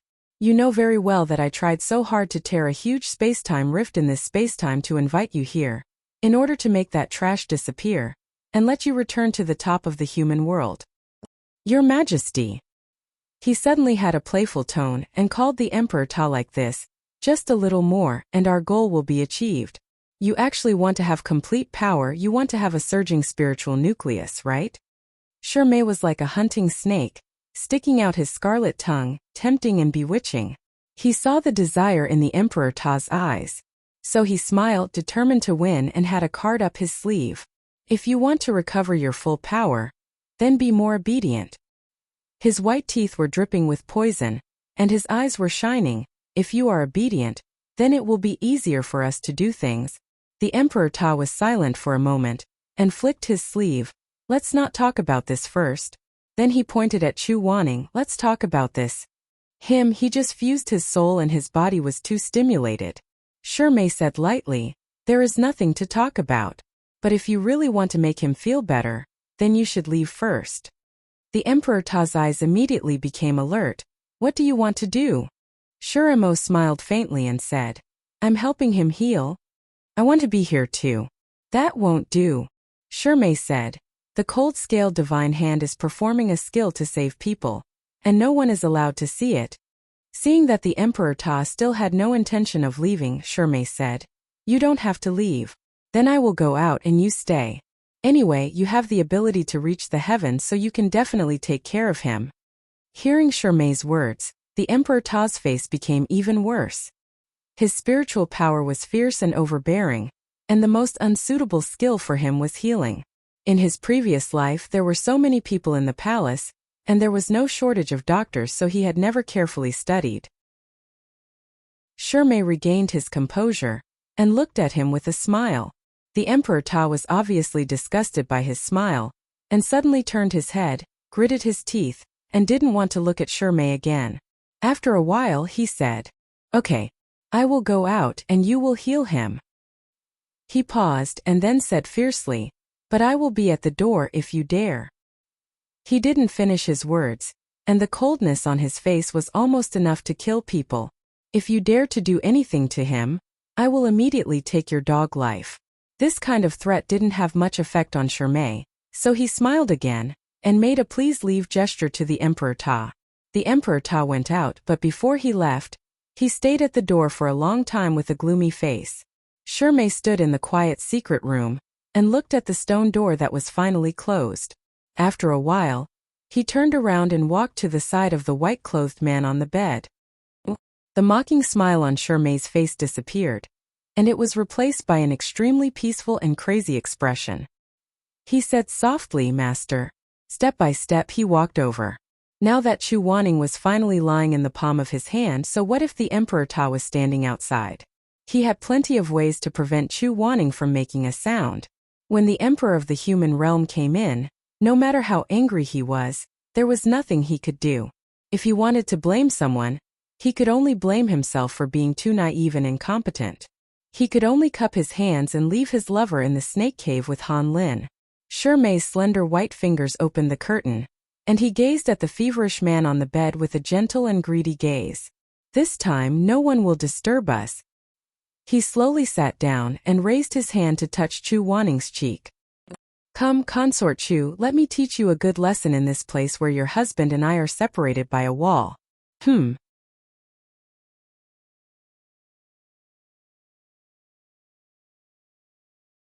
The sour rain would corrode the boulder, and the soft moss would make him fall apart. But he still couldn't help but grab Chu Wanning's hand. His heart was beating fast. He opened his mouth, but his throat was dry, so he swallowed a mouthful of saliva and asked again, "What about you? If I die, will you be sad?" "Have you ever been sad?" Chu Wanning's phoenix-like eyes were half open. Under his long and thick eyelashes were a pair of eyes that carried too many thoughts. Shimei tried hard to look inside, trying to catch a trace of emotion. But there was none. Just like how water is water by itself, wheat is wheat by itself. Only when a kind of emotion is placed there can it always be that kind of emotion. It was a pity that a person's emotions would never be single. Shimei's death had made him sad, pained, and blamed himself. Later on it had turned into regret. With so many emotions mixed together, it was like wheat mixed with water. It had long been fermented and changed qualitatively. It was no longer the same as before. Shimei stubbornly asked, "Shizun, if you were given another chance, would you be willing to give up your life to save me like you were willing to save him?" Chu Wanning's eyes were blank. "Would I?" Mingjing. He only had time to say these 3 words before his lips were suddenly violently blocked. He had waited so long for the answer, but when the moment came, he didn't dare to listen. He didn't want to listen. Shimei thought that he probably knew the answer. The resentment in his chest was rampaging. He almost retaliated by kissing the man on the bed, greedily sucking. At first, Chu Wanning didn't react at all. It was only when Shimei's tongue tried to pry open his mouth that he woke up from a dream and opened his eyes wide. "Ugh! Don't make a sound." Shimei took a breath and pointed at Chu Wanning's throat to silence him. "You taught us this spell before, saying that it can make us not make a sound in danger. Did you ever think that one day I would use it for this purpose?" As he spoke, he didn't look at the confusion and resentment in Chu Wanning's eyes. His jealousy and desire almost made him lose himself. "Shizun, do you know? It's been 2 lifetimes. I've painstakingly worked hard step by step, and I've never had a day of peace." He tied Chu Wanning's hands and feet to the bed. As he did this, he gritted his teeth and said, "I'm not a normal person. What I want to do doesn't allow me to be a normal person, but so what? The Emperor Ta, that puppet, can do whatever he wants. Why should I be overcautious?" As Shimei said this, he watched Chu Wanning struggle under his body. He felt pain and pleasure. "Now I've thought it through.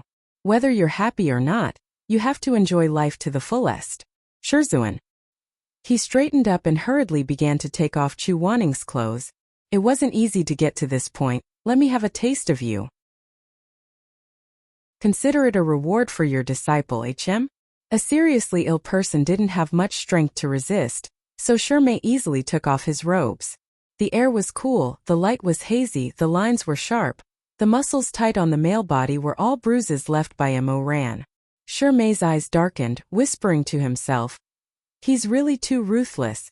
Saying this, he raised his hand and pinched Chu Wanning's chin, looking into those eyes. Those phoenix eyes seemed to be covered with a layer of fog. Chu Wanning probably couldn't distinguish between a dream and reality. He probably felt that everything in front of him was too absurd to be real, but also felt that the touch was too real to be fake. Adding on the confusion of the memories of the 2 lifetimes, it wasn't that easy for him to immediately react. "I'm not like him." Shirmei stared at Chu Wanning for a while, his eyes gradually softening, but there was a trace of strangeness in that gentleness. "He doesn't know how to make you addicted. You've tried me, so you know that he's nothing." Saying this, he began to undress himself. He had just finished bathing and was only wearing a bathrobe. It slid down to the ground easily, revealing his delicate body that was as delicate as a piece of jade on Mount Kuan. "Shizun," he murmured, pressing his body on top of him. Whether this was a dream or reality, Chu Wanning was disgusted to the point that he couldn't stand it. His whole body was trembling and his face was ashen. "Your body is so hot." He knew that if he let go of the curse on Chu Wanning, this man would probably curse him, and his murderous aura would be threatening. But Shirmei still couldn't help but touch and murmur, "Will it be hotter inside?" "Show." "Ming Qing." Shirmei was startled when he heard this. "Oh, you broke free from the shushing spell?" He raised his eyes and stared at Chu Wanning's face.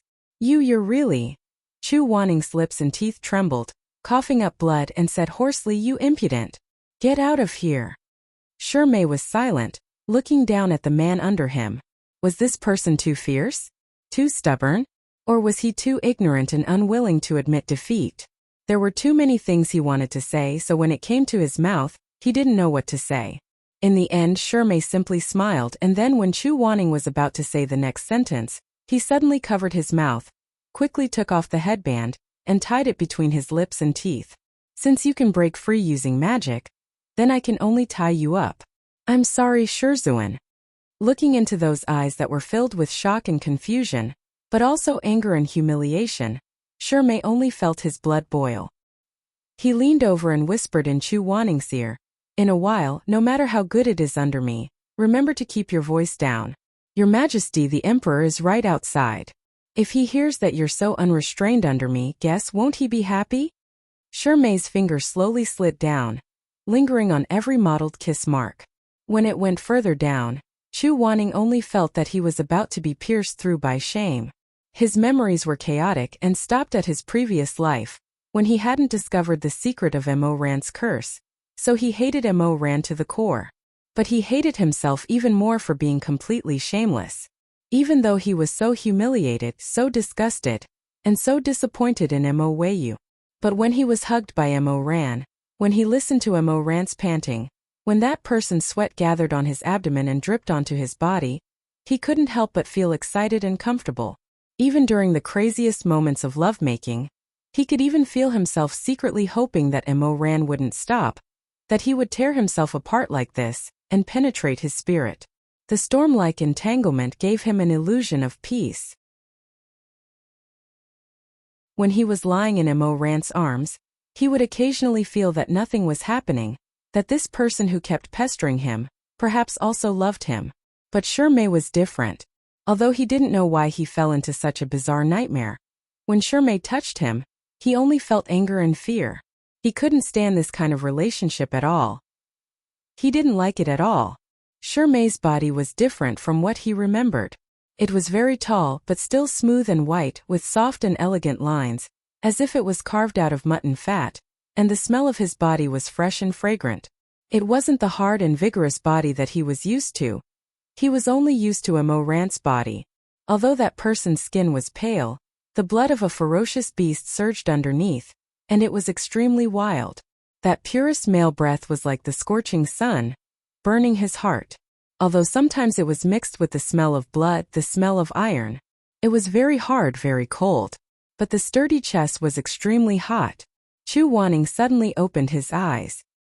His bound hands couldn't stop struggling, and there were traces of blood on his wrists.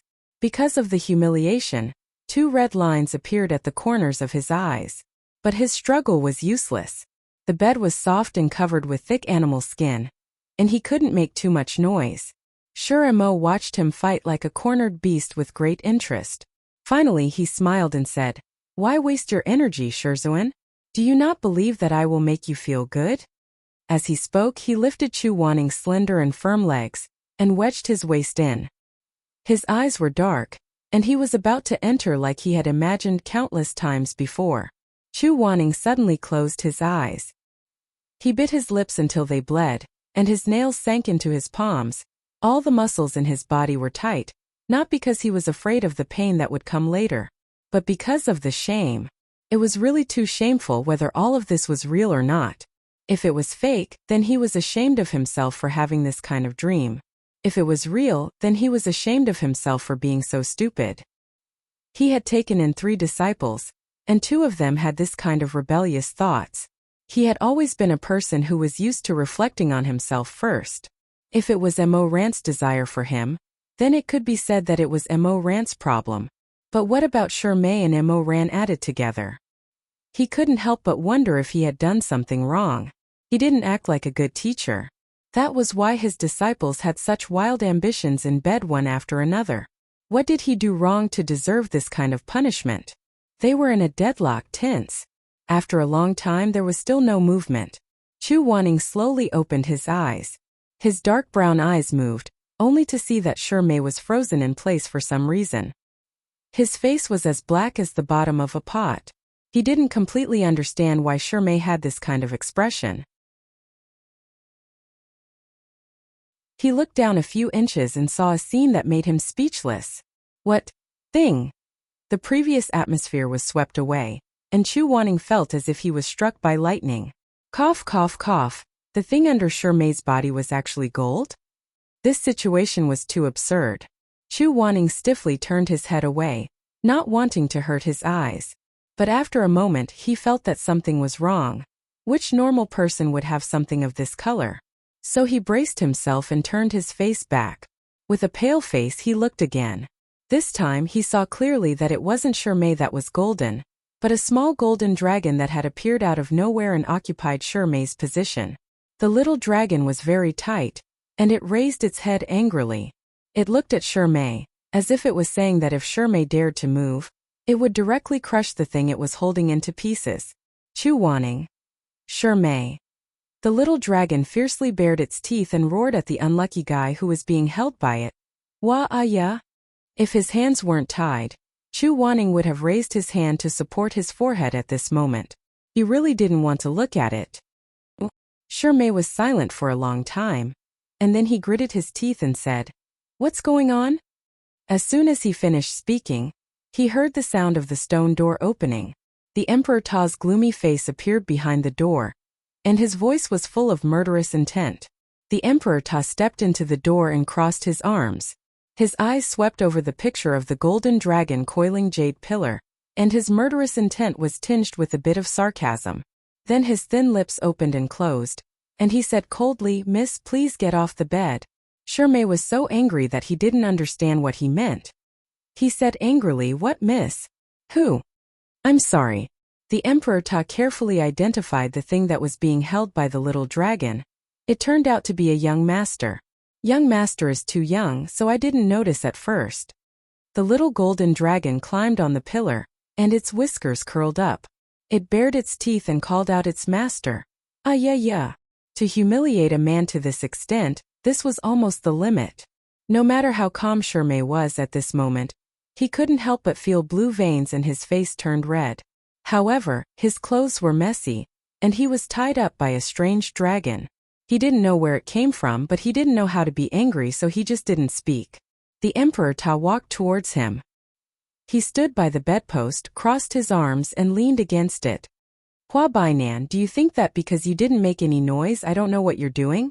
He narrowed his eyes, and his handsome face was full of disdain. "Do you really think I'm 3 years old?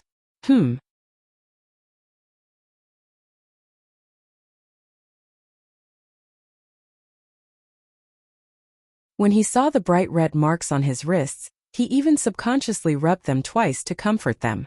But then he realized what he was doing, so he stopped. He really didn't know what was wrong with him.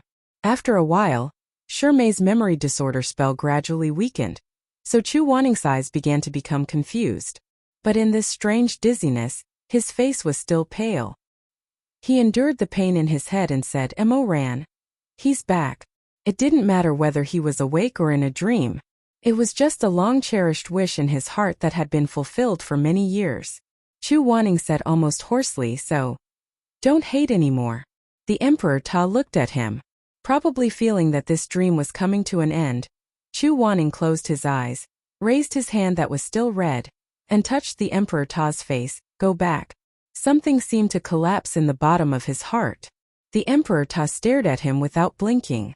Blankness also floated on his face, like a thin layer of smoke. Chu Waning frowned and was actually a little choked up. "There's no road ahead. Go back, don't go any further." He held his cheeks.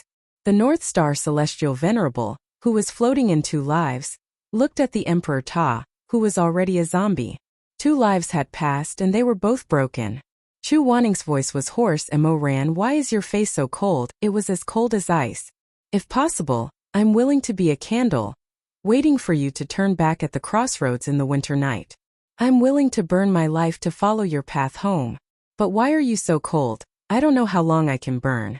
What if I'm exhausted and burn out?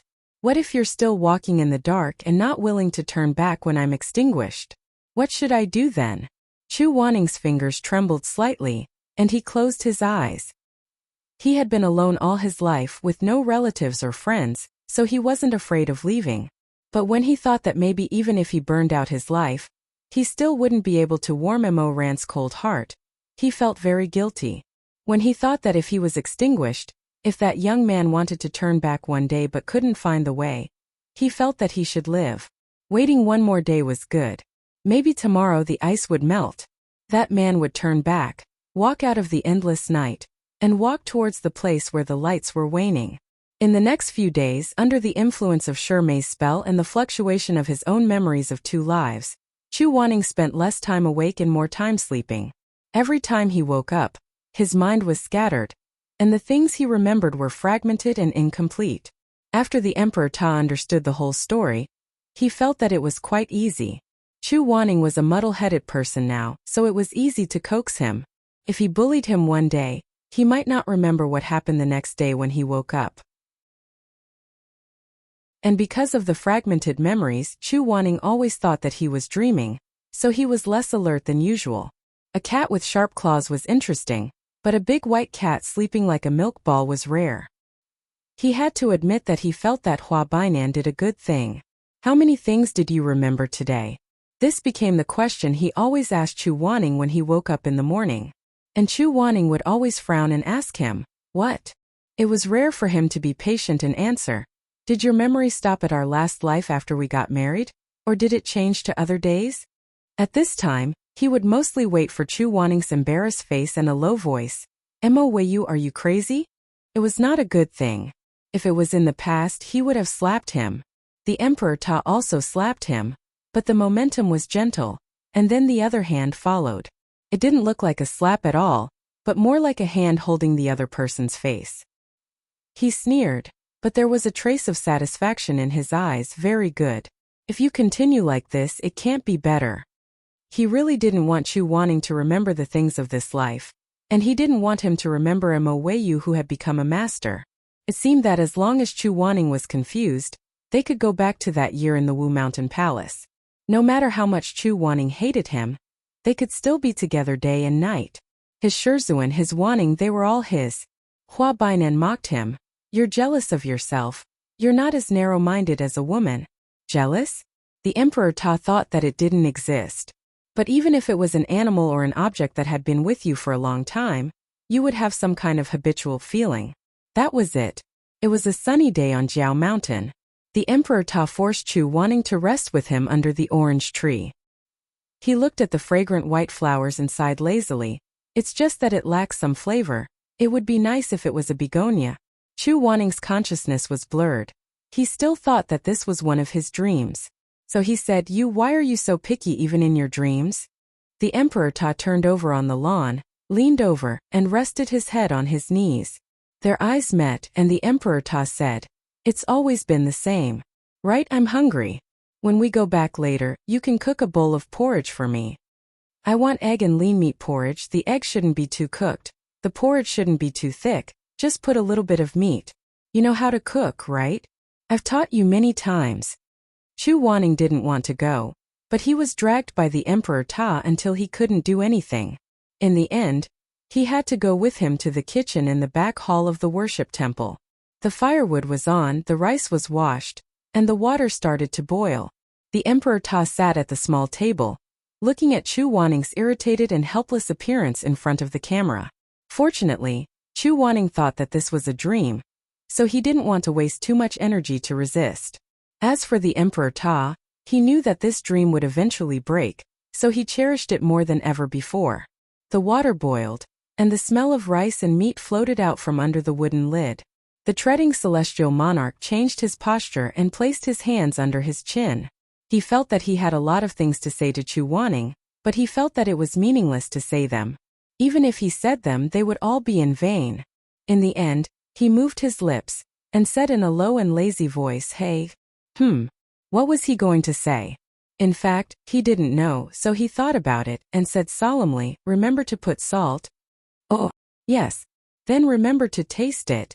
The Emperor Ta's dark purple eyes showed a hint of playfulness and relaxation. Don't expect to kill me with the salt. As he spoke, he got up and walked behind Chu Wanning. He glanced into the pot, then suddenly raised his hand and hugged the warm man from behind. He rubbed Chu Wanning's ear and lowered his eyes. I still want to torture you for the rest of your life. Mo. Feeling that the man was stiff, he hugged him even tighter, and even couldn't resist kissing him on the neck. His long eyelashes fluttered. What are you doing? I've taught you how to make porridge for so long, and you still don't want to make a bowl of porridge for me? Chu Wanning was rendered speechless by the bandit's logic. She struggled to come up with some harsh words to refute him, but before she could open her mouth and even make a sound, the celestial treading cultivator's lips had already blocked her. He hugged the fire he had lost and returned to the human world in spring. In the smoke of daily necessities, he, who was already a living dead, kissed Chu Wanning heartily and affectionately. His cold lips were entangled with the warmth. His master, his Wanning, his concubine Chu. No one could take it away and no one would give it to him. When the kiss was intense, the Emperor Ta's head was dizzy, and he pressed him to the table. He kissed Chu Wanning's red and swollen lips from time to time, and reached out to take off Chu Wanning's clothes. He used to do this kind of thing, and when he was in the mood, even if someone wanted to see him for something urgent, he wouldn't care. The craziest time was when he suddenly had a desire to make love with his master, who had just been conferred the title of concubine Chu, in the meeting hall of Wushan Palace. There were monks from Wubei Temple outside, and they kept asking to see him because of the disaster of the Yellow River. In the end, he was annoyed, and simply ordered people to put down the curtain and let the monks in. He continued to manipulate Chu Wanning on the rosewood bed through the thin layer of gauze and the crisp bead curtain. Don't make a sound. I told the people outside that I was asking for concubine Chu's favor, so I left you some face. At that time he was pressing on Chu Wanning's body, and he was panting heavily. If you make a sound, those bald donkeys will know that the person I'm fucking is you. Mo.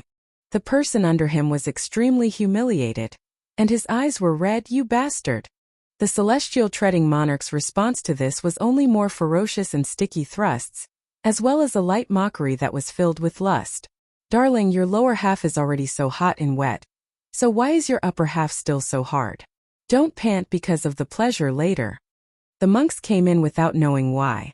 What they saw was the blurry but tall figure of the Emperor Ta through the thin layer of yellow gauze, and a pair of slender and tight legs, which were weakly spread wide, trembling with the rough penetration of the Emperor Ta. His fingertips were delicate and cold, like bluebell flowers trembling with the rain. The request was said in a confused and vague way, and Mo Ran didn't hear much of it. He only remembered that Chu Wanning had endured to the extreme at that time. She didn't make a sound. Physiological tears flowed from the corners of her eyes that were as red as rouge. The moment her body was controlled, she suddenly convulsed and tensed up. She was in extreme pain, but she endured the pleasure. She bit her lips and refused to moan. It was too exciting. After the monks left, he couldn't hold back anymore. He lifted one of Chu Wanning's weak legs, put it on his shoulder, and penetrated more fiercely from the side. Wanning, don't hold back, there's no one. But Chu Wanning's mind was scattered, and he only remembered that he couldn't make a sound. The celestial treading monarch leaned over and kissed his blood-stained lips, swallowing the stench of rust. There's no one. He then flipped Chu Wanning over so that she was lying in front of him and he was thrusting in. His hot and hard penis was inserted into the wet and sticky little acupoint, and a pair of hands reached in front of him, stroking and rubbing the man's strong and teary chest. His Adam's apple moved, and he gasped for breath in this hot lovemaking. Is it comfortable? Is it exciting? Chu Wanning's forehead covered his eyes, and half of his handsome face was hidden behind the messy soft quilt cushion. Mo Ran's penis was too big, and every time he had the illusion that it was going to penetrate his stomach. He slightly opened his thin lips, and his fingers clenched the silk satin. The person behind him went faster and faster, and it was almost a fanatical rhythm. When he ejaculated, it was so deep that it was as if his sack was going to be squeezed in as well. The semen sprayed into the depths of his wet and sticky passage, and Chu Wanning was so excited that his whole body trembled. Mo Ran was always like this. He knew where his sensitive spot was, and every time he vented, he would ejaculate at that spot. The thick semen made his scalp numb, and he couldn't help but slightly close his eyes and moan, but this was not the end. Mo Ran was full of energy, and after pressing on his body for a while, the penis buried in his body swelled up again. Mo Ran opened his dark eyes, and stared at Chu Wanning through his slightly sweaty forehead. His gaze burned inch by inch, from his moist and blurred eyes to his bitten lips. All the way down, he suddenly lowered his head, and held the protrusion in his chest. Chu Wanning, whose consciousness had already been scattered, was caught off guard, and couldn't help but let out a muffled groan, and then his leg was lifted up high again. He gasped for breath, and endured the burning penis in his body again. He shook his head, and when he heard his own heavy breathing, he couldn't help but raise his hand to his lips and bite it. The light in his eyes became more and more shattered. His lower body was already wet, and the semen that Mo Ran had just ejaculated into his body had become lubricant, and the two of them were glued to each other like glue, making a sticky sound. Don't bite yourself, let go of your hand. Chu Wanning wouldn't listen to him, and still bit his wrist trying to block the sound. Mo Ran cursed, and with one hand on the bed, he grabbed Chu Wanning's arm with the other, and pulled him down. Hold me. What are you doing? Without giving him time to react, Mo Ran lifted him up from the low bed, and the man who had lost his support pressed all his weight on Mo Ran. Mo Ran laughed softly and kissed him. You're not that heavy. As he spoke, he carried him like this, and wanted to walk into the inner hall. But his erect penis was still stuck in his master's body, and this position made him push deeper into the intestines with every step he took. He didn't know if it was a coincidence or on purpose, but Mo Ran's burning penis pressed against Chu Wanning's most unbearable spot.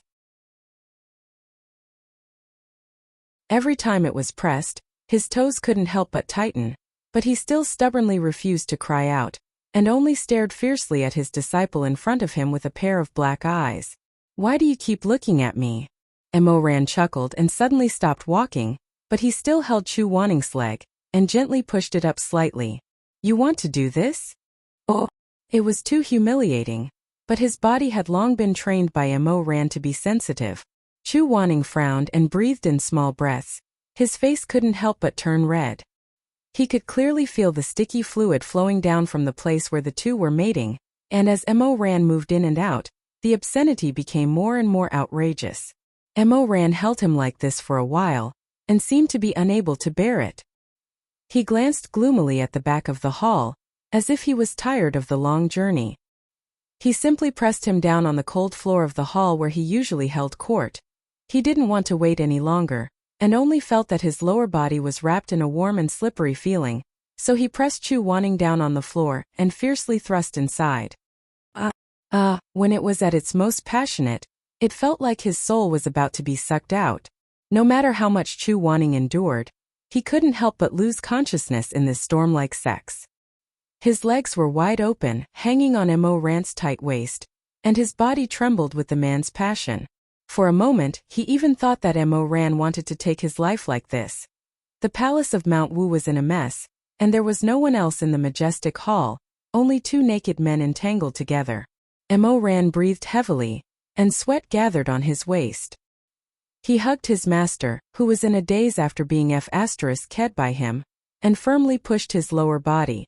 In his ears, he heard Chu Wanning's low and suppressed moans and occasional groans. Wanning.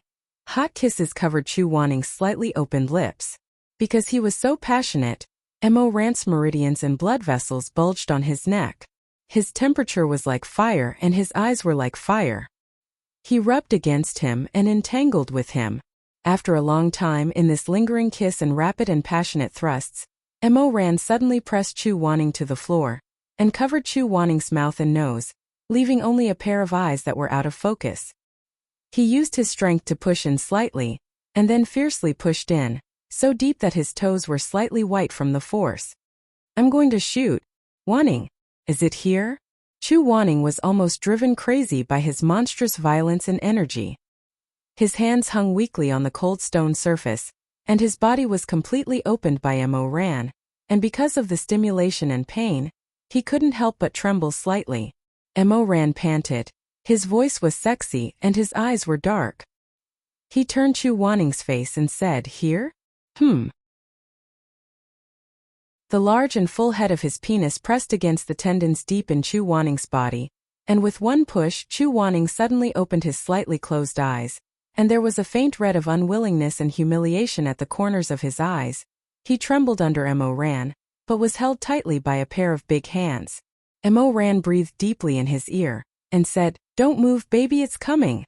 When he ejaculated, the man let out a low groan, and then the thick liquid of love gushed out forcefully, pouring into the deepest part of Chu Wanning's body. Chu Wanning couldn't help but close his eyes and convulse, as if lightning had passed through his body, and he was extremely numb, and his soul was leaving his body. Wanning, does it feel good? Did I make you feel good? At that time, Chu Wanning often couldn't answer anything, whether it was cursing or scolding, he didn't. He had long been absent-minded, and his pair of long legs were wide open, and between them was his disciple's semen. After that, they would often do it again on the throne in the main hall, or on the stairs, or even against the wall. The intensity and wildness of the Emperor Ta was almost destructive. If this kind of sex was consensual, it could be called ecstasy, so even if there was a sense of revenge and humiliation, it was still extremely pleasurable. At this moment, in the depths of Jiao Mountain, the Emperor Ta stared at Chu Wanning's thin face. He silently recalled the events of the past, but there was a faint trace of curiosity in his heart. He didn't know if Chu Wanning had ever been curious about why he was so energetic, but Song Qiutong didn't have a child. In fact, although he had once doted on that woman, he always didn't like the taste, and he also didn't want to have a child with Song Qiutong. Even if he wanted to have fun, he would avoid making her pregnant. He didn't even want to shoot in her soft and gentle hometown, and let her bear a child for him. Perhaps it was because of his own birth, but he always felt that two people who didn't have deep feelings for each other for a lifetime shouldn't have children. But it was strange, he hated Chu Wanning so much, but he always thought that if his consort Chu was raped by him day and night, it would be great if she could bear his child. Desire to conquer? Desire for revenge? Possessiveness? Or was it a punishment that was more humiliating than being raped? He didn't know. In this kind of self-paralysis, he dragged Chu Wanning again and again into the abyss of sin and lust with him. You're tuning in to the Li Mei's Wuxia Whispers YouTube channel. We're so grateful for your support, and don't forget to subscribe to join us on this incredible journey through captivating stories. Your generosity through donations truly makes a world of difference, as it's the primary source of revenue that allows me to expand and enhance this channel for you. Thank you from the bottom of my heart for being a part of this adventure.